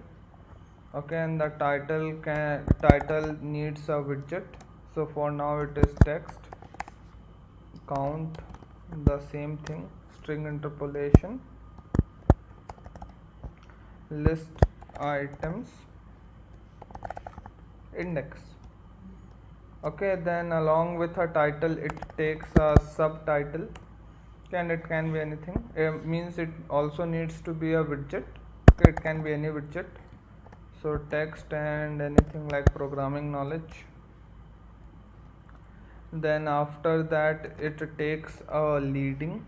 Okay, that means in the left side, at the starting of the screen, if you want to display something. Okay, so that is called leading. Okay, it also takes a widget. For now I'll display an icon.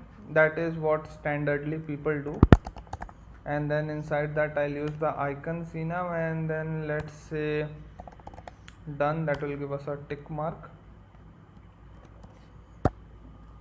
Okay, I need to format this. I need to give a semicolon, format this. Now along with title, subtitle, leading, we also have a trailing, which will be in the opposite side of the leading, which means at the end of the screen horizontally. So I can also give this an icon widget. Okay, inside that I'll use icons dot close, that will give me a cross sign. Okay, now along with this we also have on press or on tap. Yes, we have on tap and on long press. So on tap, that is like any other on tap, it takes a function. Simply I'll print pressed list items index.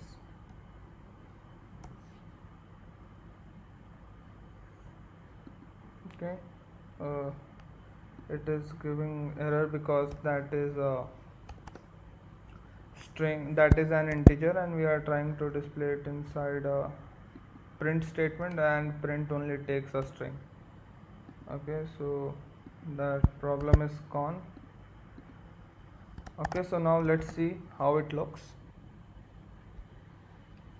And you can see we get a list.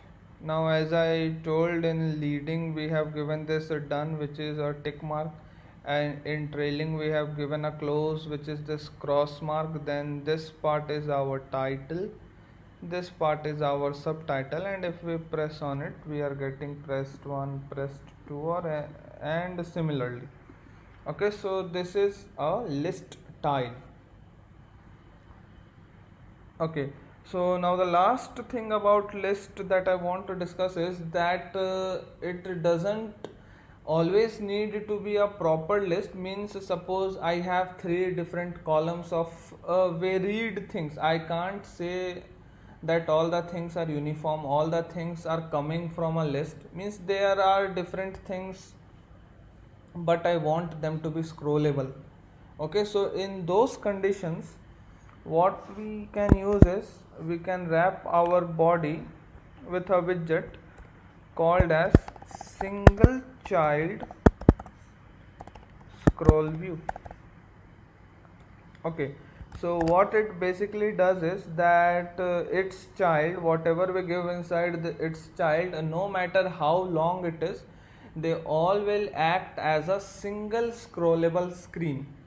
Okay, so this is a way around when you don't actually properly use a list, but we can use all the properties of a list. Okay, so this will be about lists. Thank you. Welcome to Programming Knowledge. So in this video we are going to discuss about another type of list view and the dismissible feature, which is generally associated with list view. Okay, so let's start. First of all, in my body I'll give it a width of infinity. So width is double dot infinity. Okay, and then the child is list view dot separated. Okay, so this is another type of list view which has a separator builder. Like in the list view dot builder, we only had an item builder. Okay, but over here in list view dot separated, we also have a separator builder, which means every item in the list will be separated by the widget returned to this separator builder. Okay, so first of all, let's add the item count, and it will be list items dot length. Okay, and then the item builder is simple, it takes a build context.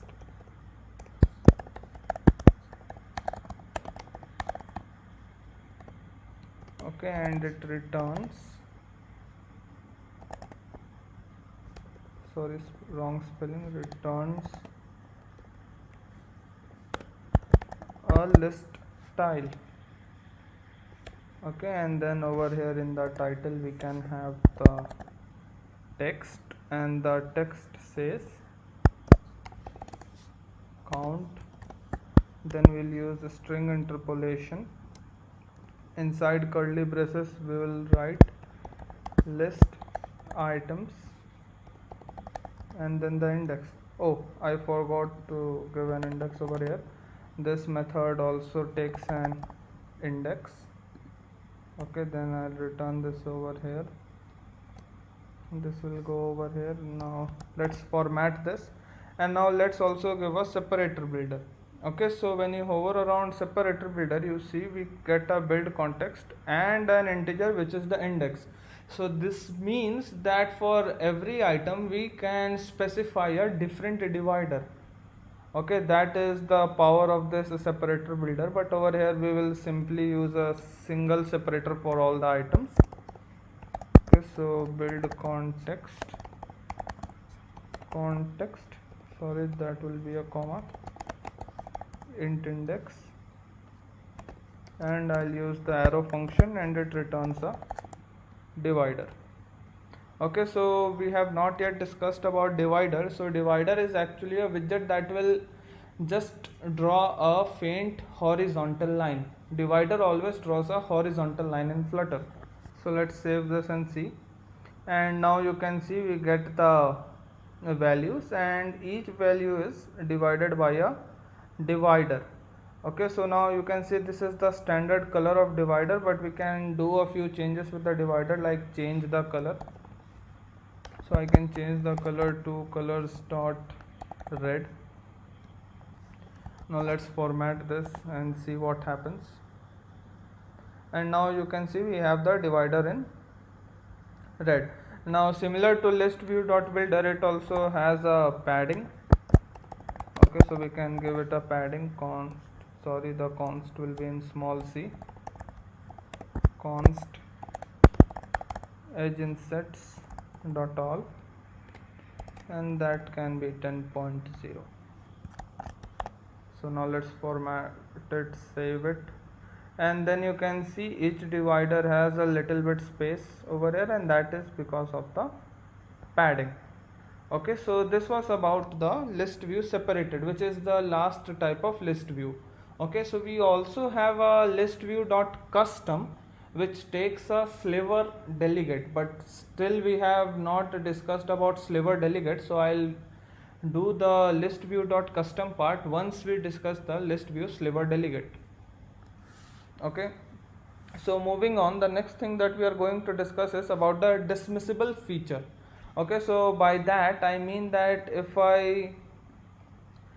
I pull from end to start on a list item, it should be dismissed, or maybe over here it shows a delete icon, and then if I pull it from the right to left, the item gets dismissed.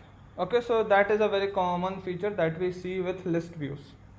Okay, so to do so, over here in item builder, instead of returning a list tile, I'll return another widget.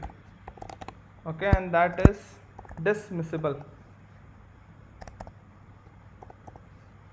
Okay, so now again this dismissible will, let's give it the child a card. Okay, so a card is another type of widget.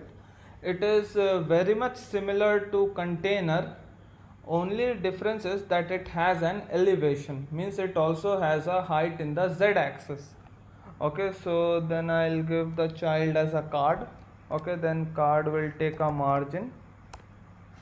Okay, and the margin, let's say edge insets symmetric.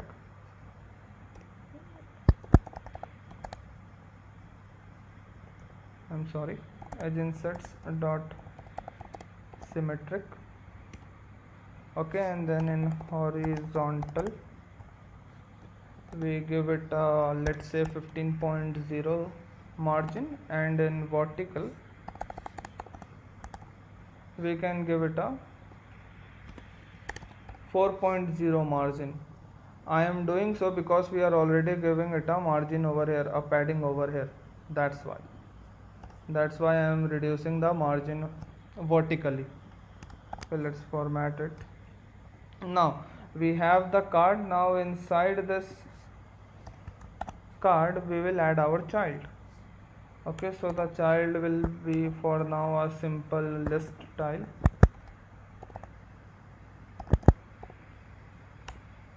Okay, and the title will be a text that says count and then string interpolation list items index. Let's format this, save it and see. Okay, so you can see over here it says that key should not be equal to null. Okay, is not true. So that error is because this dismissible takes a key, which is not significant over here, but it is necessary. So over here I can simply write key, and then key takes a key value. Okay, so over here I can simply say value key. Okay, and then over here it takes an ID. I'll write 1 2 3. Okay, that means this value key means it will generate a key from this value and it is assigned to this key. Okay, that is just for removing the error. Now let's save this, and now you can see we have this card over here, this elevated thing. Okay, so now I think we should remove this separator builder.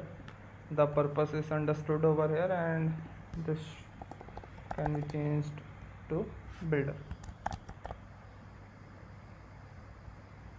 Okay, so now you can see we have this card over here for each item. Okay, now after this, the next thing that I need to do is, for dismissible I need to add a on dismissed property. Okay, so over here after the key I'll write on dismissed, and it takes a function which has the direction, means the direction in which the item was dismissed, and then for now we can simply print the direction. Okay, we can change it according to the functionality needed later. So let's save this, and now let's try dismissing it. So you can see this is dismissible and the value is being printed. Okay, the direction is being printed. So over here you can see dismiss direction dot end to start, which means this is the end, this is the start, and dismiss direction is an enum. Okay, now if I do it from here, so now you can see it is like start to end. So I think you are understanding what I am trying to do over here. This is the feature I was talking about. We can simply remove an item from a list with a little bit of animation. Okay, and now however if I'll build this again, I think all the items should return. Okay, now let's rerun this. That was giving us an error.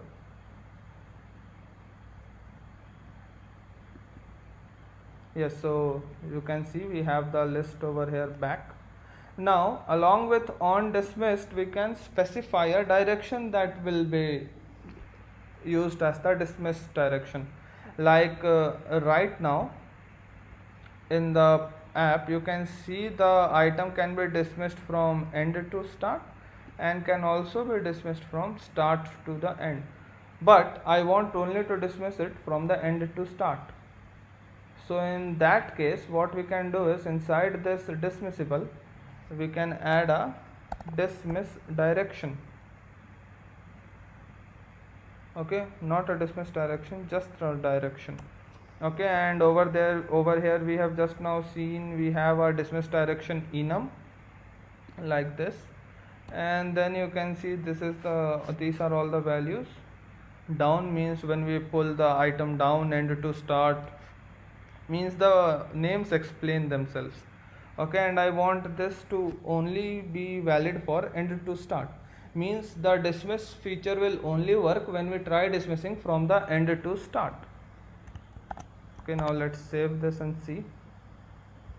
So now if I try dismissing it from this direction, it will not work, but however if I try dismissing from the end to start, it will for sure work, because we have restricted the direction from end to start only.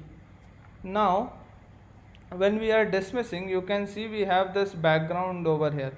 Now in Flutter we can also specify what should be the background of every item when being dismissed. Okay, so the general convention would be to add a delete sign. Okay, so let's do that. We have a background named parameter. It takes a widget, and for now it is a container. Okay, now the container should have a color, and the color is red. Okay, let's format this first. Now it takes a child. The child is an icon, which will obviously be a delete icon. So I'll use the icons enum and then delete, and then the color should be colors.white. Okay, and then the size can be around 40.0. Okay, let's format this. Now after that, I want the containers item to be aligned to the right, since we are dismissing it from the end to start, where the end represents the right. I want the child to be aligned at the right, so I'll add the alignment as right. So I'll use the alignment enum, alignment dot center right. That means in the center vertically and at the right horizontally. Okay, and maybe let's add a padding from the end, that is from the right. Otherwise the delete icon will be at the end of the container, means it will be sticking to the border of the container. So let's add a padding, and then again add a const before padding and margins, because so it will not be builded again and again. So const edge insets dot only, and it is only for right 20.0. Now let's save this and see. So now when we dismiss this, we can see we get this delete icon over here. Now this doesn't look very good, because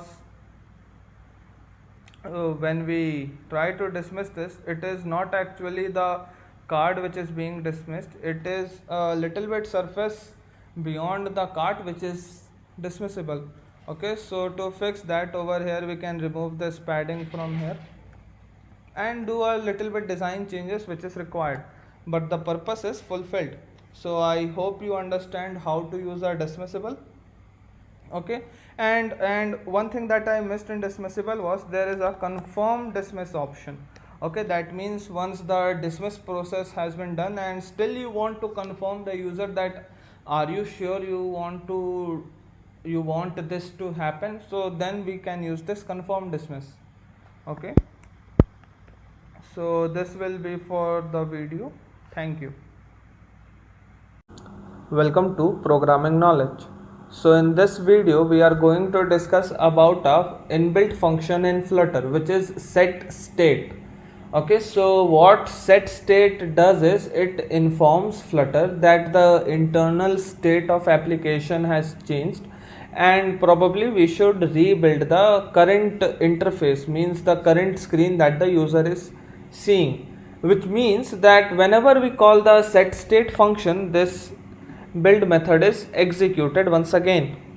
Okay, so we will see what happens when we don't use setState and how setState comes to the rescue. Okay, so first of all I'll remove that list.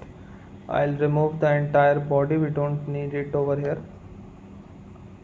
Okay, and now I'll add a body, a simple text in the center.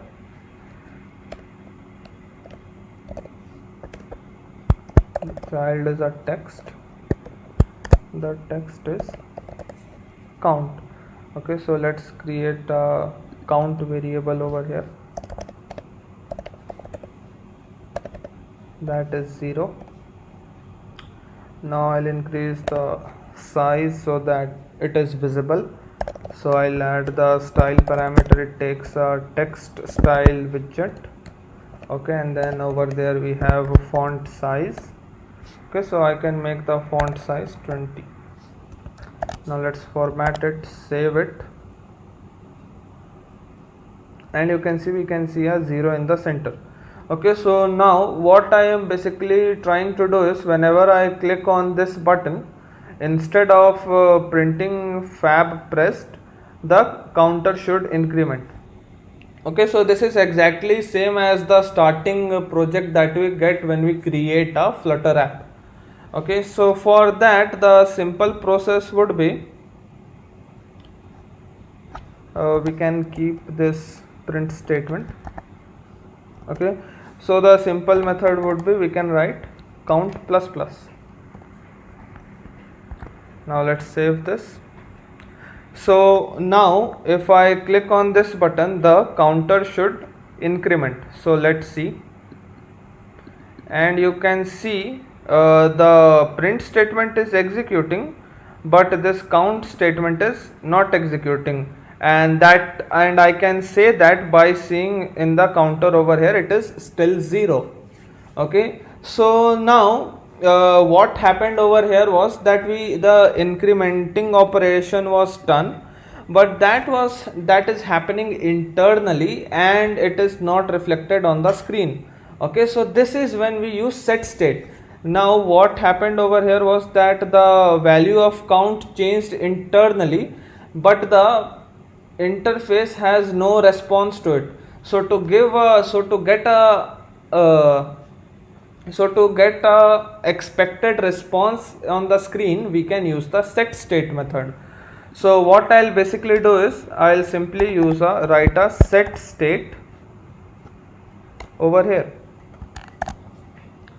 So now another thing, we can use set state only when we use a stateful widget. If we try using set state in a stateless widget, probably it will not work and give you some errors.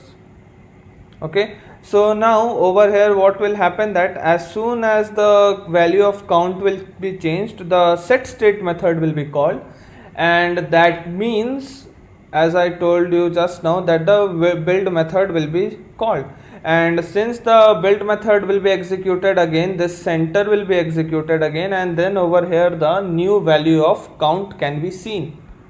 Okay, so now let's try running this.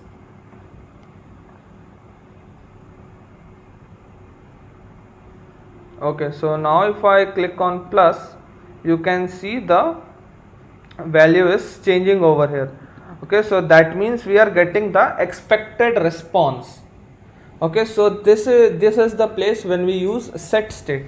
Okay, now if you want, you can keep this function inside set state also. Okay, so it hardly changes anything, but the general convention is to keep it inside set state. The factors which actually change the state of the application should be kept inside the set state method. Okay, so now let's save this again, and then again it should work fine. Okay, so you can see this was about set state. It is a very important function and it will help you in a lot of places. Okay, so the next method that we are going to discuss about, it is not a discussion but rather an overview. So the next method that we will see is the init state. Okay, so it is similar to like on start that we have in Android, if anyone is coming from Android background. So what it basically does is, it is generally used for initializing some controllers and parameters, some global keys that we have in Flutter. Okay, so you might not be knowing what is a controller, what is a global key in Flutter, but we will come to that later. Okay, so to initialize such things, we have a inbuilt function called init state. Okay, and then over here it always has a statement called super.init state. So now this super comes from the concept of oops, a concept of inheritance. So what basically is happening over here is that init state is already a method that is existing somewhere inside the Flutter code. Okay, and over here if we write super.init state, that means we are overriding that init state method in our init state method. and that is the same reason we have a override over here. Okay, so now in this init state, first of all we have reference to the actual init state which is inside the Flutter code. That function will be executed, and then after that all the initialization that we want to do. Okay, so over here only we deal with shared preferences, checking if a user has logged in previously, like we have the remember me feature. All those stuffs work with init state. Okay, so then the next method that I am going to discuss about is the dispose method. So it is similar to on stop method if you are coming from an Android background. Okay, so what it basically does is it is used for closing all the existing things, means disposing all the controllers, disposing all the global keys. Again we will discuss about controllers and global keys later, but since we are initializing them, it is kind of understood that it is necessary to dispose them as well. Okay, so for the same reason we have this dispose method over here. And now the trick part is that over here we, after this super statement, we write all the code, but in dispose we write all the code before the super statement.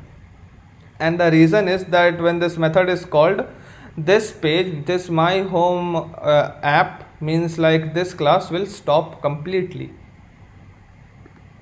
Okay, so I hope you understood about the three methods: init state, dispose and set state.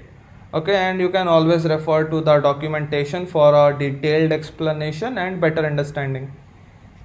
Thank you. Welcome to Programming Knowledge. So in this video we are going to discuss about text field. Okay, so text field is basically a widget in Flutter which is used to take input from the user, and by input I mean only text input. Okay, so let's start. So in the body, inside a center widget, my child will be a text widget. Sorry, not a text widget but a text field.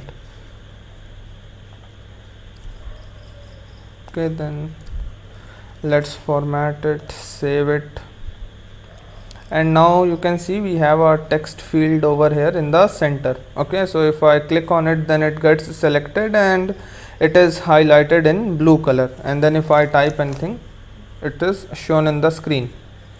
Okay, so this is our text field. Now let's discuss about the properties of the text field. Okay, so the first thing that we need to know is autocorrect. So autocorrect is a named parameter that takes a boolean value, that is true or false, and as the name explains itself, it enables autocorrection in that specific text field. Okay, so this is one. The next thing is autofocus. Okay, so generally means at the starting autofocus is false, but we can always make it true. I mean that the default value of autofocus is false. So what autofocus does over here is that if we open the screen and nothing else is selected, then this text field will automatically be selected. That means this text field will automatically have the focus. Okay, so over here I'll try running this, and then you can see this will have the focus automatically. Okay, so let's wait for the build to finish, and you can see it is automatically selected. Now if I remove this and then I try to restart this, then that text field will not be selected automatically, but we will have to do it manually. Okay, so you can see as we have commented out autofocus, the text field is not selected, and if we remove this comment, then it will be selected. So we need to do a hot restart, and then you can see this text field is selected automatically. Okay, so this was about autofocus. Now the next thing, and we can say practically the most important thing in the text field, is the controller. Okay, so we are gonna discuss about controller. So by using this controller, we can get the value that we give as an input in the text field. We can define some preset value for the text field. Okay, so let's see how to do those. Okay, so to use a controller, the ideal way is to first define a controller outside and then use it in the text field. Okay, so let's see. First of all, I'll declare a variable, and that is called text controller. Okay, so now the next thing is to initialize it, and as we discussed in our previous video, to initialize, the ideal way is using init state. So inside init state, I'll remove this comment, and after the super statement, I'll write text controller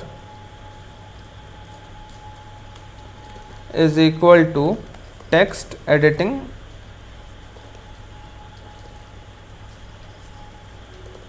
controller.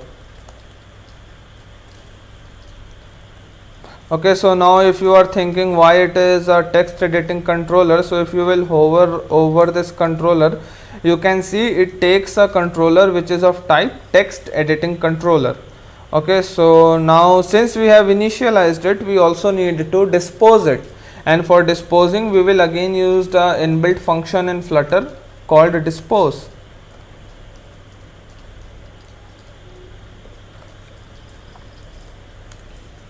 So now in dispose, as we discussed in the previous video, we write the dispose statements before the super.dispose. So over here I'll write a text controller dot dispose.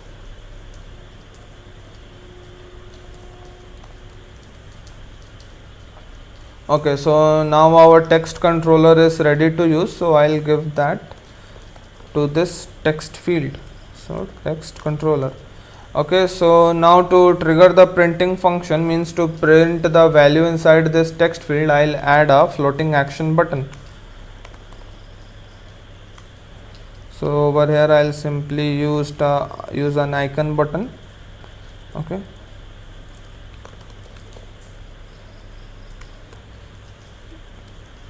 and it has an icon, and for the icon I'll use the icon widget, and inside that the icons enum, and then I'll simply use that add icon, which is the plus sign. Okay, and then inside this I'll also write on pressed, and in on pressed I'll print the value that is inside the text field. Okay, so to print the value which is inside the text field, we don't need to do much. We simply write a print statement and then the controller name. Okay, text controller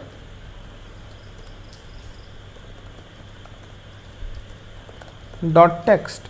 Okay, so this text actually has the text which is inside the text field, means the text given as an input from the user. And plus I also want to point out that the underscore which we have before text controller makes it a private variable.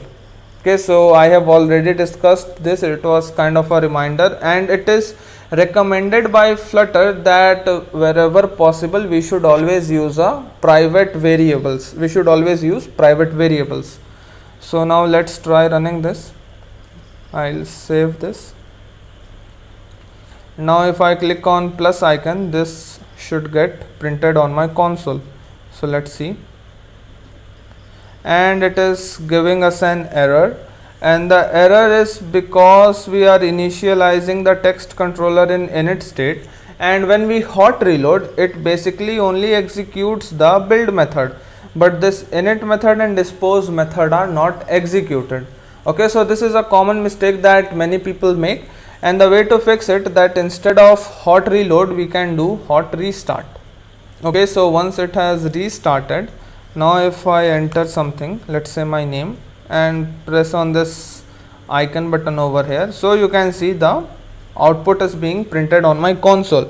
So this is how we use a controller to get the text that is given by the user and use it as and what according to your requirement. Okay, so now the another thing that we can do using controller is to set an initial value or set a preset value. Okay, so for that what I can do is in the text controller dot text I will give the preset value. So let's say the preset value is programming knowledge. So this means that whenever this screen will open, that my home app dot screen will be the end screen seen by the user, then over there in the text field the initial value will always be programming knowledge, and then after that the user can change it as and however he likes. Okay, so let's restart and see this. Okay, so once the app has restarted, you can see the text field already has a value, and that is programming knowledge, which was set by us over here. Okay, so this is the use of controller in a text field. Now moving forward, the next thing that we need to know is this enabled. Okay, so enabled basically also takes a boolean, and it means that the text field is enabled or disabled for changing the values. Okay, so by default it is always true, but if we make it false, then we will not be able to change the value of the text field. Okay, so let's save this and see. So now you can see it automatically got unselected, and now if I try pressing this to select it or try typing anything, nothing is happening because the enabled is false. So now if we make it back to true or even remove this, both are the same thing. Okay, so let's save this, and now if I try selecting this, I am able to select and I am also able to edit. So this was about enabled. Now the next thing is enabled interactive selection. Okay, so this means that if the user long presses the text field, then the entire text will get automatically selected, and we will have an option to cut, copy, paste, like the simple stuff that we do. Okay, so this is by default true, but if we want, we can make it false. Okay, so let's save this and see. So now over here, if I press and hold, so then I get an option to select all and paste. So if I select all, then we have the option to cut, copy and paste. And now if I make it false, then I will not be able to do these things. So let's make it false. I'll restart.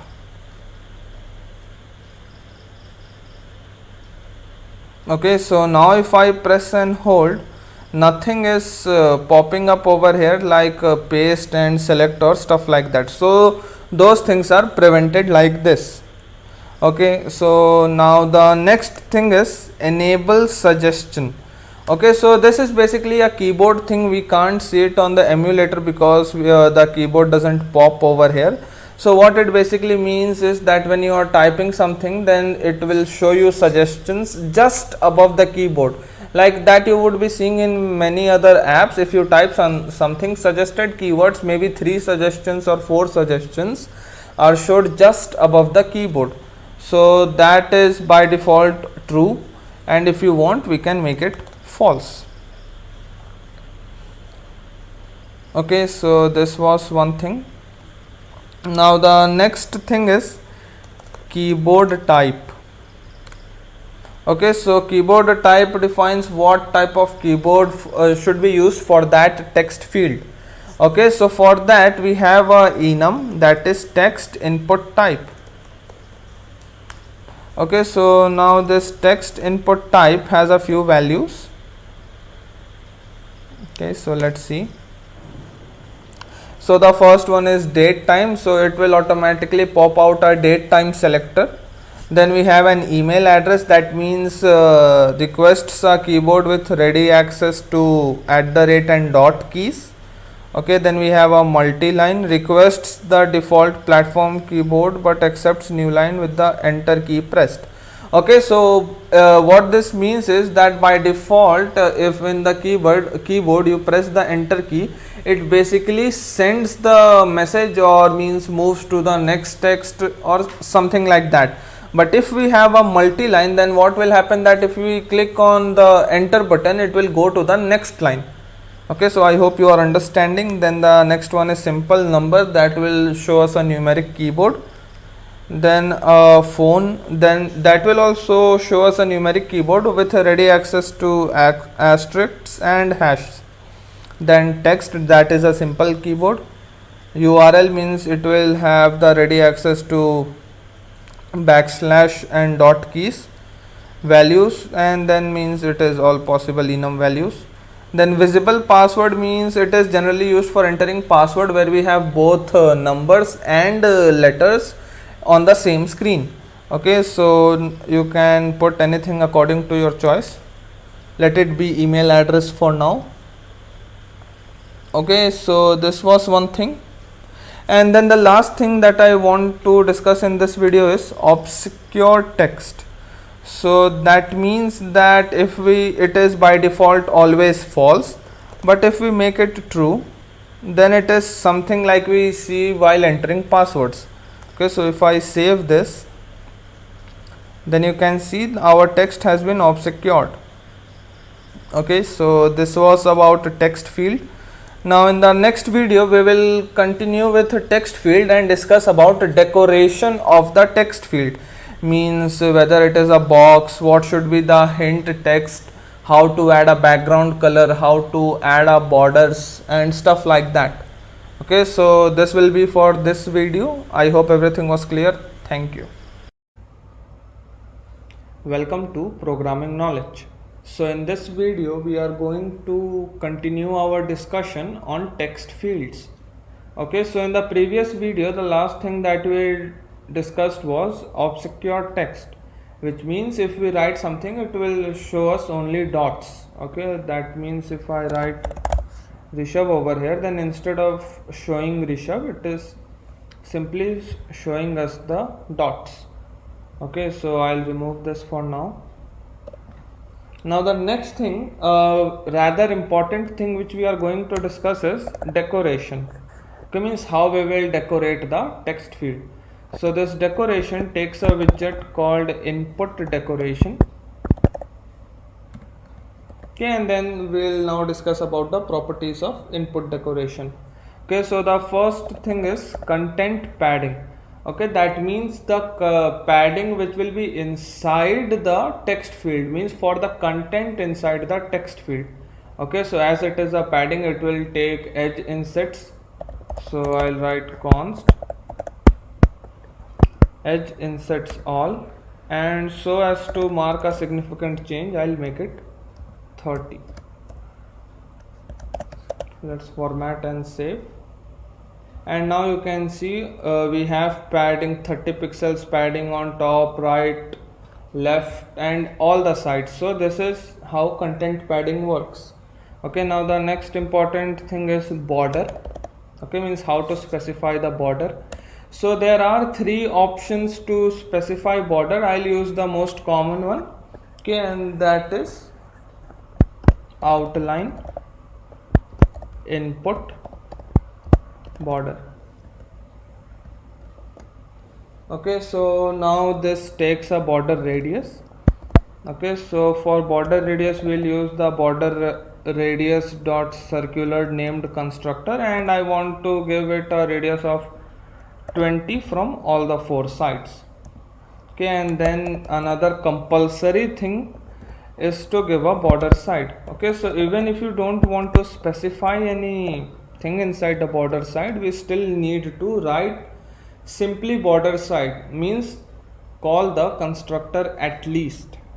Okay, so this is an important step and it is rather a required step. Okay, so now if I save this, I should be able to see a border.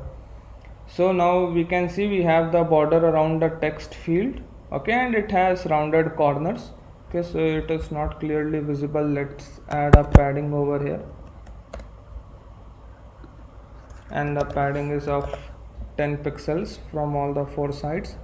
Yes, so now it looks better. So this is the border side. Now similarly we also have a enabled border. Okay, this also takes the same value, and it is when this text field is selected. Okay, and then similarly we have error border. It also takes outline input border, and it is when there is an error in that text field. Okay, so these were the three types of border, means three places where we use a border. Now suppose I want to add some color inside this text field. Okay, so for that we have another property called fill color. Okay, and let's decide a color, let's say colors dot green. Okay, and let's say dot with opacity. Okay, so we don't have that feature over here. I'll simply give a 50. Okay, so now if I save this, I should be able to see a greenish tint in my text field, but it is not there because we missed something. Since we are giving a fill color, we also need to tell the text field that it should be filled with the fill color. Okay, so for that we have a filled parameter, and it takes a bool, so I'll simply give it a true. Okay, let's save this, and now you can see our text field has a greenish tint. Okay, means this fill color has been filled inside the text field. Okay, now I'll remove this text from here. Okay, and now we will add a hint text, means as to depict what that text field is for, and also the user will have ease in identifying what that text field is used for. Okay, so let's say hint text, and the hint text takes a string. Yes, we can see it takes a string, so let's give it a string, and let's say enter name. I'll save this, and now we can see we have a hint text, enter text, and if you start typing anything, it vanishes. Okay, now we can also design style this text over here, and for that we have a hint style. Okay, so the hint style takes our text style widget. Okay, and then maybe I'll change the color. The color is colors dot red. So let's see. Okay, so it is giving us an error somewhere. Let's save this again, and now we can see the hint text is in red. So we can change the hint text, we can style the hint text like this.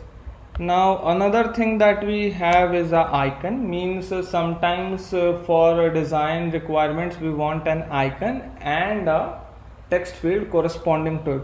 So for that we already have a icon parameter in our input decoration. Okay, and it takes a widget. So since it is an icon, I'll use an icon widget, and then I'll use one of the already present icons. Okay, so let's say icons dot person. Okay,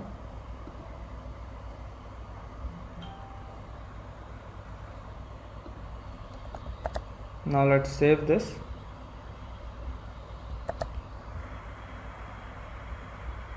and now you can see we have a icon of the person over here. Okay, so this is how we use icons. Now the next thing that I want to discuss is a label text. Okay, so sometimes the text fields also have a label. Okay, so simply label text, it is very similar to hint text. The label text takes a string, and it is name. Okay, and it also takes a style, and that is a text style. So label style, and it takes a text style, and let's give this some another color, color dot, let's say yellow.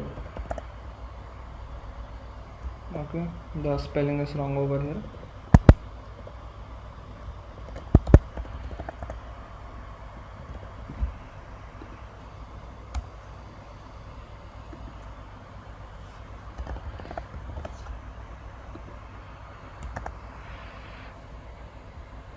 Okay, so now we can see we have a label called name over here. Since my colors are very contrasting, we are not able to see that. Okay, so this was the label text and label style. Now similar to this hint text, hint style, label text, label style, we have a prefix text and a prefix style and a prefix icon. Okay, so the difference between simple icon and prefix icon is that in case of prefix icon, this icon will be inside the text field, and then before the text field we will have a small space for the text, and that is the prefix text. And similar to prefix text, we also have a suffix text and a suffix style. Okay, so these are the 4 types of text that we can add in a text field. Okay, so this was about input decoration. Format this. Now back in the text field, there are a few methods that we should know. Okay, so the first method is onChanged. Okay, so this will be fired whenever the value of text field is changed.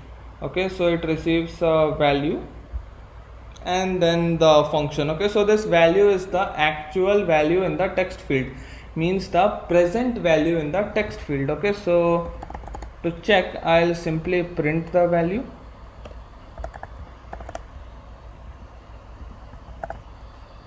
Okay, so I'll save this.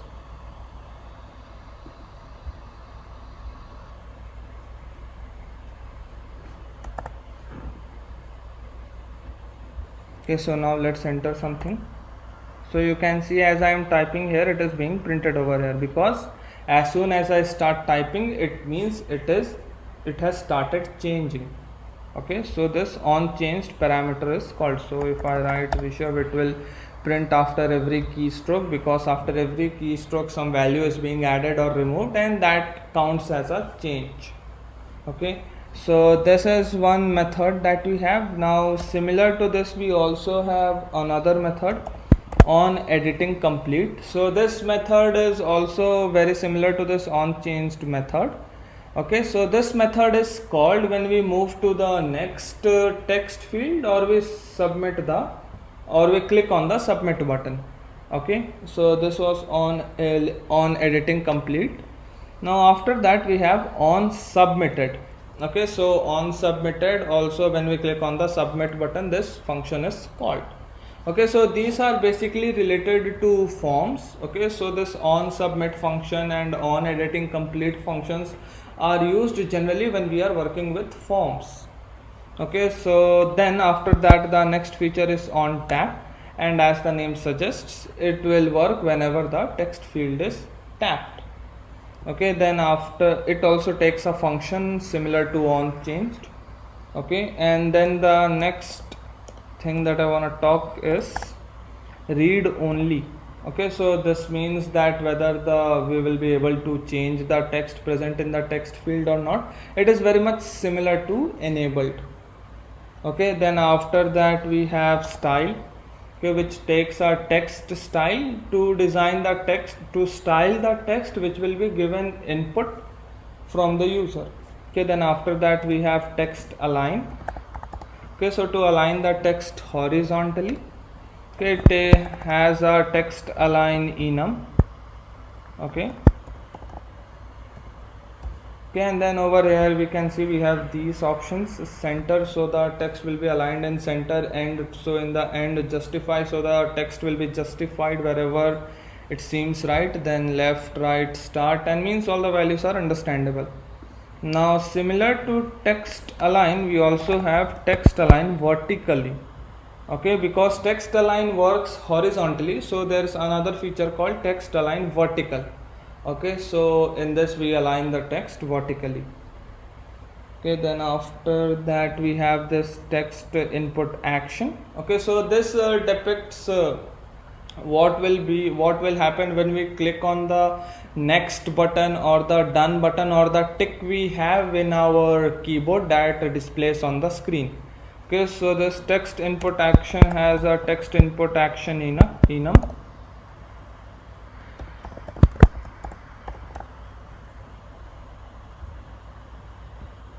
Okay, and then continue action means it will go to the next field. Done action means it will call the submit function, means it will automatically submit. And then emergency call means these are some features, it is not generally used, but if you want you can give a read over here. All the things are pretty descriptive. Okay, so this was about text input action, and the last thing in text field would be text direction. Okay, so that means if we start typing, how the text will start flowing in. Okay, so by default it is left. That means if we type the texts are flowing from the left. If it is center, then the cursor will be in center, and whenever we add something, it will flow in both the sides. And the same goes for right. If the text direction is right, it will flow in from the right. Okay, so I hope you are understanding all these things. So these were the pretty much it about text field. I hope everything was clear. Thank you. Welcome to Programming Knowledge. So in this video we are going to create a small project by using all the things we have learned till now, and we will also discuss about few other widgets in the Go. Okay, so the project that we are going to make is very simple. We will simply have a text field that will take the input from user, and then we will display the table of that input. Okay, so the input over here can only be a integer. Okay, so let's start. First I'll remove this entire body, we don't need it.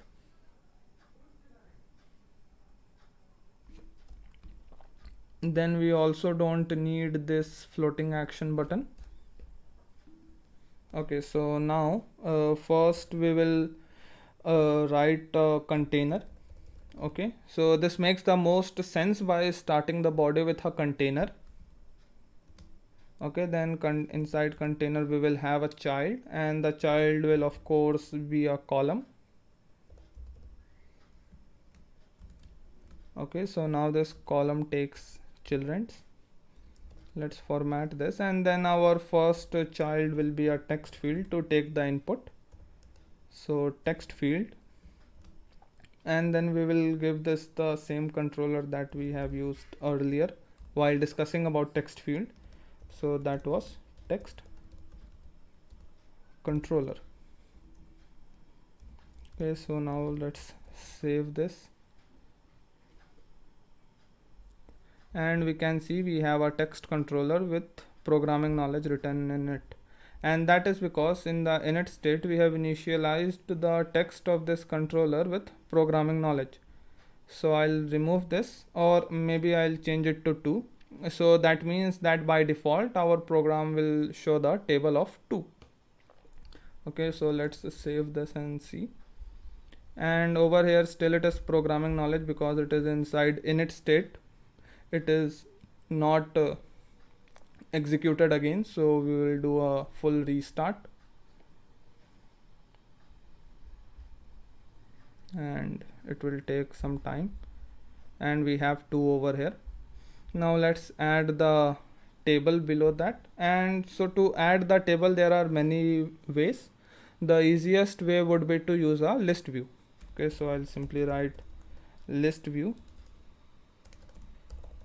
dot builder, and then this builder takes a few things. First one is item count.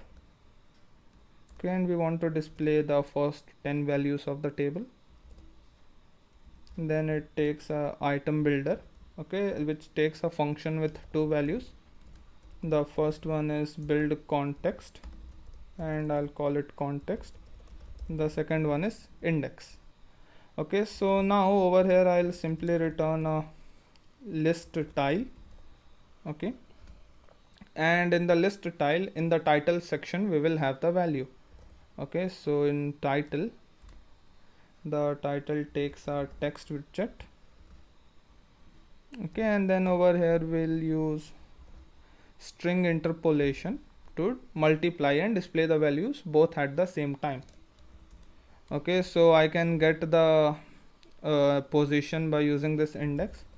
So index, now since index starts at 0 and we plan on showing our table from 1, we need to add 1 to the index.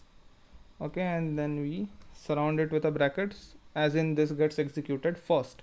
And then over here in this controller we have the value that is given as the input. Okay, so what we will do is we'll simply multiply it with text controller dot text. Okay, so now this will not work because this text is in string type, and to multiply we need an integer. Okay, so to convert string to integer we have a inbuilt function in Dart, and we have had one video on that. So that is int.parse. Okay, so any value inside this parse method gets converted to integer only if possible. If it is not possible, then it will give us an error. Okay, so now let's try running this and see what is the output. Okay, so you can see as soon as I tried to run this, I got a bunch of errors, and that is because over here we have tried to put a list view inside a column. So column is also type of a list where we show values one after another, and in list view the name justifies, it shows values one after another. So they both do the same thing, and since they have been merged they clash. So to solve this, what we can do is we can give the list view a specific height. So that means that our list view will only be in a section of 200 pixels. Okay, any value of the list that exceeds that 200 range will be scrollable. Okay, so to give the height, the one option is to use a container. Okay, and then other option, which is also a very important option, and that is called a sized box. Okay, so I'll use a sized box. So not only over here, sized box is used in all the places where we just need to specify the height and the width. So sized box takes 3 parameters, that is height, width and child. So child is already over here, width is not required. I'll simply give it a height of, let's say, 300 pixels. Okay, so any value more than that will be in the scrollable region. Okay, so let's save this,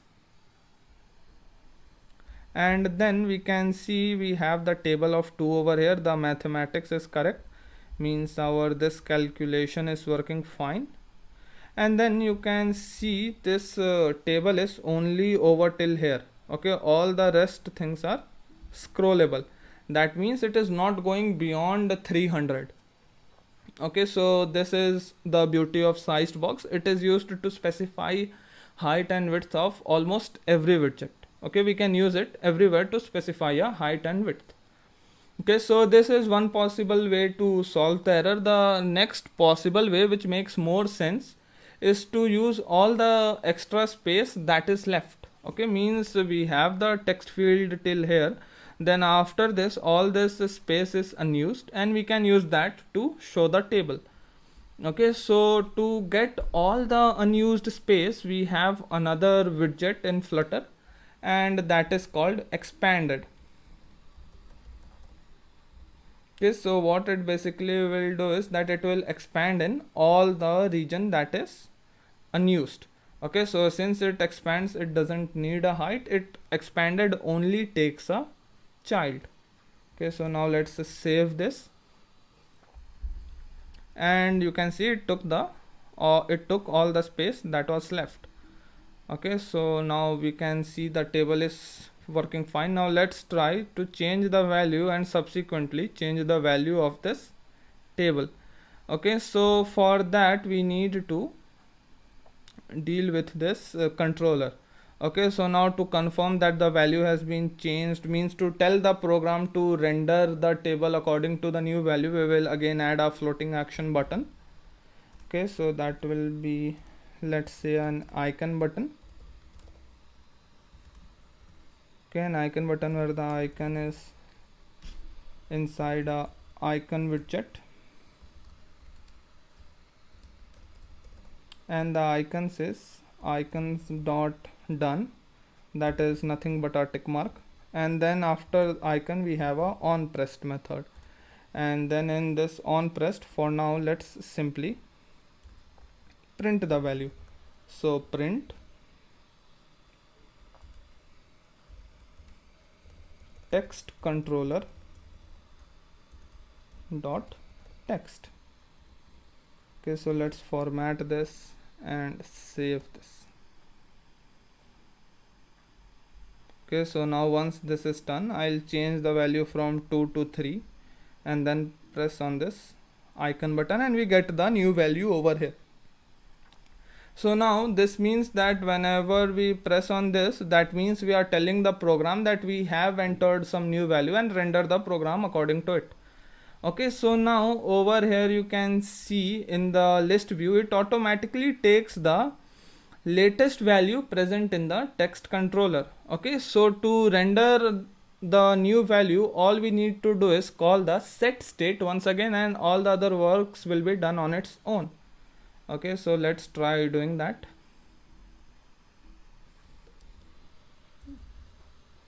Over here, whenever that tick button is pressed, first of all we'll print the new value and then simply set state.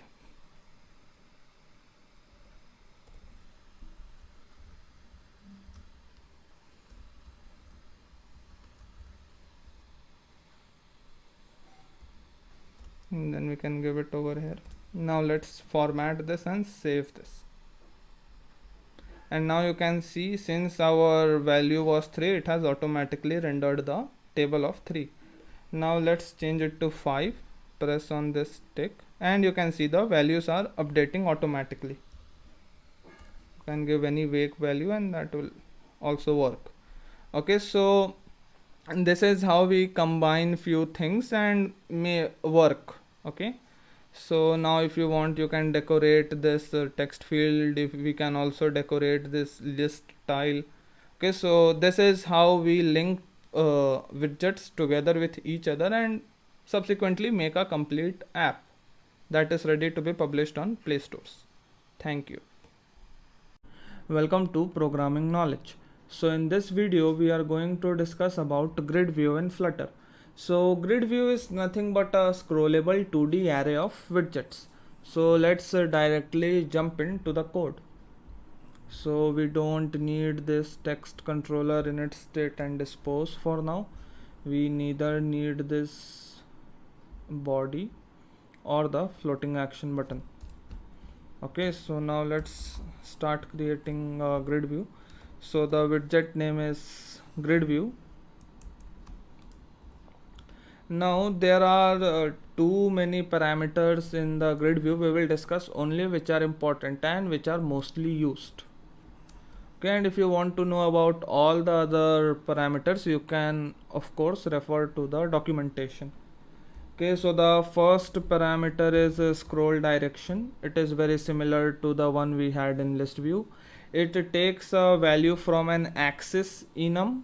Okay, and it defines whether the list will be scrollable in horizontal direction or in vertical direction. By default, its value is vertical. Okay, then after that, the next thing that we should know is reverse. So this is a boolean value. If we give it to true, if we give the value true, then the list from which the grid view is generated will be reversed. And if we give it as false, then the list will not be reversed. By default, the value of reverse is false. So let's try giving it true and we will see what is the output. Okay, now the next thing is controller. Okay, so the controller in grid view takes a widget of type scroll controller. So let's create a scroll controller. Now scroll controller is stored as a state variable and it is used when the state rebuilds. That means when the setState method is called, then Flutter internally uses this scroll controller to get the position of user in that list view, in that grid view. Okay, so suppose if we are viewing a grid view and we are at the 100th row or the column. Okay, so then that position is stored in scroll controller, and now if internally due to some background actions set state is called, the build method is re-rendered, then instead of going back at the starting of the grid view, the user will remain at that 100th column or row of the grid view. Okay, so that is what scroll controller is mainly used for, and it comes with some parameters. Okay, and that is initial offset value, initial scroll offset. So by this we can define the offset that will already be on the left side or the top side of the scrollable grid view. Okay, that means if the grid view would start from 0.0 axis, and if we set the initial scroll offset to 20, then if our scroll direction is vertical, then it will start from 0,20. If our scroll direction is axis dot horizontal, then it will start from 20,0. So I hope you are understanding what I am trying to say. Some part, the part that we define over here in initial scroll offset will be left out, will already be considered as scrolled. Okay, so that is what initial scroll offset is used for. And another thing is keep scroll offset. That means to tell the system to use that scroll offset defined by the programmer or the developer. Okay, so this was about controller. Now the next thing, which is rather a very important thing, is physics. So physics takes a widget of scroll physics. Okay, so now this scroll physics is not used that much, but everyone should know what this scroll physics is for, what this scroll physics is used, when is this used. Okay, so it is used to determine how a scrollable widget will behave when the user reaches the maximum scroll extent or when the user stops scrolling. Okay, means the action, the reaction to every user action is defined in this scroll physics. Now the normal reactions that we see, that if we stop scrolling, the list stops, if we click on it, it gets selected. So all those are predefined and we don't need to do anything, and if we want, we can change those. Okay, so the next thing that we have is padding, and then as we know, padding takes an edge insets geometry value. So let's give it a padding edge insets geometry dot all edge insets dot all edge insets dot all 10.0. Okay, so now the next thing is one of the most important thing in grid view, and that is grid delegate. Okay, so a delegate that controls the layout of the children within the grid view. Okay, so grid delegate. Now there are many types of delegate. The most commonly used delegate type is sliver grid delegate with fixed axis count. Okay, so don't get confused, this is a single widget name. Okay, so let's start typing sliver grid delegate with fixed axis count. Okay, so now this means that our cross axis will be fixed. So now over here it takes a few things. The first one is cross axis count. So let's say I want a column of a row of 3 values. A row should have 3 values, so I'll write 3. Then after that we have a child aspect ratio. So over here we define what will be the aspect ratio of every child. By default it is 1.0.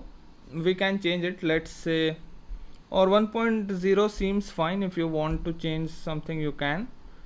Okay, so I'll remove this child aspect ratio. Now the next thing that we have is cross axis spacing and main axis spacing. So this is used to define the spacing between each item. cross axis spacing for the column wise, and main axis spacing for row wise. Okay, so I hope all these things are clear. And then another important thing, or the rather the necessary thing, is children, means what we will show inside the grid view. Okay, so now to display something, first let's create a simple list, a list of type integers. Call it dummy, and it has a few values. It has 8 values. Okay, so now over here we will again use the map method. So dummy dot map dot to list, and now over here I want to return a container, okay, of container of height 100.0, width 100.0, color should be colors dot red, alignment should be alignment dot center, that means the child should be in the center of this container, and the child is nothing but E. Okay, so E should be inside text, and then I'll use a string interpolation, which is better than using toString because we have more accessibility, we can add more things in the string and all the stuff. So let's format this, save this, see if we have some errors. So now since we don't have any error, we should be able to see all the values. So now since the first thing that I would like to mention is that since we have written reverse as true, then the first value 1 is starting in the last row. So I hope you get my point. It is not the last item but in the last row. So this is a very clear confusion, please don't get confused. Okay, now let's try adding some spacing.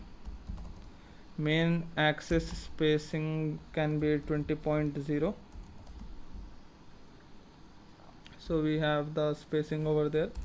Now cross axis spacing can be 20.0 again, that also, so we'll get some spacing over here.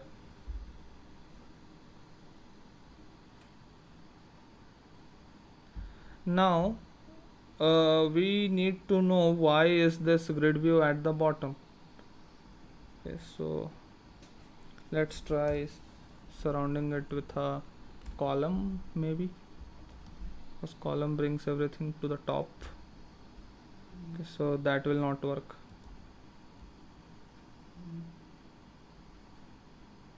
Okay, maybe if we remove this reverse, then it should go at the top, because the general practice, the general behavior of Flutter is to start from top. And yes, so as you saw, and I also learned a new thing here, if we use reverse, then it also reverses the alignment, it also reverses the position, means instead of starting from top, it starts from bottom.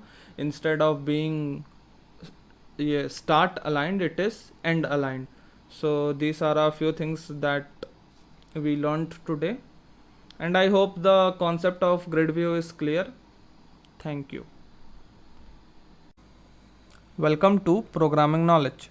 So in this video we are going to discuss about two things which are very important while we develop in Flutter. So the first thing is MediaQuery.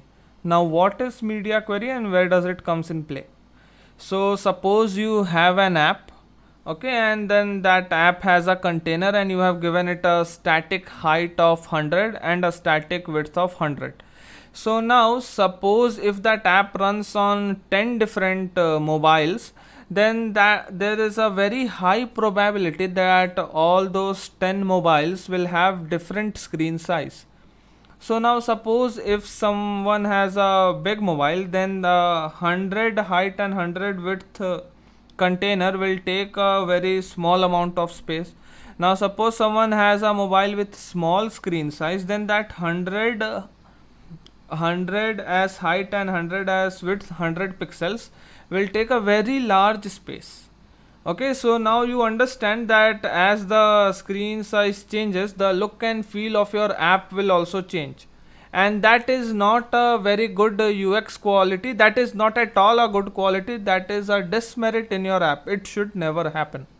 Okay, so to avoid such kind of problems, we have MediaQuery in Flutter.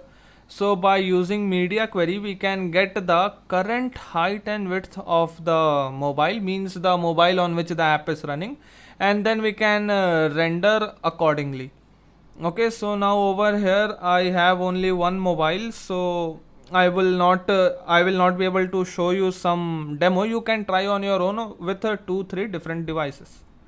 Okay, so let's start. I'll remove this grid view. We don't need it anymore. We also don't need this list. Okay, so now our body will simply be a container. Okay, and the height of container is 200. The width of container is 200. The color of container is red.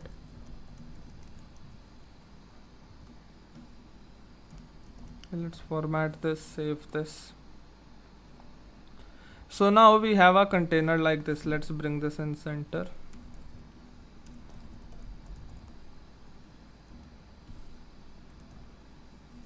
Okay, sorry, this will be small l. Alignment dot center.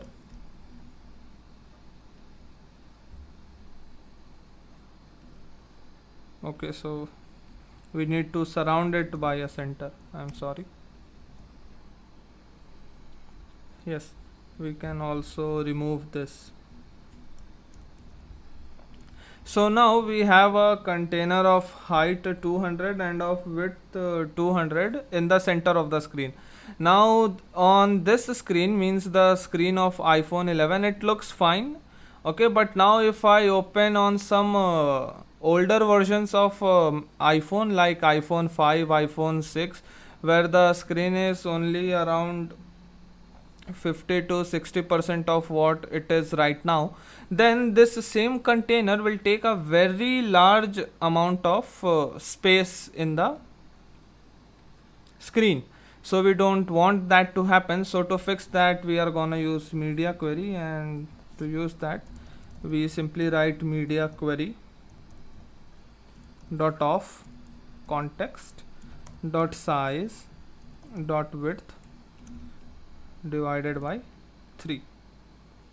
Okay, so whatever the width is, that will be divided by 3, and since we want it to be a square, we will give the same to height. Oh sorry, first was height. So to get the width of the screen, we write this MediaQuery dot of dot context dot size dot width. Okay, so now let's save this.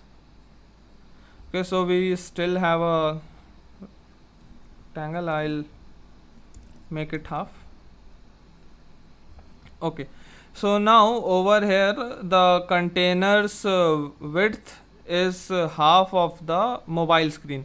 So now suppose if we open in any other mobile, then also the container's width will be half of the mobile.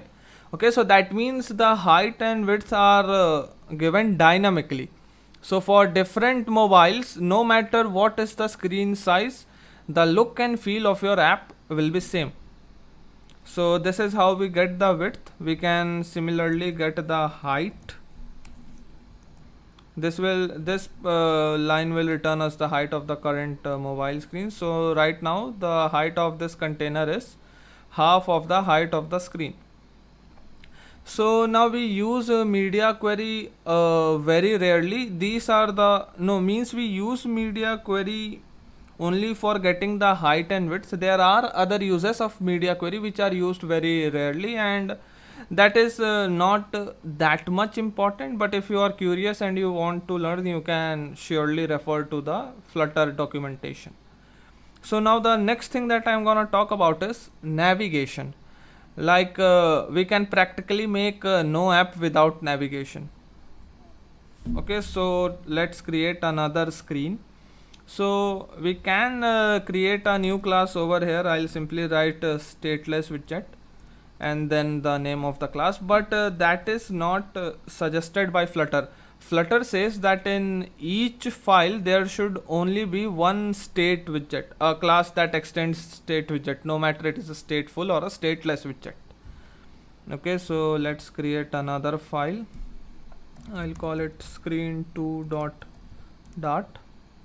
Now over here also I'll import material, that is very important, and then I'll create a stateless widget and I'll call it screen2. Now this has a scaffold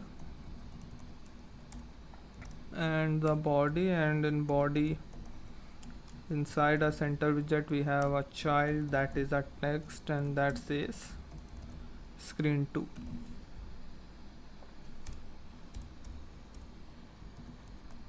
Okay, so this is done. Now let's try navigating from screen 1 to screen 2, from our home app screen to the screen 2.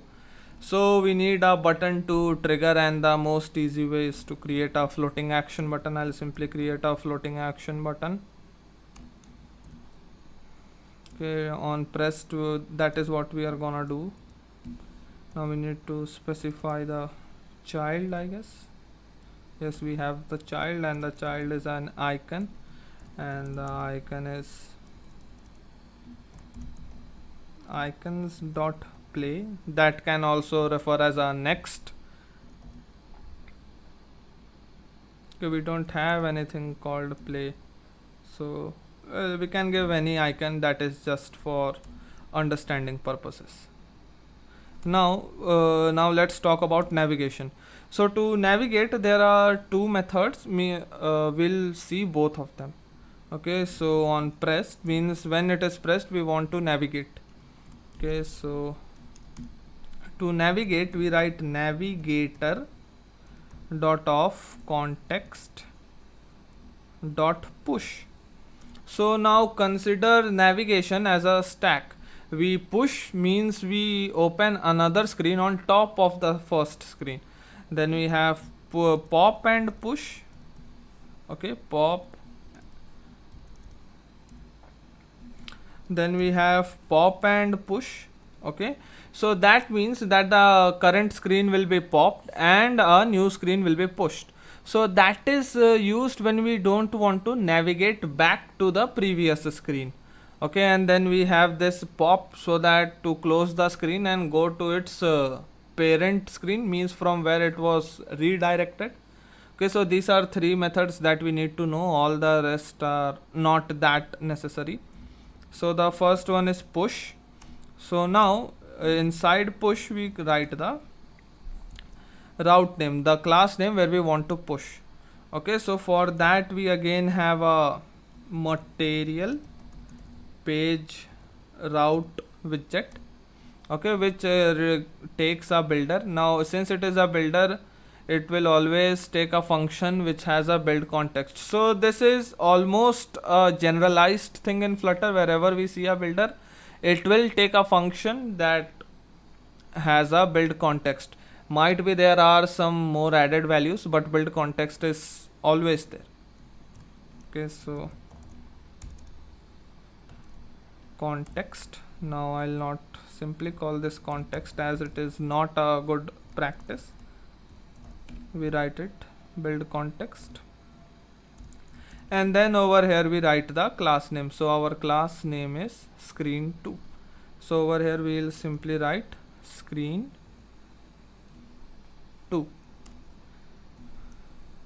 Okay, so now this is done. Now if we click on the floating action button, we should be redirected to screen2. Okay, so if I click on this, I am being redirected to screen2. Now since I said it is it acts like a stack, and over here we have push, that means this screen is on top of its parent screen, that is the screen from which it has originated, which is nothing other than my app. So now over here if we come back, we can return to the screen from where it started. Okay, so this is one thing. Now suppose I don't wanna return, then I'll simply write pop and push. Okay, now over here we have pop and push named. So we'll also see what this named means. Okay, now on screen 2, let's create another floating action button. I'll okay, floating action button that takes a child. The child is again an icon, and inside icon we will use the icons enum, and this time let's use some other icon. Any icon will work. And then over here on pressed, we can simply write navigator dot off dot pop. Okay, so pop is used to return to the screen from where it has originated. So this is all right. Don't know what's the error over here.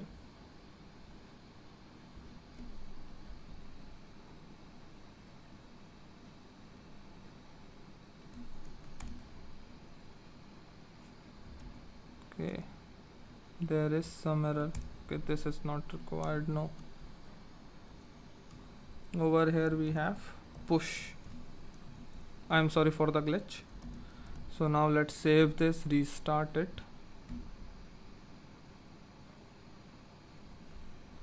So now over here if I click on this, I am taken to the next screen, and again if I click on the button, I am taken back to the screen from where I started. That is means we are popping that screen out.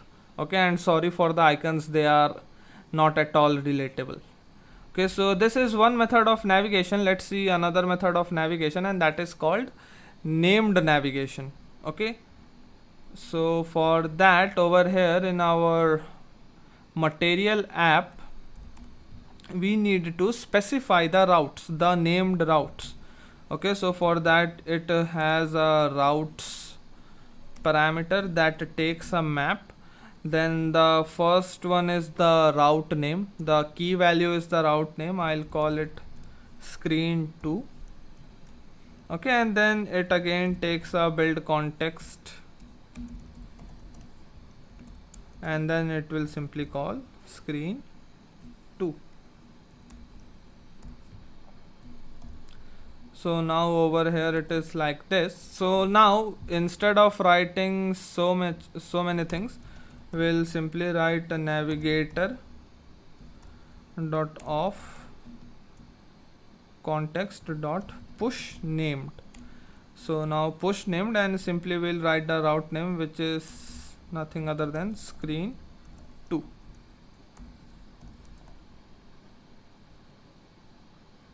Okay, so I think there is some error. Okay, it will not be like this. Yes, let's save this. Let's restart. And now if I click on this, it goes to the next screen, and if I click on this, then it pops back to the previous screen. So the flow is still the same, everything is working fine, and this is the best way to navigate from one screen to another. I personally prefer this way, means creating a route, giving it a name, and then calling that name from all the places where I want to navigate. And the more better version that I use is I don't write it over here. Okay, I write the route name for that screen inside that screen.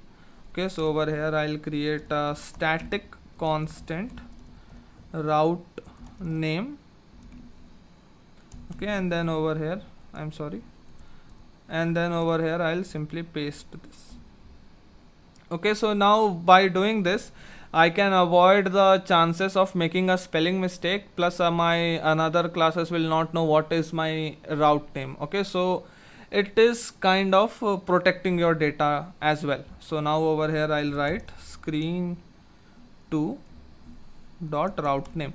Since it is a static variable, we can access it from throughout anywhere in our project. Okay, so I'll save this, and over here instead of calling screen 2, I'll simply call screen 2 dot route name. So now let's save this, see if everything works fine or not. And then if I click on this, I am taken to the next screen, and then again if I click on this, I am popped back to the previous screen. Okay, so now this is how we use push named. Now if I write pop and push named, okay, so that means my initial screen will be popped and then that screen will be pushed. So ultimately I will not be able to come back. Okay, so now to check if that is working or not, so if that is working fine, we should get an error that we can't pop because there is no screen. Okay, so I'll call this, and then if I press back, then it shows a black screen. That means it is not showing the home screen, but it has blacked out. That means the parent widget has already been popped out. Okay, so I hope you are understanding the concept of push and pop and push named, all those things. I'll change it back to push named. Now this was about basic navigation between screens. Okay, now the next thing and a very important thing is how to pass data from one screen to another.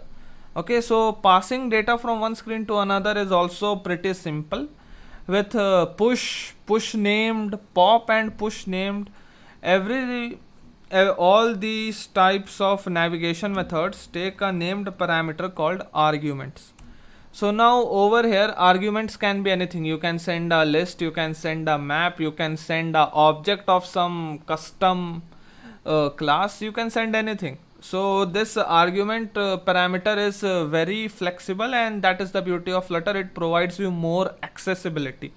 So right now I'll simply pass a string that says navigation is working.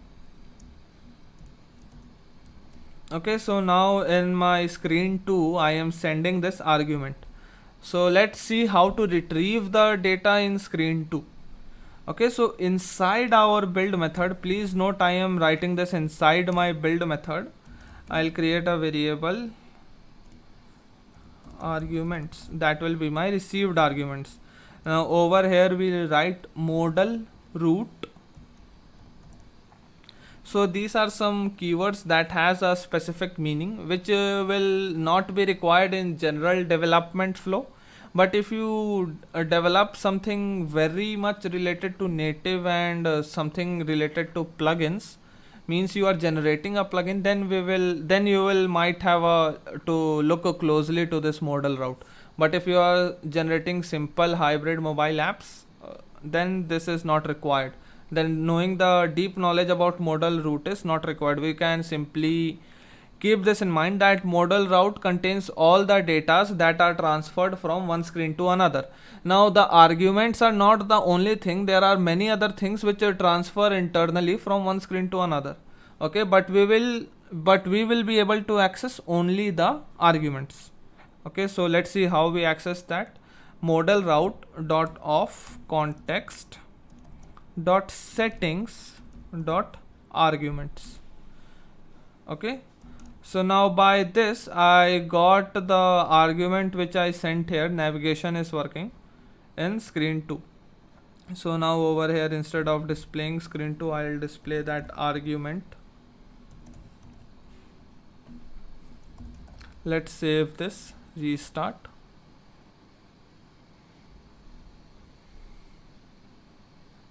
Now over here you can see navigation is working.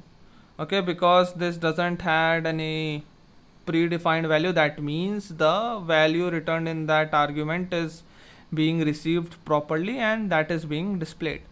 We can now, as I told you, it is very flexible, we can pass anything. So let's pass a map that says nothing is working 5 times. Let's save this. Now let's see what is the output. It should show something like it is a list or something like that, because it will not print the value that is directly inside that. Okay, so it is giving us an error because over here the text takes a string type and that is a list of a string. So let's change the value to argument 0, that will return a string. Now over here arguments is a variable. It doesn't know, Flutter doesn't know that it is a list. So the first method would be to change this to a list. Okay, now another method is writing as a list. So this as keyword is used for defining the type. Now to make it more specific, I'll write string over here. Okay, so now the error is gone. Let's resave this.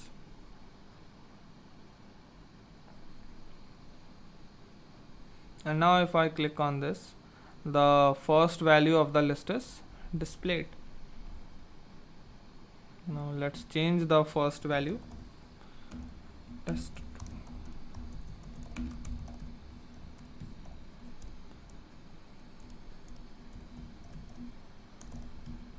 Let's save this. Now we can come back. Now if I click on this, we can see test 2 programming knowledge. Okay, so you understood what is navigation and how we pass data through navigation and what are the different types of navigation. And we also discussed about MediaQuery, the most important use of MediaQuery, that is dynamic rendering of widgets. Okay, and I hope everything was clear. Thank you. Programming knowledge. So in this video we are going to see how to send an HTTP request and then parse the response and update the UI accordingly. So first let's remove all the extra code that we have over here. We don't need the floating action button. Okay, we don't need a body for now. We'll create a new body, and we don't need this screen 2. So I'll delete the screen 2. And then I need to remove it from my home app if I have it. Yes, so I need to remove it from here.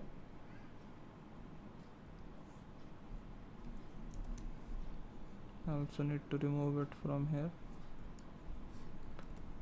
Okay, I need to remove the import from here also. Okay, so let's save everything, do a restart, and yes, so we have our empty screen. So now to send an HTTP request, if you don't know what is an HTTP request, you can follow this link and read about it. They have very excellent documentation. Now to send an HTTP request from a Flutter app, we need a third party package, and the most popular package is HTTP. You can see over here it has 1404 likes, 110 pub points and 100% popularity. Means this is most preferred by Flutter developers. Another alternative can be Dio. Okay, so Dio also has 99% popularity. It is made by some flutterchina.club. Okay, so let's install Flutter. We will go in this installing section, and then inside our dependencies we simply need to add this. So we find our dependencies in pubspec.yaml. Over here below this toast or below that Cupertino icons, we can paste anywhere. Save, and then since I am using VS Code, it will automatically start flutter pubget. Okay, so that means it is importing this dependency to our project. So that will take a minute. Now after that let's see which API we are going to call from our app. Okay, so I'll be using this Kanye.rest API. It is a free REST API for random Kanye West quotes. Okay, so since it is free, it is accessible to everyone and everyone can try the same. So now over here you can see it says get, and get is nothing but a type of an HTTP request. Okay, so what get basically does, it fetches data from this server, means the link followed by the get request. Okay, so I'll for now copy this link. Okay, and if I paste it in my browser, then that is also ultimately a get request only. So let's see what is the response of this get request. So over here doing this get request, we get a quote, I am the best. And now if I refresh this, it should change. People always tell, and then there are stuff. Okay, so let's try implementing this in our app. So we now have the HTTP package in our app. So let's try calling this. First we need to import HTTP, import HTTP. Okay, so it is not showing over here, that means it has not installed correctly. I need to run pubget again, so I'll do that. We have a icon over here in VS Code. Okay, so once that is done, now over here if I type import then HTTP, so we can see http/http dot. Now I am not simply gonna call all the methods. I'll use a namespace, that means a reference to this package as HTTP. Means everything inside this package will be used under this namespace. Okay, so you'll understand what I'm trying to say when I implement this. Okay, so now let's try calling this REST API. So for that, in our class, I'll simply create a feature. I have a video on what is a feature and what is its use in Flutter. Now since over here we are interacting with the internet, we don't know how much time it will take. So that is the reason we can't immediately send the response. We need to wait for the interaction with the internet to finish, and then we will send a response. And for the same I am using a feature. Okay, a feature, and that feature should return a string. That string will be nothing but this followed by quote. Okay, and then I'll call the name the method get Kanye. Okay, simple name. Now it needs to be async since we are dealing with future.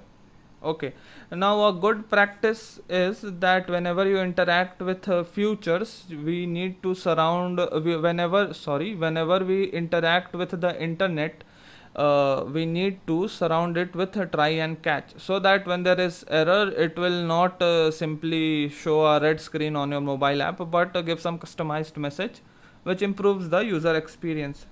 So I'll simply surround it with a try catch.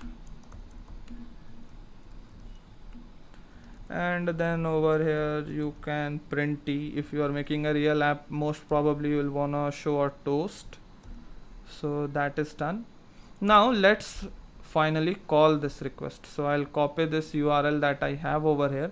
Now to call a get request means after every request we get a response. Okay, so to store a response, I'll create a response variable. Okay, and then now let's call the get request. This request, let's call this get request. Okay, so for that I'll simply write http, which is the namespace we used over here, dot get. So this dot get is refers to this get. Means over here in the documentation it says that we need to use a get request, and that is why I am using a get request over here.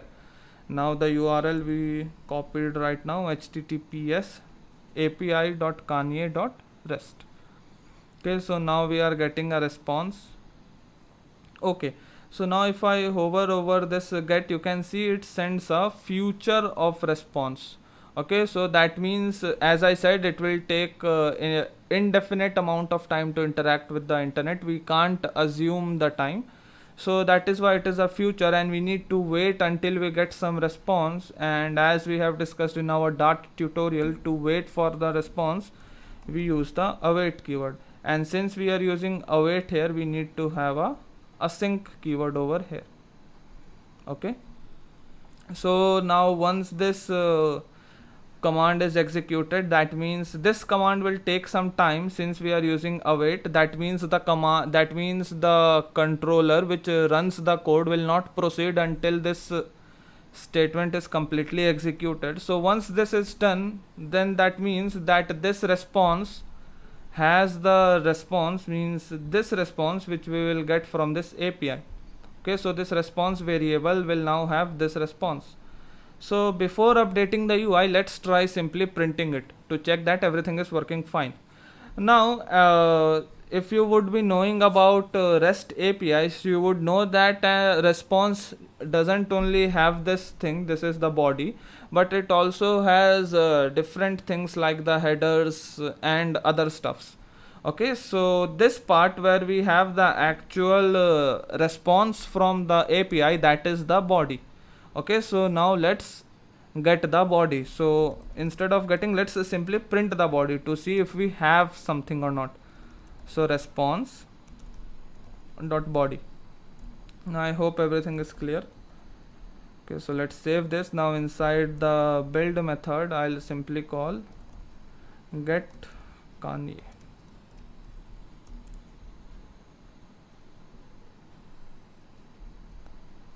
I'll restart.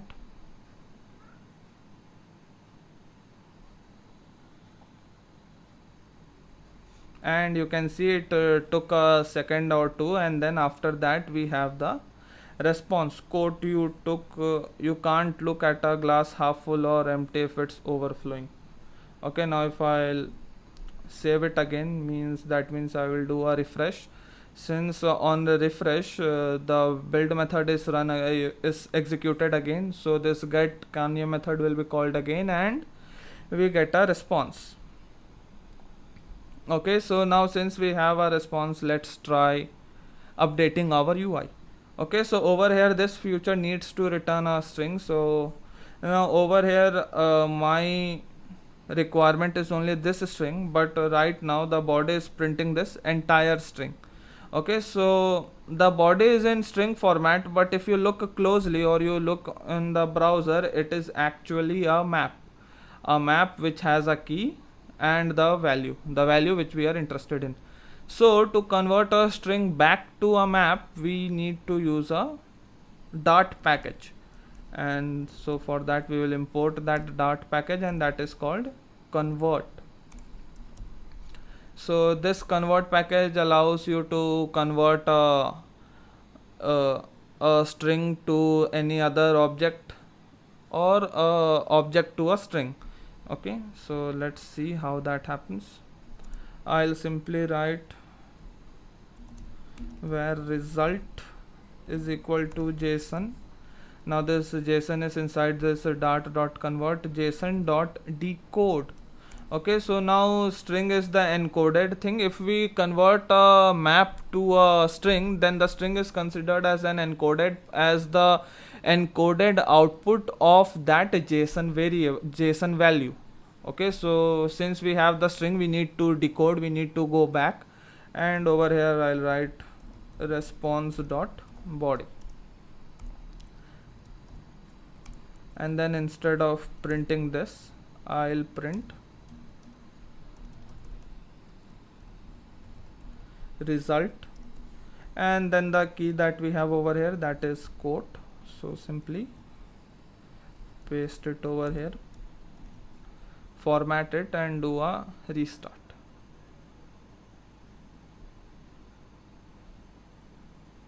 Okay, so now you see we only get the quote part. Means instead of getting this entire thing as a string, we have decoded it to a map, and then we are printing the value for this key. Okay, and now we want to return the same thing, so I'll simply change this to return, and now this get Kanye will return something. So let's wait for that to return. So then that means this method is called, and when it finally returns, then we go to this then method. So now the string sent over here is stored in this value. Okay, so let's create another variable, string quote, and then over here I'll save the value to quote. Okay, we don't need a semicolon over here. So now once this get Kanye returns something, it is stored in this quote thing. So now let's simply print the quote thing. So over here I'll write body, the body is in center, and the center has a child which is a text widget, and the text displays nothing but the quote. So now let's do a hot restart and see what happens. And you can see it gives us an error, and that is because, as I said, interacting with internet takes time, but the execution doesn't stop over here and it keeps on running, it keeps executing. So one solution would be to add an await over here. Okay, and the other solution is, because I am not adding await over here because that is not a standard practice if you do a real world project, most probably all your interactions with the internet will be in a separate file. So what I'll do is, over here I'll add a conditional statement. So if this quote is null, so in that time I want you to show a circular progress indicator, and once this quote is not null, then the quote should be printed. So now what happens is that for the first time it will be null, and then this circular progress indicator will keep on working.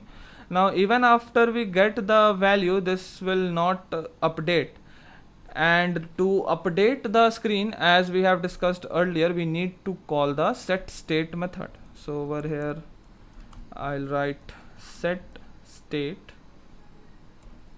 and then inside this the value means, okay, so everything is fine. Let's restart, let's do a full restart. Okay, so I think my internet speed is very fast, that's why we are not able to see the progress indicator thing. Okay, no, yes, so the progress indicator is at the top. So instead of conditional rendering over here, I'll do it inside the center widget. So now let's see.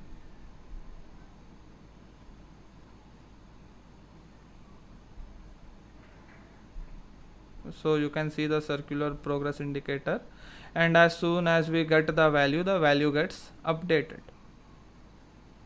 Okay, and now you can see it will keep on updating, it is not stopping, and that is because we have a error in our program. Okay, so the reason that it keeps on updating, it is not stopping, is that we are calling setState inside the build method.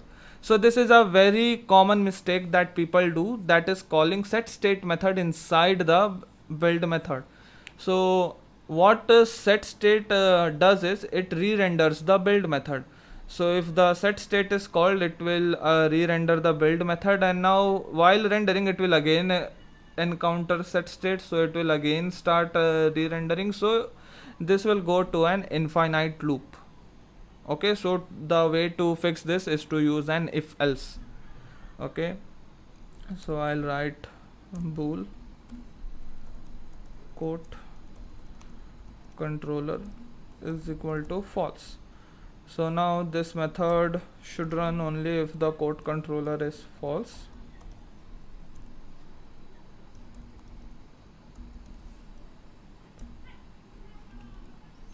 Okay, otherwise this shouldn't run. And now let's update the value of quote controller to true.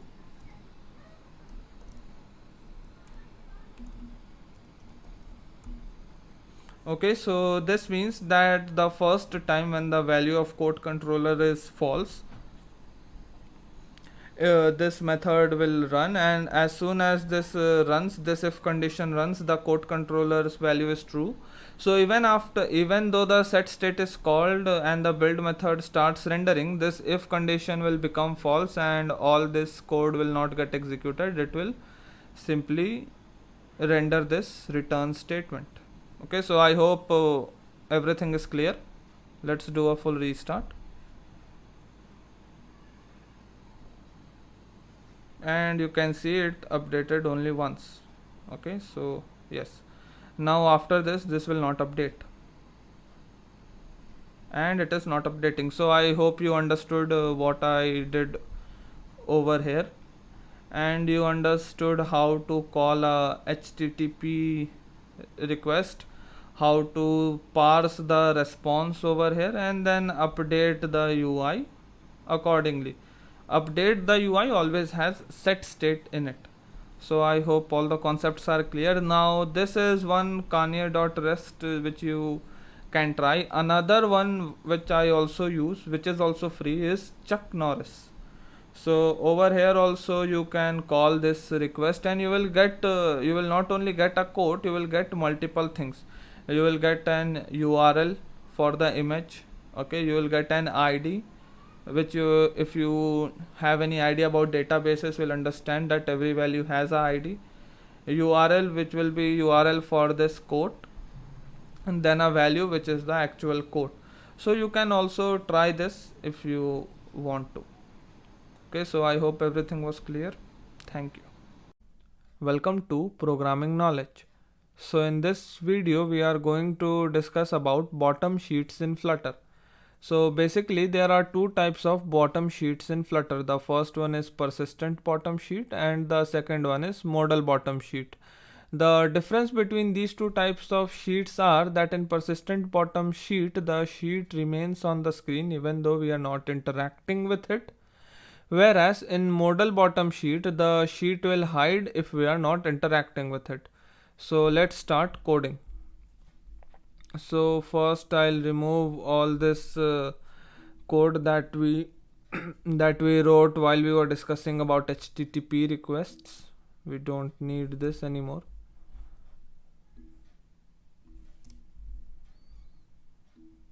I'll also remove the unused imports.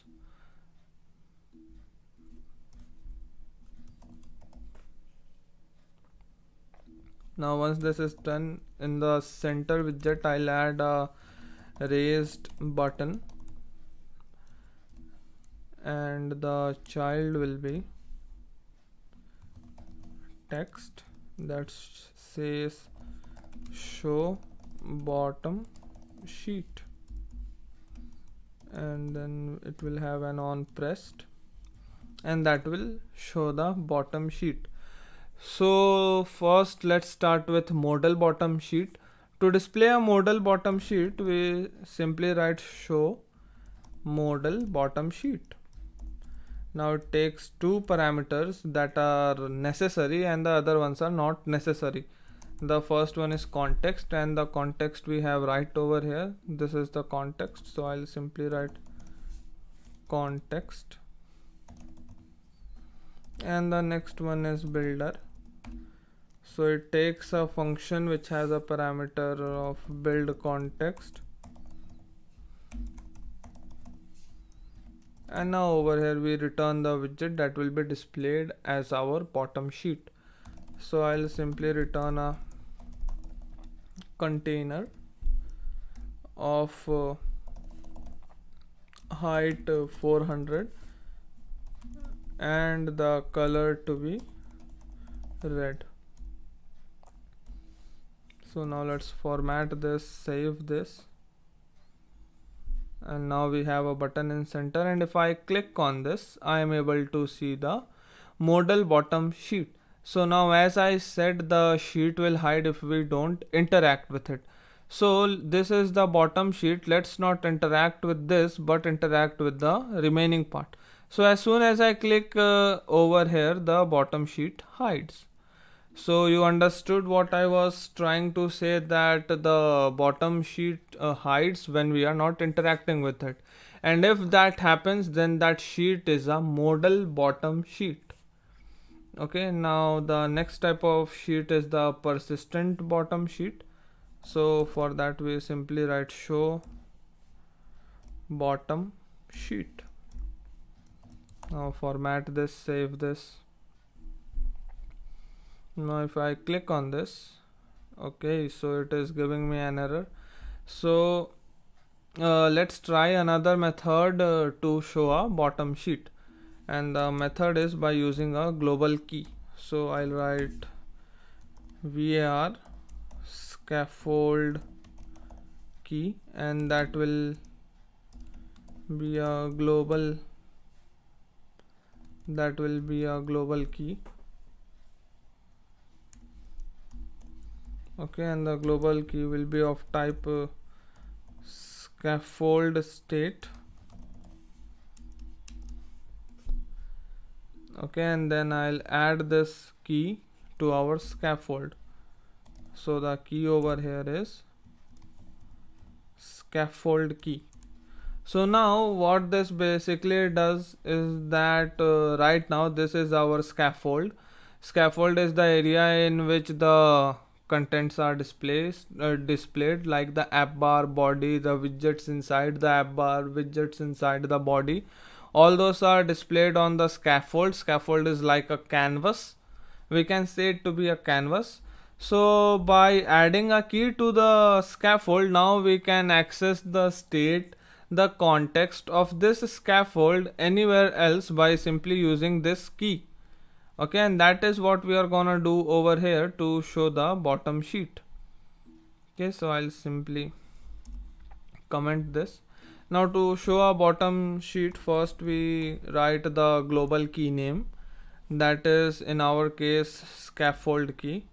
Then we take the current state. Okay, so now over here you can see with the scaffold key we can get three things. First one is the context, that is the current context, the current state, and the current widget that is being displayed. So over here we need the current state, and then on that we call show bottom sheet. So now over here I'll return this same container. Let's see. Now I'll remove the comment from here and then give a semicolon. So now let's see. Now if I save and then if I click on this, I am able to see my bottom sheet. So this bottom sheet is a persistent bottom sheet. Okay, and by that if I don't interact with this part of the sheet, even then this will not disappear. So if I click anywhere over here, the sheet still remains. If you wanna close it programmatically, we can do it by writing navigator.of_context.pop, and over here in app we can simply slide it down like this. So these are the two types of sheet that we have in Flutter, that is the persistent bottom sheet and the modal bottom sheet. So I hope the concept was clear. Thank you. Welcome to Programming Knowledge.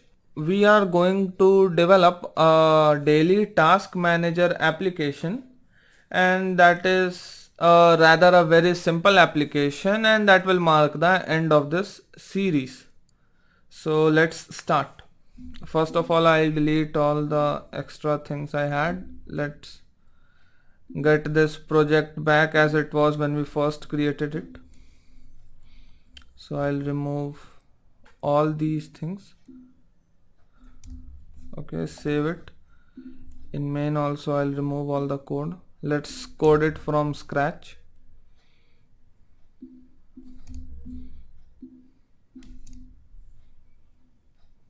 And I also need to remove the assets folder, and along with that I would also need to comment this out, and so I did.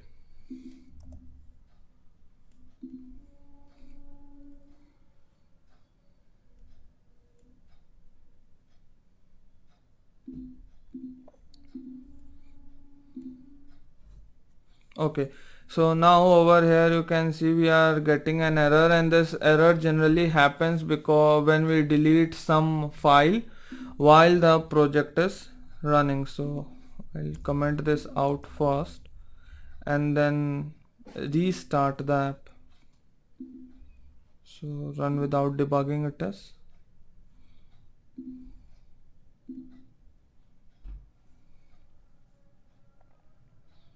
Now let's start. I'll first create a folder that will be screens, and then in the screens we'll first have a home screen dot. Now let's first of all import material. That is the most important thing.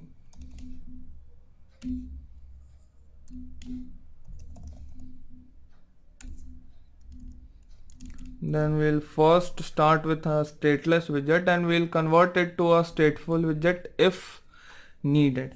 So here is the home screen. Okay, now it will have a root name that is like in the boiler code. So static const root name, and that is home screen. And now in my main.dart I'll import it. That is like writing the code that I have just commented, that I have just removed. So we'll always use relative referencing while importing any package, screens and then home screen. Now over here the home will be home screen.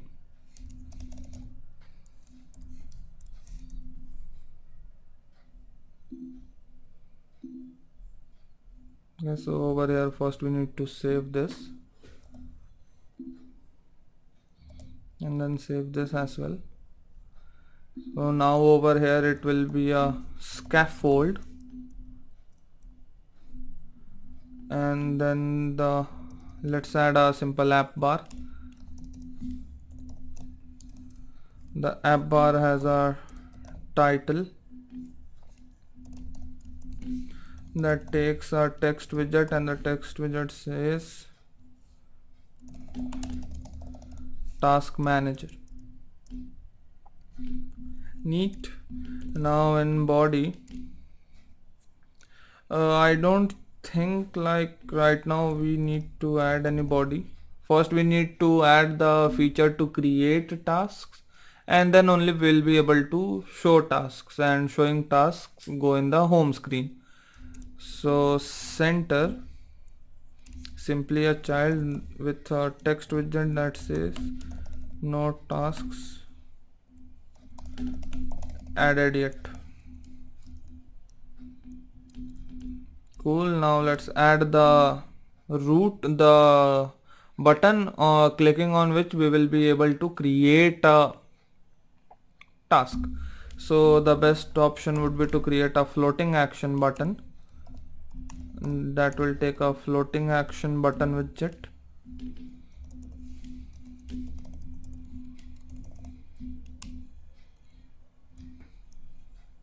I'm sorry.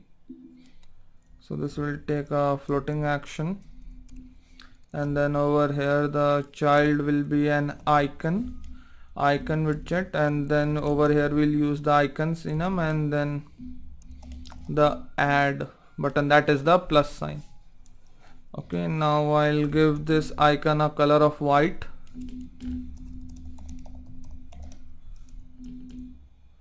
Let's format this. Then after that we have the background color. So the color is, let's decide a theme. I am thinking we can go with yellow. You can try anything else of your choice. So this is yellow, and then this is showing yellow underline because the on pressed parameter is required. So let's add that on pressed, and for now simply print fab pressed. Let's format this hot, restart this. Cool. And it is giving us an error. Null check operator used a null value in main line 8. Well, this seems fine to me. I don't know where the error actually is. Well, that was not an error, that was just some kind of a lapse that happened in the app. Okay, so right now I'll remove the debug banner, debug show checked banner, that is false. Let's save this. Now my app bars or let's make the entire theme blue. That will be easier because the default theme of Flutter is blue. So colors blue. Let's save this, and now if I click on this, the onPressed method is working fine. Now what we want to do here is that whenever we click on that button, it opens a new screen, and over there we add the task. Or what would be better is that instead of opening a new screen, we can open a bottom sheet. Okay, since the last video was on bottom sheets, it makes complete sense that we use bottom sheet instead of a new screen. But if you want, you can use a new screen also. That is, there is no such kind of design technique or rule that restricts from using a new screen. Okay, so I'll simply write show modal bottom sheet. Now it needs a context. The context is context, and then it has a builder. The every builder always has a build context. And for now, I'm sorry, I was coding in JavaScript last night, and for now let's simply return a container. Okay, a container of height, let's say 500, and color, let's say colors dot blue. Cool. Let's save this, and now if I click on this, I am able to see a bottom sheet. So let's not decide its height. Let's create the child, and child will of course be a column because we are gonna add things one after another. Then it has a children. The first one will be text that says add a task.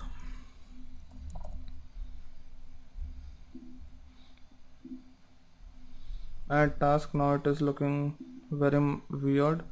I'll maybe reduce the background color little bit. Let's see, maybe little bit more.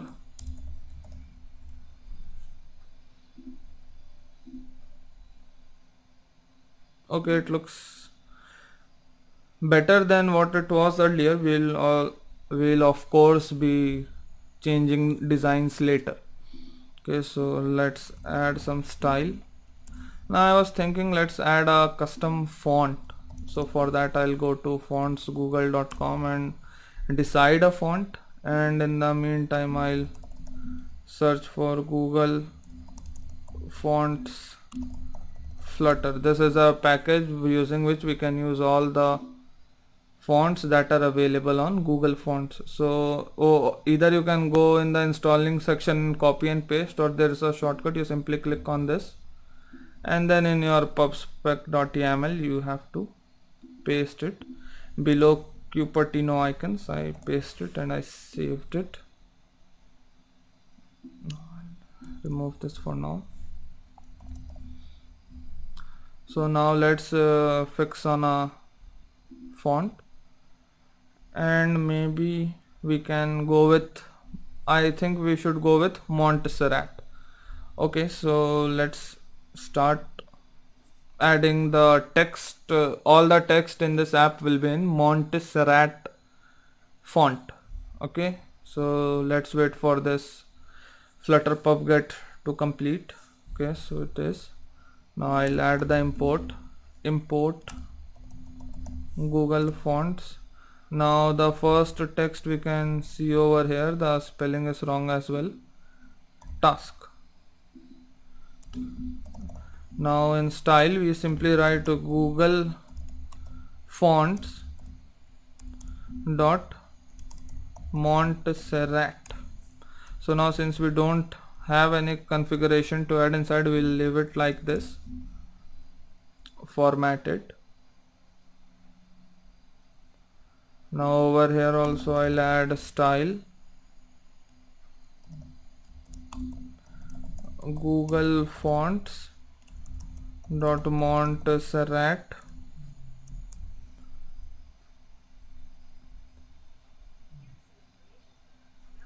and then Over here I'll change the color. I want the color to be white and the size to be 20. Let's see.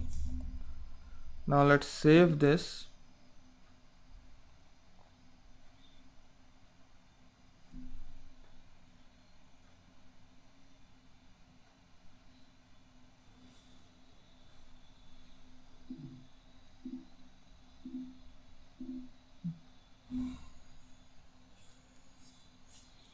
Now after that, over here we can see the font has changed to Lato.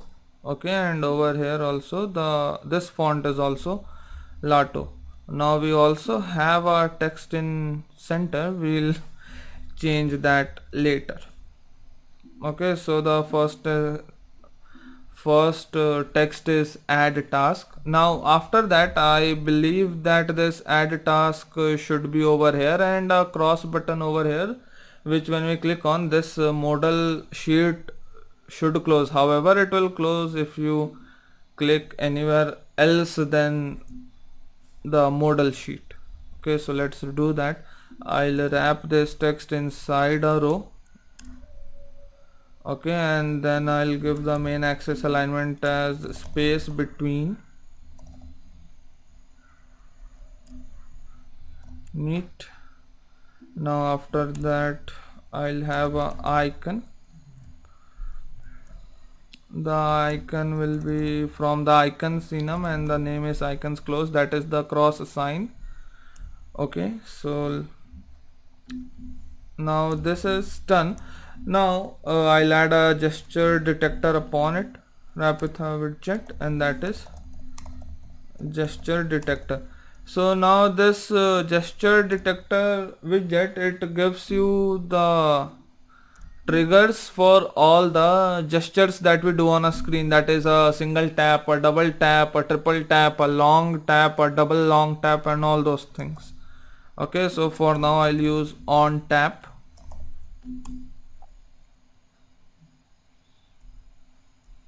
Now over here it should simply close the modal sheet, and for that we simply write navigator.pop, navigator dot off context, what's happened, dot pop. Cool. Now you might be thinking, why didn't I use an icon button over here? So that is because icon button comes with a inbuilt padding that we explicitly have to remove, and that will be actually 4 lines of code, and over here it is only 2 lines of code. So this is the better choice. Less lines of code means a better code. So now we have it here and this, but we definitely need some padding over here. So this container over here, the main container, the parent container, will have a padding, and then we should always write const before padding or margin. I have already discussed about it. You can look to the previous videos.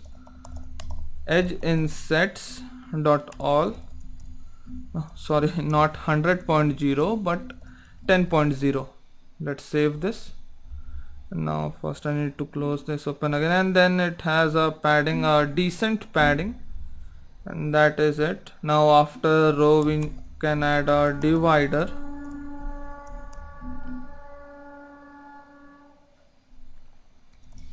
Now let's save this, and we should be able to see our divider, and we have our divider. If you look very closely, I'll change that. So the width, or we have something like that. To see all the available parameters, you can simply click on control space, and then over here, yes, we have height, so I'll make it 1.2 just for testing. Let's see how it looks.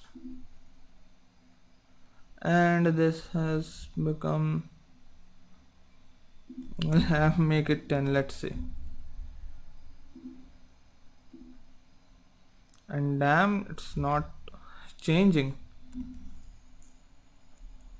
Okay, so that is not height, we need to change the thickness. I am sorry, This kind of stuffs generally happen when you develop something. There are plenty of widgets and you often get confused. So there is no, this is not such that bad a thing. Okay, so now it is a bit thicker and this looks fine. I will be after subsequently upgrading the UIs and discussing it with you. For now this will do. Now I don't need a comma here since we only have one parameter inside that.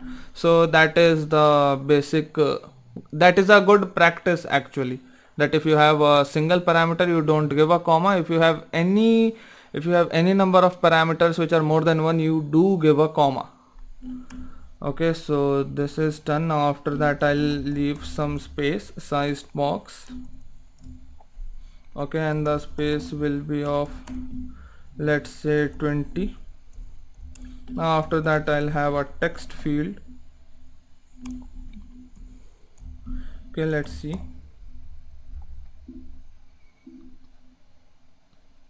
So we have a text field over here, but it looks very weird.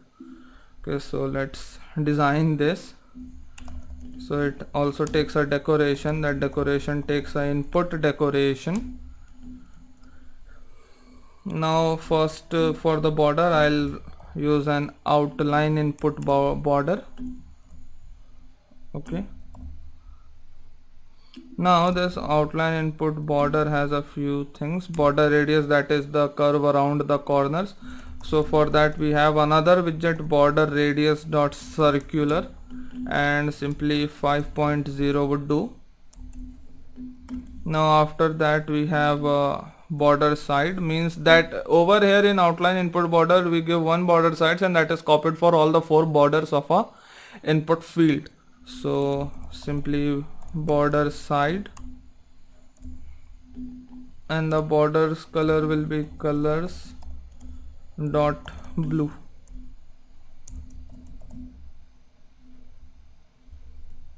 Cool, let's see. So we have the border over here. Now let's add a white color in between. Okay, so that is the fill color and the color needs to be white, and filled should be true for the fill color to show. I think it's filled, yes, true. It was going to become true. Let's save this,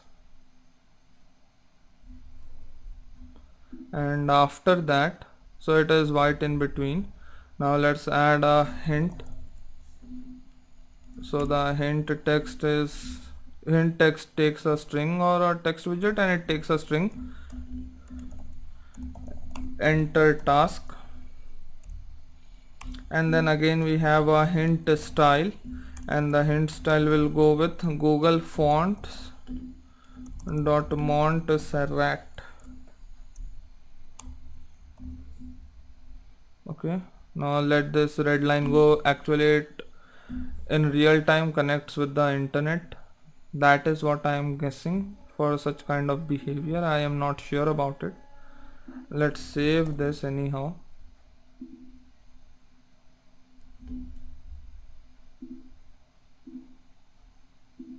Okay, I don't know why it is acting weird. Let's give it a minute.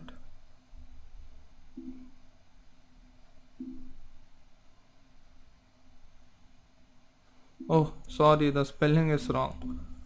Google Fonts, I'm extremely sorry. The spelling was wrong and I thought it is some kind of a weird issue. So this is also not that bad a thing.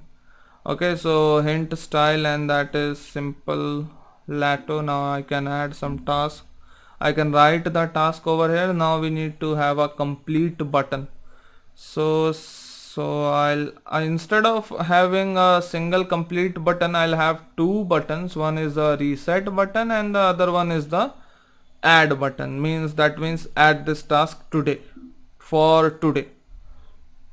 Okay, so below this text field I'll have a row. Okay, the rows children, there are 2 children. that is, sorry, we don't have simple button, we have raised button.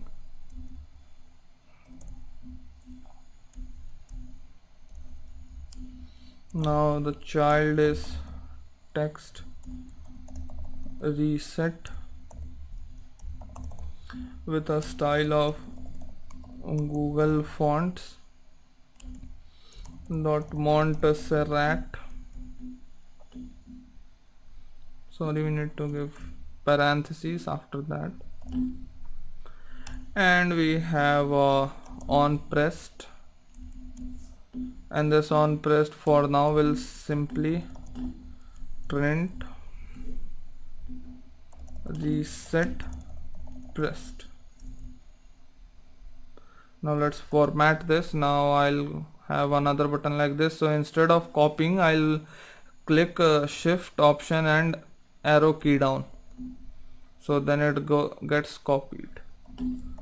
Save. Now over here, instead of reset, it will be add, and over here also it will be add. Let's save this. See, and it looks completely atrocious. So we need to fix that. Sized box, a height of 20 would do. Now let's fix this. So how do we fix this?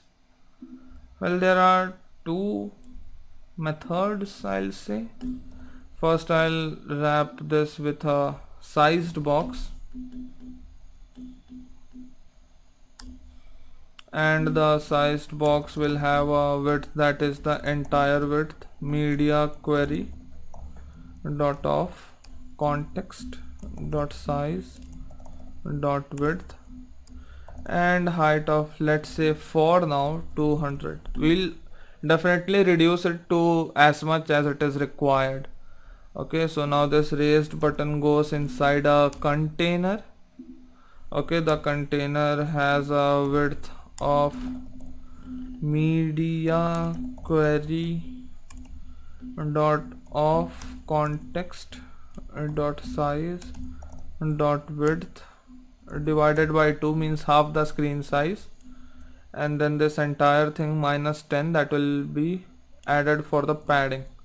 The padding will be 5 because 10 divided by 2 for both the sides, minus 10. Okay, so this is fine. Now same I'll do for here. Wrap with a container. The container has a width of this. Cool. Now in this raised button, let's add a background color, or we simply call it color. Colors dot blue, and here it should be color is colors dot white. Now let's see what is left. Instead of sized box, we'll have a container, and then this container will have a padding from all the sides, padding of, sorry, not size, padding of const edge insets dot symmetric horizontal, and that is 10.0. Let's see if it gives us some overflow errors or what, and yes, it does. So the size of these buttons are apparently big, and they are big by 20 pixels as I guessed. My calculation was little bit wrong. This should be 5. Okay, and now let's see. So still the error is there, but it has reduced. So better we make it 20 for both. Save, and then this is fine. Now you open the mobile on any screen. Now you open, sorry, not the mobile, you open the app on any screen size. This will look same because we are using dynamic width over here. Okay, so now I don't think this 20 needs to be there, it should be a mere 8.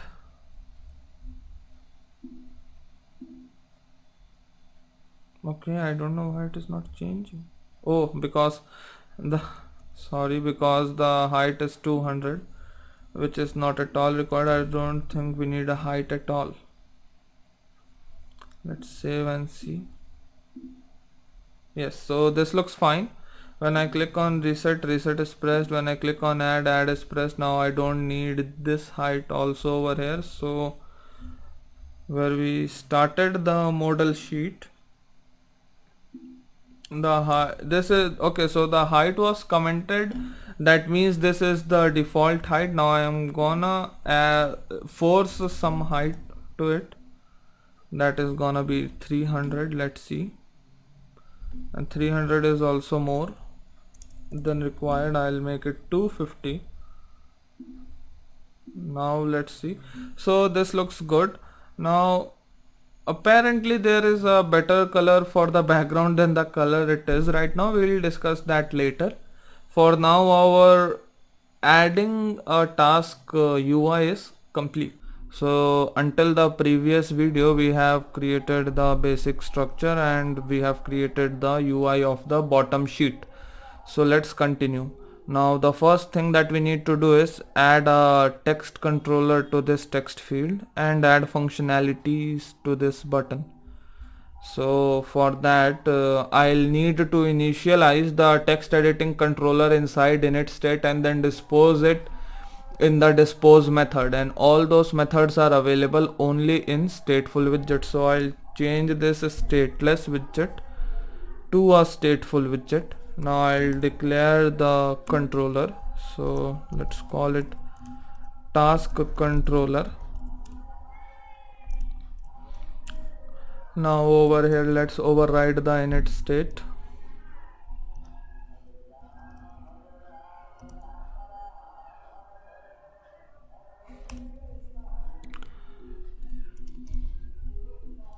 Now over here we'll write task controller is equal to text editing controller, and now we also need to override the dispose method, and in the dispose method everything goes before this super statement as we have discussed in one of the previous videos. So over here we'll simply write a task controller dot dispose. Now once this is done, let's attach this text editing controller to our text field. Okay, so for that we need to look for the text field. Over here we'll add the named parameter controller, and that is our task controller. Okay, so now this controller is added. Now let's add functionality to this reset button. So over here it simply says print reset. Now instead of this I'll write a task controller dot text and then overwrite it to an empty string. Okay, so now this should reset the text field. Yes, so let's save this or do it a full restart so that the init state also gets executed. So now once it has restarted, if I click on this plus button, I am able to see the bottom sheet. Now if I write something, any scrambled text, and click on reset, the text is getting overridden with an empty string as we have done over here. Okay, so this button's functionality is done. Now let's talk about adding the task. So to add the task we first need to store the task. Now generally there are two methods to store the task. First one is using database, and we have SQLite as the database, and the second method is using shared preferences. So now in this app the data will change every day, means a task for one day is written and then by the end of the day the task gets over. Okay, so for that we don't need to go in the complex SQL systems. We can simply use the shared preferences. Memory of the shared preference is stored inside the app. So ultimately the size of app will become large if we use a shared preference to store everything when the data to be stored is too big, and in those cases we use SQLite. But over here, since the data will only remain for a day and the next day it will be cleared or some other data will be added, so it is completely safe to use shared preferences over here. So for that we have a plugin, shared preferences. It is given by Flutter. So let's import it and then use it in our project. So in our pubspec.yaml below Google Fonts, I'll paste it, save it, and then wait for the pubget to finish.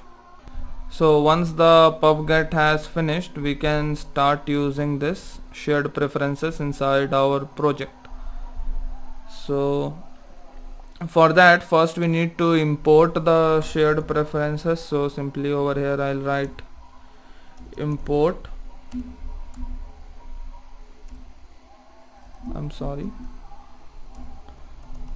shared preferences, and you can see it is not showing in the option.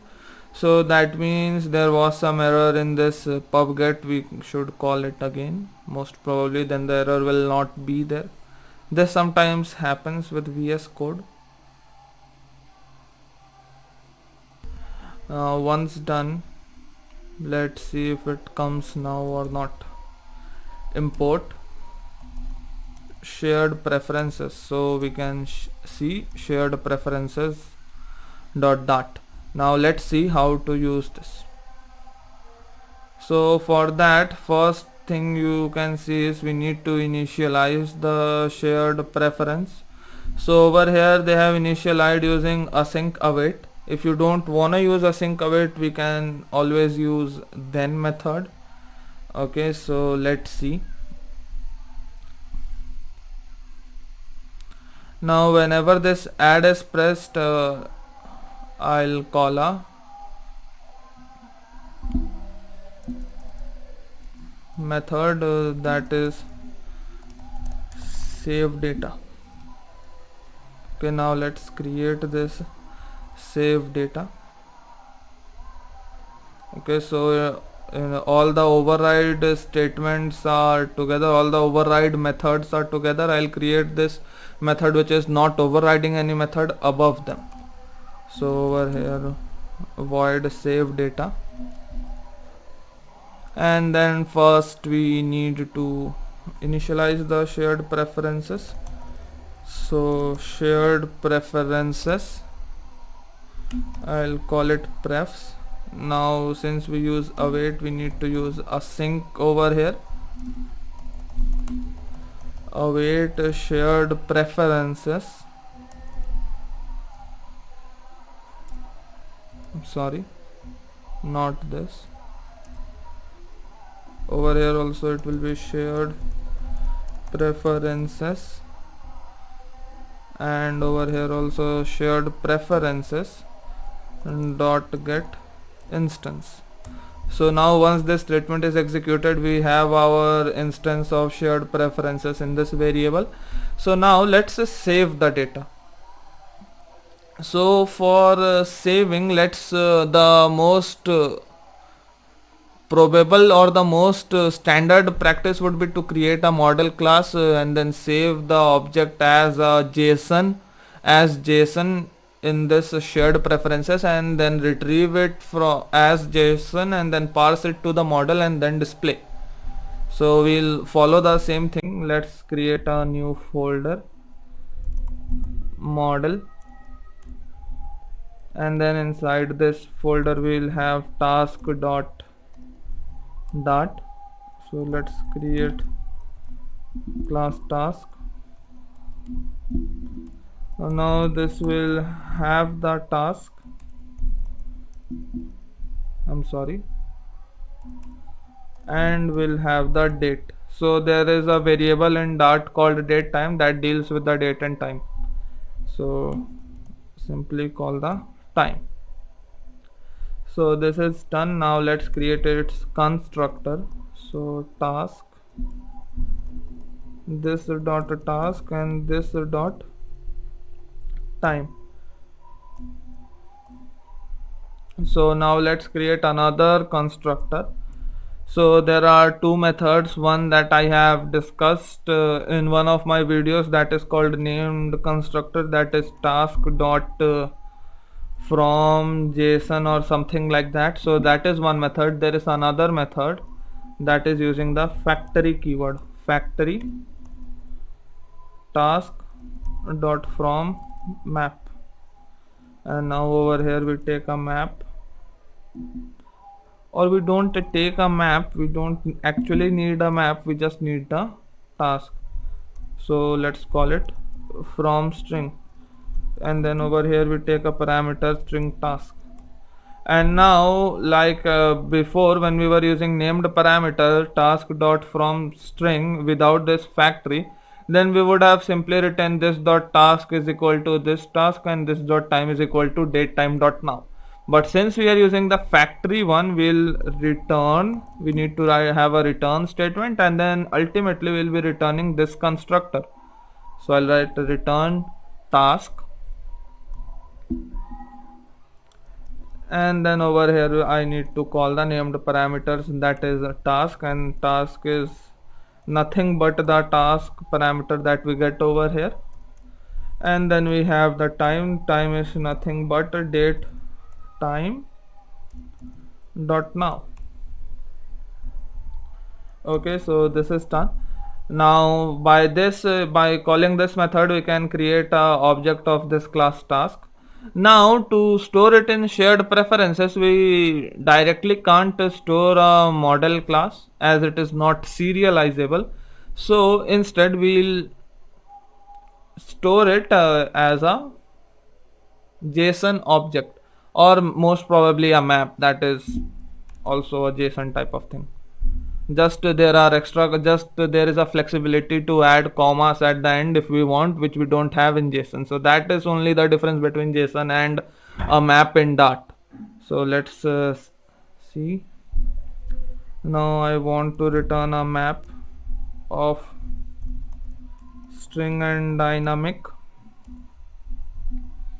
and that is return, no sorry, not return, that this method can be called getMap.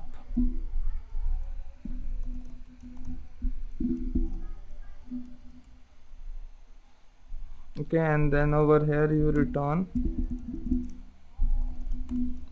a map that has a name as task, and the task is this dot task, and then we need a time. Now we simply can't send this date time object, as that is again another object that can't be serialized. So we have another parameter that is called milliseconds since epoch.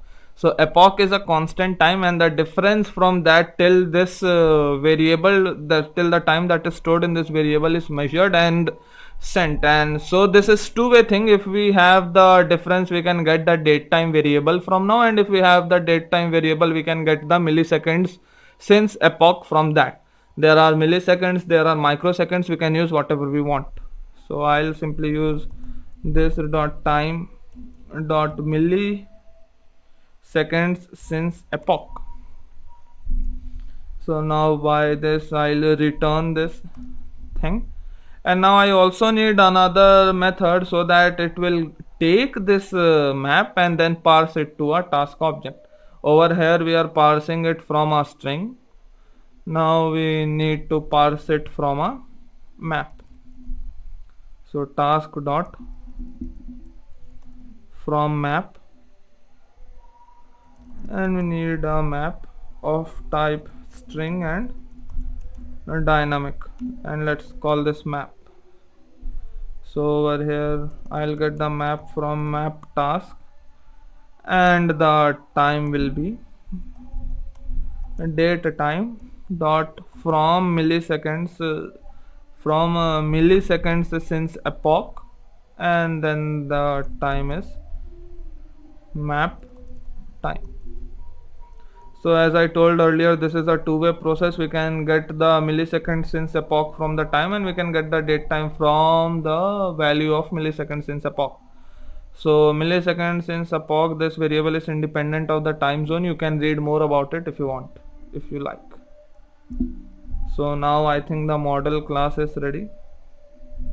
Now let's get back over here. First let's import this model class. Import.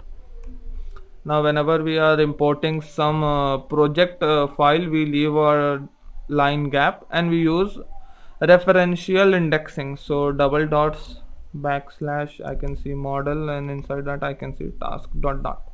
So this is the standard practice for importing. All the Flutter imports or the external package imports are together. One after leaving one line, we write all the project level imports, and if we have dart level imports, we leave yet another line over here, and that goes at the top. So this is the standard practice that is followed, and we will follow the same. So now this save data, let's create an object. So I'll call it task t is equal to task dot from string, and then the string is task controller dot text. Okay, so this dot text returns whatever value is in this text editing controller. So now we have our task over here. Let's save it in the shared preferences. So for that, over here I'll write prefs dot put string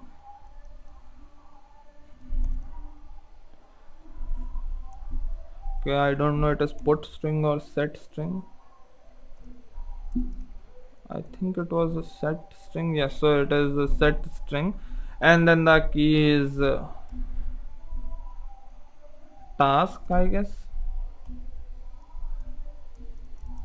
Okay, and then we need to give the value. So this we have a set string, so we need to convert the value to string. So for that I'll use a dart package, and as I told, it will go at the top. Import dart dot convert. So now we have JSON. This JSON keyword is inside this convert package, JSON.encode. So over here you can see it takes a object of type dynamic and encodes it to a string. So JSON.encode, and then over here we will give the map. So t.getMap. Cool. So now we have saved the data. Now once this is saved, we can close the bottom sheet if we want. So let's see if it is saved or not. Also, we can't possibly see it is saved or not. We can see if there is some errors or not. We'll see if this is saved or not after this, most probably in the next video. So let's see, enter some task.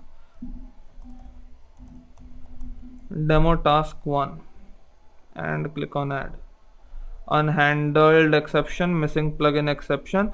So you can see, so this means that this shared preference is not found in the project, and that is because we have added this shared preference while the project was debugging.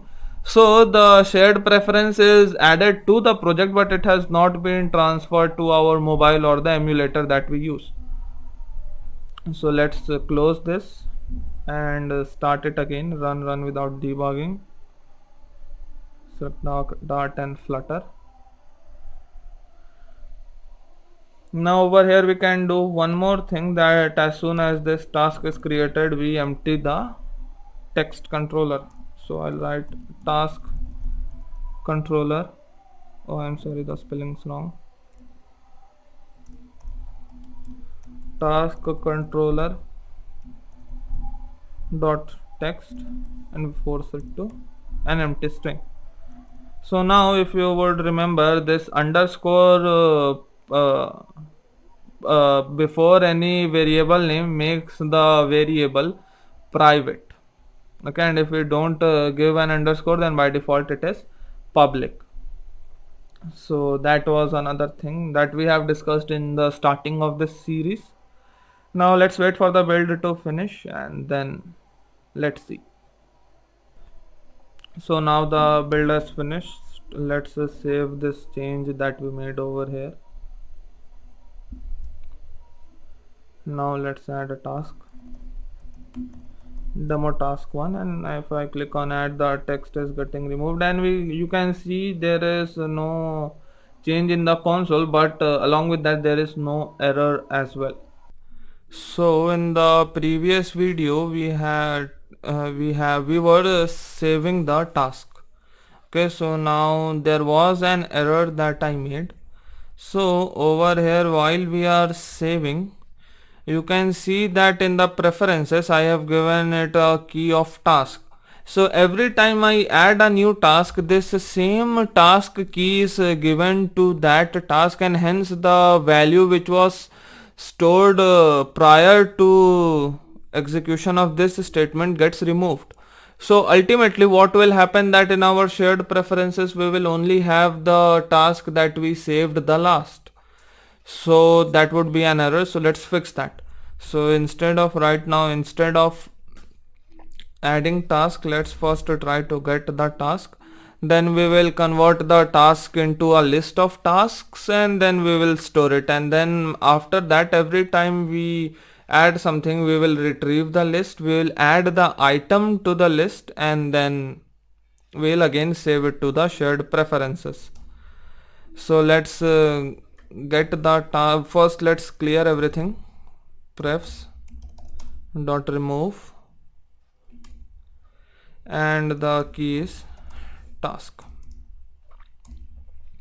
So now for now nothing much will happen, but during the last video we have executed this code. So right now in our system we actually have preferences with the key named as task, and it has some value. So let's first remove that before we start coding. Okay, so I'll save this, and then over here I'll write something gibberish, then click on add. Now I'll click a few times just to confirm. So now we don't have anything in our shared preferences, so let's start coding the process in which we are planning to save the task. So first we will get all the tasks. So prefs dot get,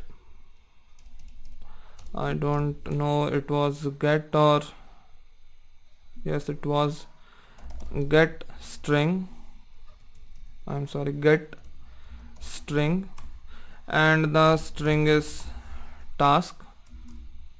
Okay, and then when we get this, this is not a future, this returns a simple string, so we'll get a string over here, string tasks, and that is this prefs dot get string.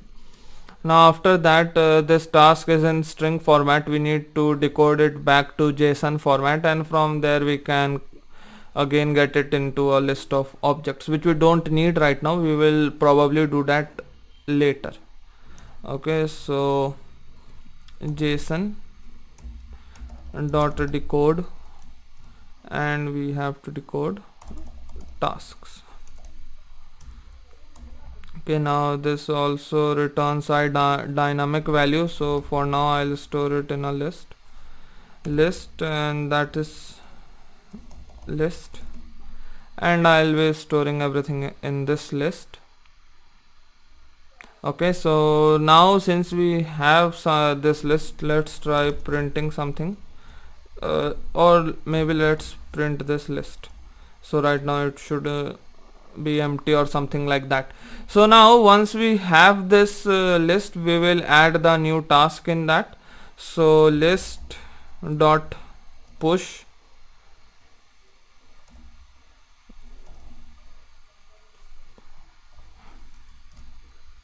okay, so we don't have it in list, it will simply have add. Then in JavaScript we have push. Okay, so now over here I'll simply add JSON encode t.getMap.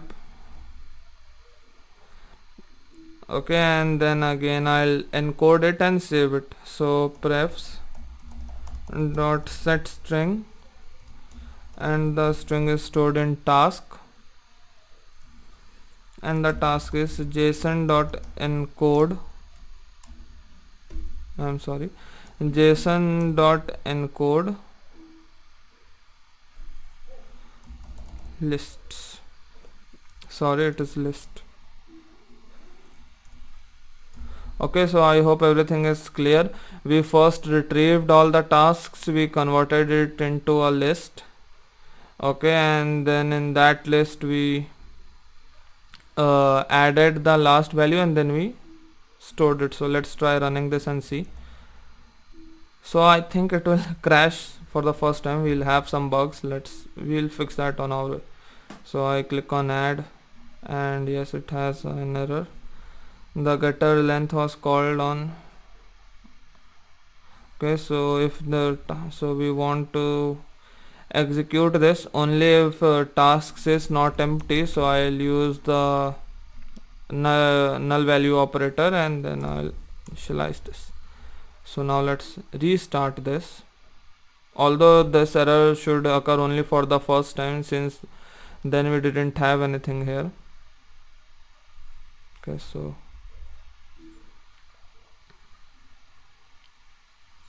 let's add some task, click on add, and again this error happened on line number 26. Okay, the getter length was called on null. Okay, so this instead of this entire thing, so we can't do it like this, because this entire thing, if this entire thing is null, then only this will work. But right now the situation over here is that this string is only empty. So for that we'll use our ternary operator tasks equal to null. If the task is null, then we'll simply initialize it like this, else this, give a semicolon over here. Okay, now let's format this, save this, do a full restart.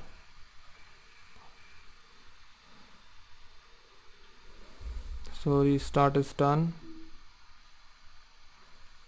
Now let's add some task,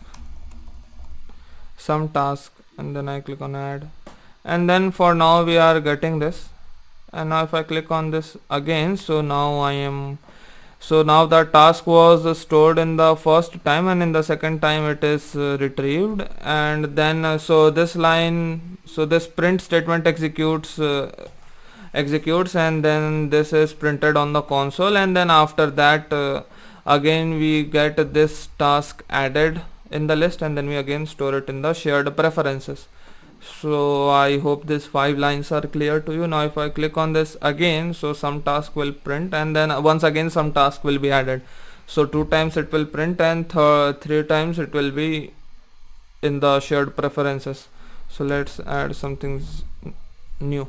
So if I click on add, so now over here you can see some task is at once it is added and twice it is added, and some task 2.0 will also be added, but it is not being displayed over here. So now if I make it 3, so now this means that some task 3.0 will be added to our preferences, and everything prior to that will be displayed. So let's see, and if I click on add, so I get some task 2.0, and then this 3.0 is also added, but since the print statement is before the adding thing there, so that is why it is not printed. Now I can make it in both ways.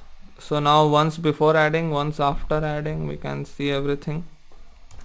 So now let's see print add.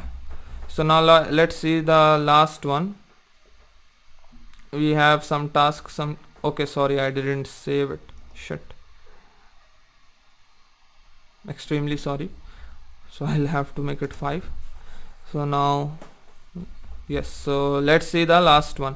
So now in the last time we added some task 5.0, so that is also printed, and prior to that we did 4.0, 3.0, 2.0 and 2 times some task. So everything is being stored in the shared preferences and decoded easily. Okay, so by this we complete the storing process. The storing process works fine now.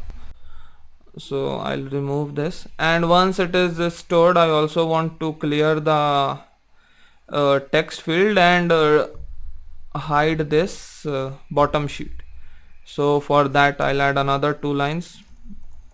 Task controller dot text is this, and then navigator dot off context dot pop. So now this is done. Let's format this.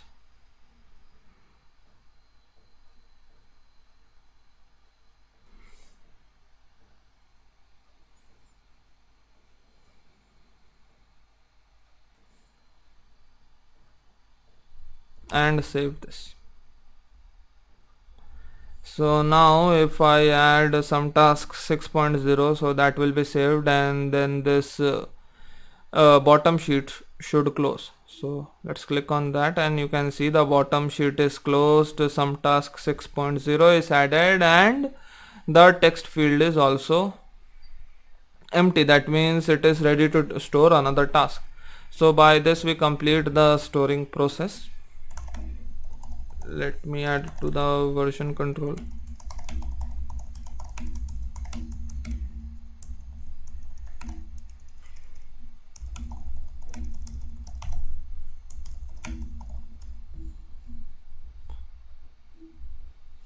So now once saving is done, we need to display the tasks over here.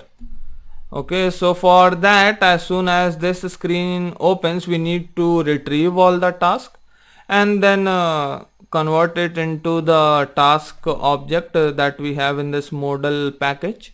Model package, sorry, not model, model package, and then we will create a widget, and that will display all the tasks.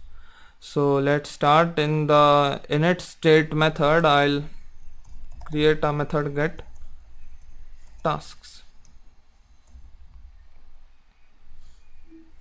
Okay, so now I need to create this method.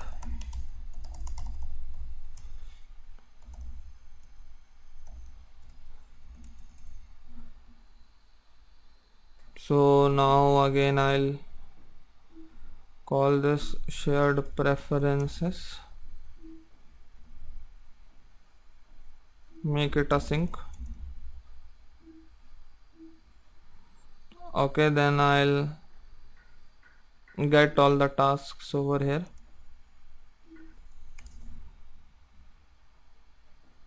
Now let's convert it into a list of type task.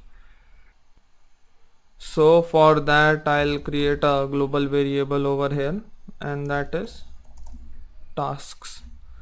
Now I'll initialize it inside our init state, or in get tasks would also do, because that method is being called inside init state. So tasks I have initialized. Now let's add value to this task. So for I'll say dynamic d in list,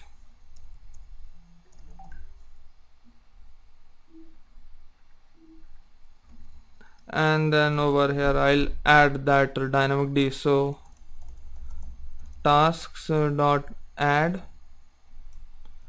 and then over here it will be task dot from map and then d. So now all the tasks will be added. Let's simply print. So now actually over here we have 1 2 3 4 5 6 7, in total 7 tasks. So this should print 7 items. So let's save this. And once saved, we need to do a full hot restart so that init state will be executed again.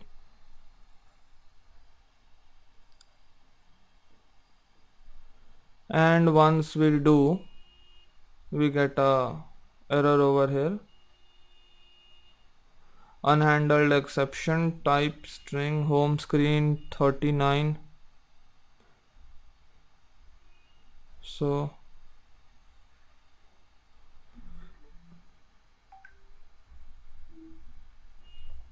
I think there is some error over here. I'll initialize it as list of task. Okay, now if I do a full restart, I don't think the error should be here. So again it is showing some error. Okay, so over here it is a type string is not a subtype of map string dynamic. So over here I am guessing this from map takes a value of map string dynamic and is dynamic. So I don't know, let's convert it to type map dynamic.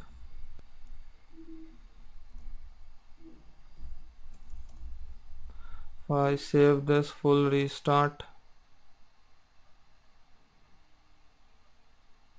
and again it is still giving us an error. Let's go in the task.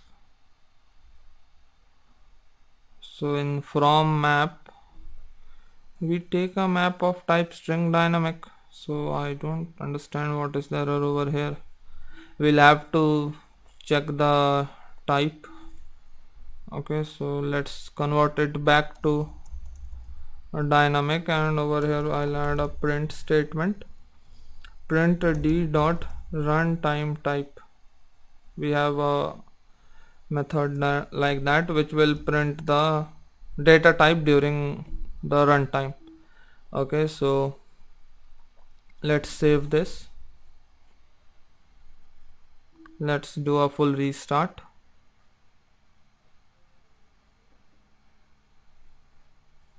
And so the error is that dynamic d is of type string. Okay. So I think what is happening is that there are 2 levels of encoding. First the map is encoded to string, and then that string is added to a list, and then that list is encoded to another string.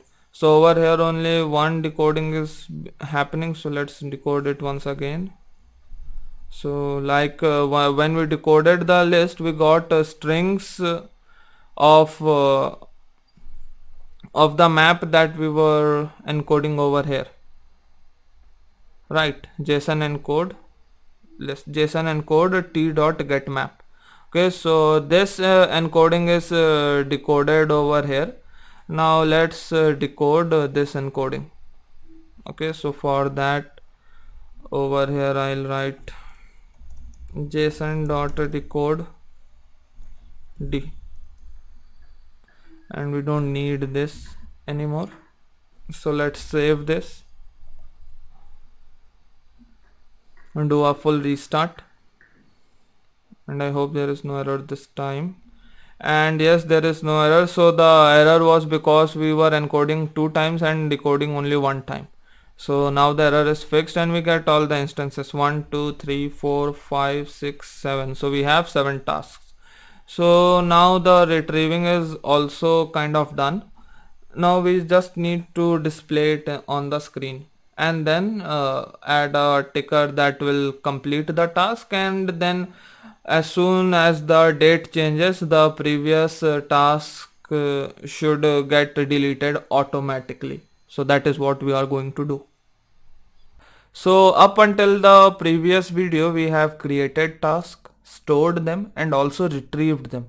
Now let's display them on the screen. Okay, so for that I'll remove this text that we have over here. Okay, so or better that instead of removing I do conditional rendering. That means if this tasks is empty, then the center widget will be there, otherwise we will display some other widget. Okay, so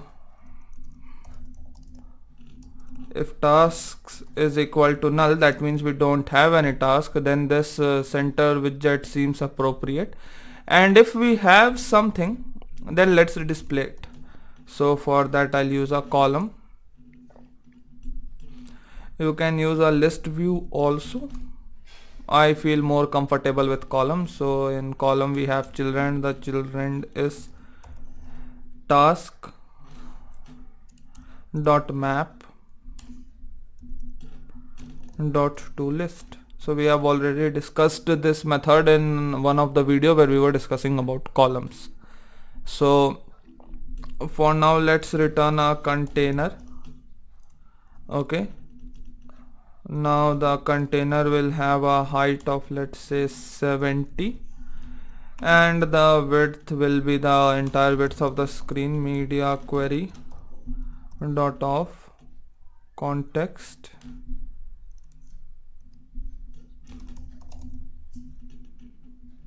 dot size dot width. Okay, don't know why it is yes, so the error is gone. Now along with this inside it will have a child, and the child will be a row, or for now just let it simply be the text, and the text is e dot task. Okay, so the task. Now let's format this, save this and see how it appears. So we can see all the tasks and it looks pretty ugly. Let's add some decoration to it. So we'll call the decoration parameter, we'll have box decoration.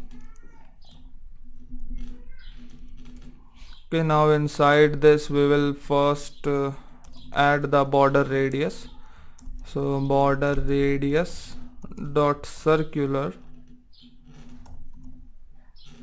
and then from all sides I want it to be circular by 5 degrees, or okay, and then let's add a border decoration style. So border, and the border we'll use the widget border dot all, means that refers to all the sides. Now let's add color to this border. The color of border will be black, colors dot black, and it can be of width 0.5, let's say. Now let's format it, save it and see how it looks. I hope it looks better. Okay, so it is looking better, but still it needs a lot more refining. Let's add margin. We always use const because we don't want this to re-render every time the set is state, every time the set state method is called. Okay, because it is not necessary. So let's add a margin from all the sides to be 10 pixel. Okay, so it looks better. Maybe I can change this to symmetric, and horizontally we have 10 pixel of margin, but vertically I think only 5 will do. So let's see.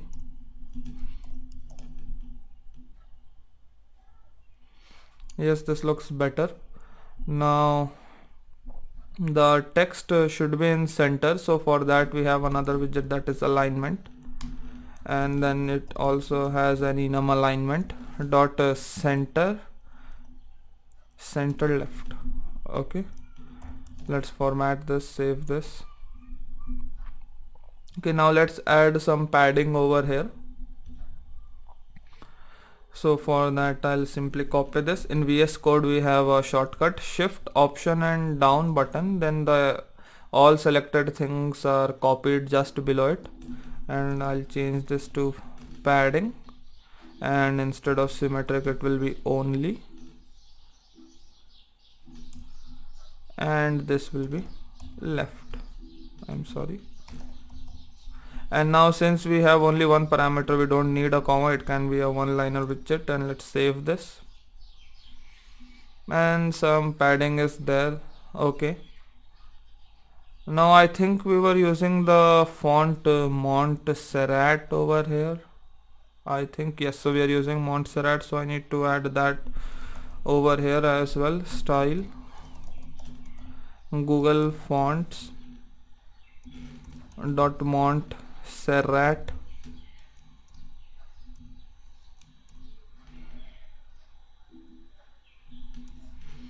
Okay, let's format this. Now let's save this,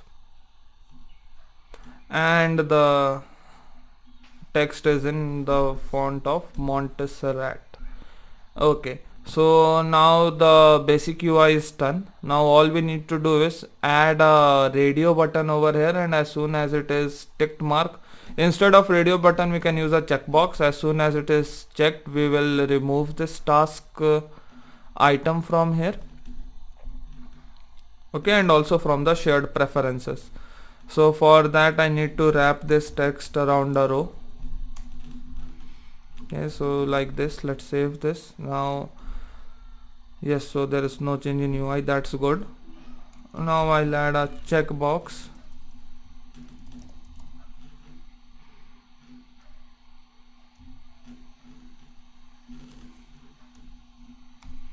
Okay, now this checkbox needs some parameter.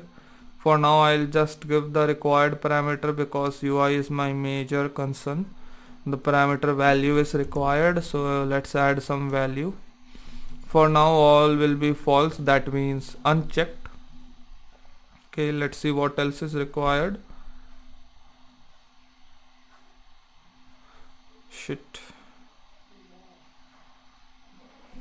I'll have to check it like this only. Might need to give it a key. Let's say the key takes a value of any type, so let's say a global key, and over here we can leave it like this. So let's format this, save this, it will show what is required or what not. Okay, so we have the checkbox over here. Now we want this to go over here. So for that we can either add a sized box in between, that is the inefficient method. The efficient method would be to change the alignment, main axis alignment, and the main axis alignment would be space between. So it will leave all the space possible in between the two items. Okay, so now you can see all are perfectly aligned to the right, and all the tasks are perfectly aligned to the left. So with this we complete the UI. Now we'll add functionality in the coming parts. So let me add it to version control.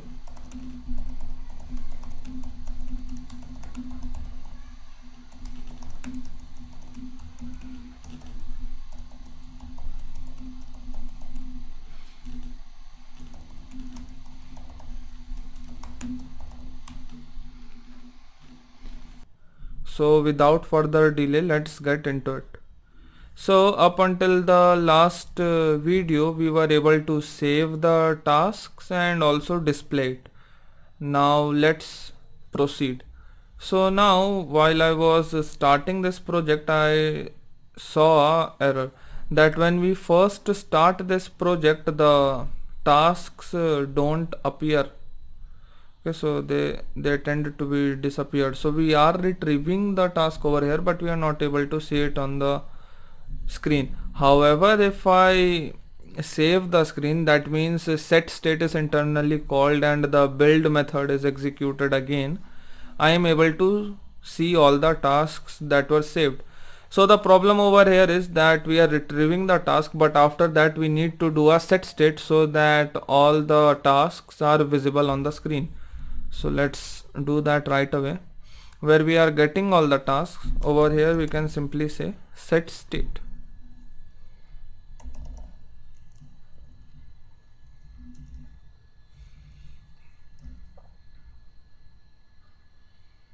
So this is done. Now let's format this, save this, and now if I do a restart, I should be able to see all the tasks. So as soon as the tasks are retrieved, it is displayed over here. So now let's actually try completing the task. Means if this task is completed, I click on this checkbox and this task gets removed from my task list. Okay, so for that first we need to create a list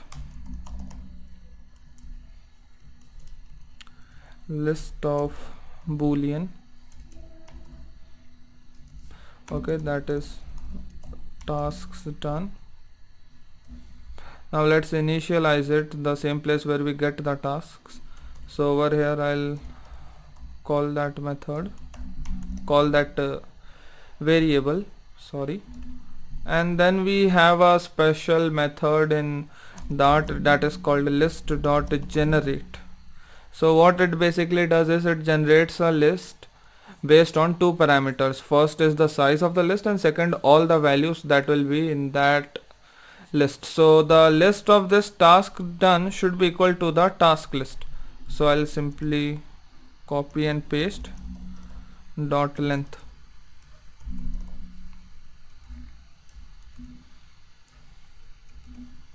And then over here we get index, and for each index I wanna return false.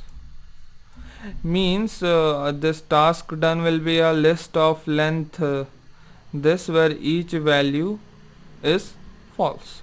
So now we have the list. Let's save this, and now let's come to our checkbox. So this checkbox needs another variable, another required parameter, that is onChanged. Now this gives us a value, means that is the current value of this checkbox, true if it is ticked and false if it is not. Okay, so let's do this. So the value over here will be tasks done, and inside that the index will be the same index of E in this tasks list. So for that we'll simply use the index of method.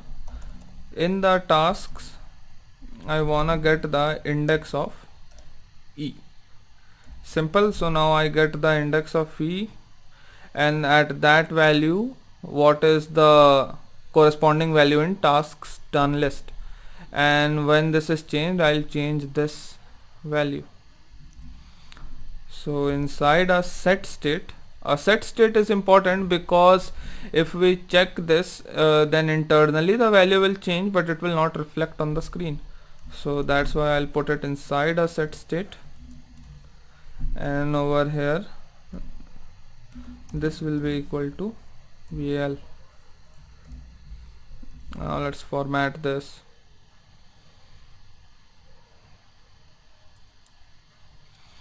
Now once done, I'll save this also. And now since this method right now is null, because this is called in get task and get task is called in its state, we need to do a full restart. So let's do that. And once it is done, okay, so they are little bit lagging. So once this is done, if I click on this, I should be able to see the tick mark. Cool. So now let's do the save thing. like that means that if I have done some task, this is some task is completed, so I check mark it. Some task 2.0 is also completed, so I check this also. Now I want to save this changes. That means when I open the task manager next time, so I don't wanna see these two tasks as I have already completed them. So for that we need a way to save this thing, save the existing state of the application. So for that I am gonna add a save button over here. So let's do that. So for that, inside the app bar we have another parameter that is called actions. Okay, and that it takes a list of widget, means it a list of widgets that will be displayed here starting from right to left. So we just need one, and that is an icon button.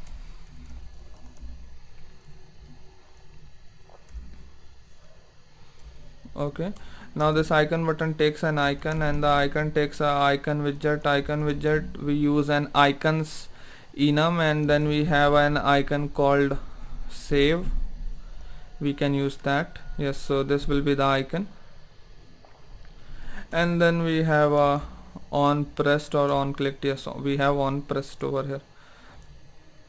So for now simply print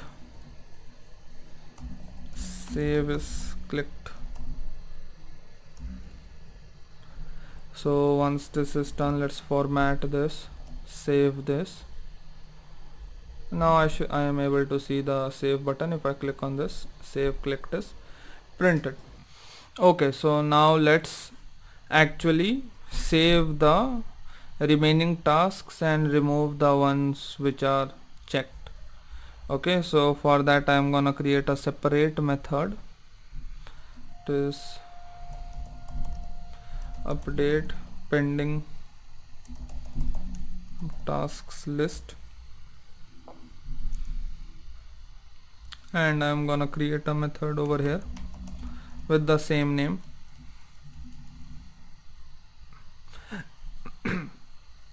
And now first we need this shared preferences thing, because we need to handle the preferences. Now a better method to handle shared preferences would be that we initialize it inside init state and make this prefs variable global, so that the same variable we can use in update pending task list method, get task method, and save data method. Okay, so that is a better approach. Now since we are using await, we need to add an async over here. Now let's create a list of task, that is the pending list.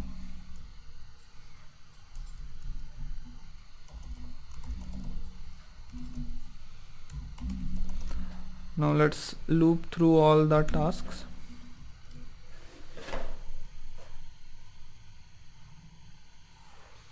So I'll write for var I is equal to 0, I is less than tasks dot length I plus plus. Now okay, I don't need a parentheses. This is a one liner, so we don't need a parenthesis. If not tasks done is I, then we inside the pending list we add the task, so that is tasks I. So this is done. Now after execution of this statement, we get the pending list, that means all the tasks which are not checked. So then we finally save that in the shared preferences. So for that pending, we need to create a pending list encoded, and over here we again use the list dot generate, and the length will be pending list dot length. Okay, and then every time we return, let's make this I, every time we return JSON dot encode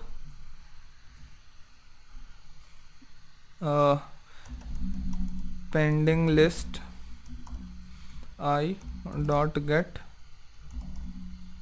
map.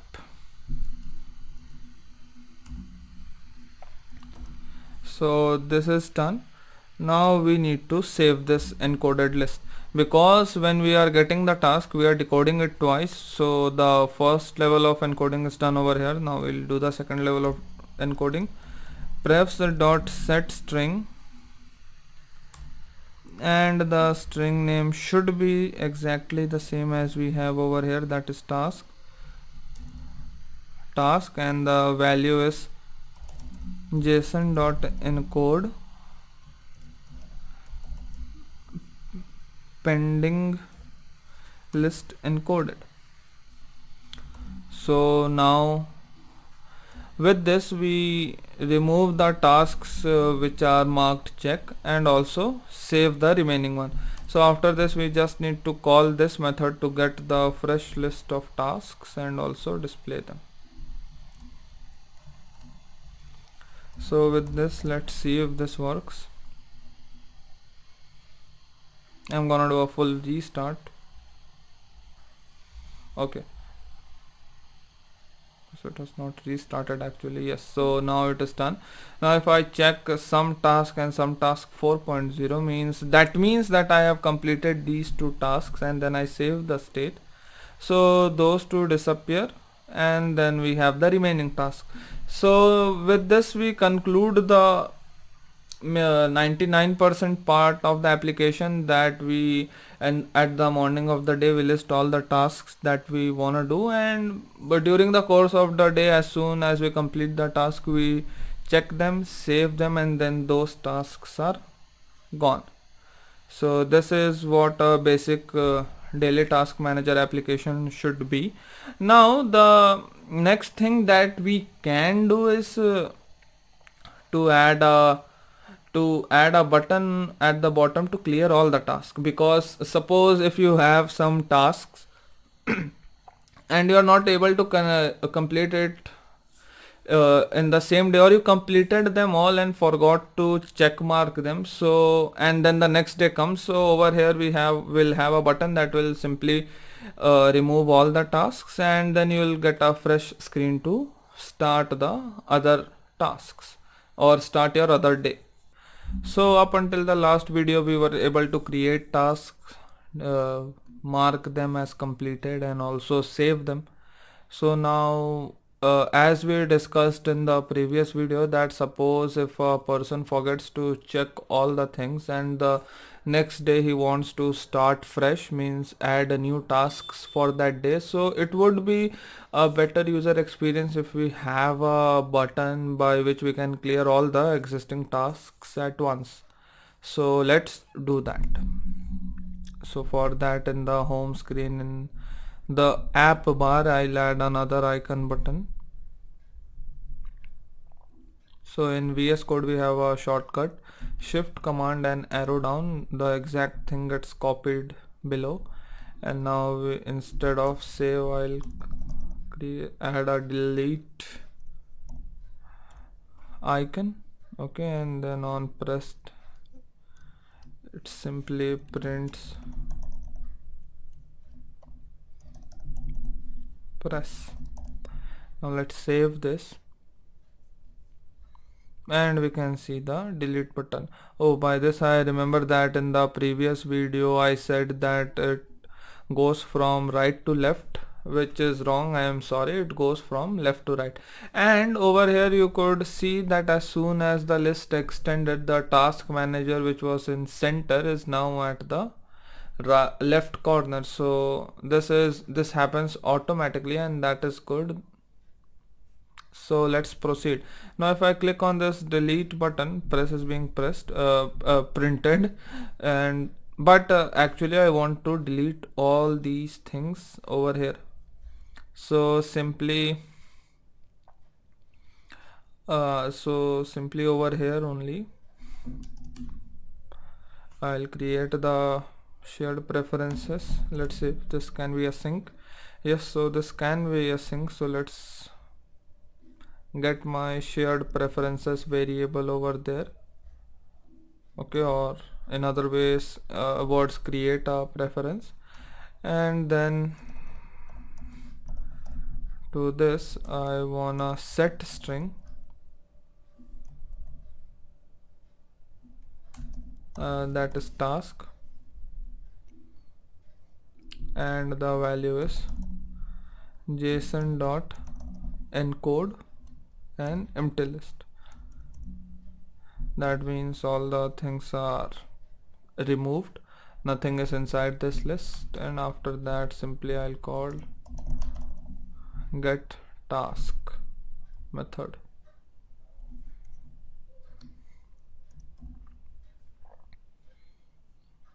Okay, I think it is get tasks. So yeah, so it is get tasks. So now let's format this and save this, and let's see if this works or not. So I get 4 tasks. Now if I click on this delete button, everything should be gone. And yep, it is working, means I can clear all the tasks at once, or marked them done as once. You can call it whatever you like. Now let's try adding something. So some new task, and let's click on it. Okay, so here is a problem that when we save it, it is being saved in the shared preferences, but it is not being displayed on the screen. So again we need to call this get tasks after saving each task. So save task, and then I'll simply call this. Let's save. Let's do a full restart. Now let's see. Once the restart is done, we have some new task over here. Yet another new task. Okay, so another change to smoother, no issues. So if now I click on add, I am able to see the new task. Okay, so now I can do it like this, or I can simply click delete. Both ways work, and by this we complete our simple daily task manager application. Thank you.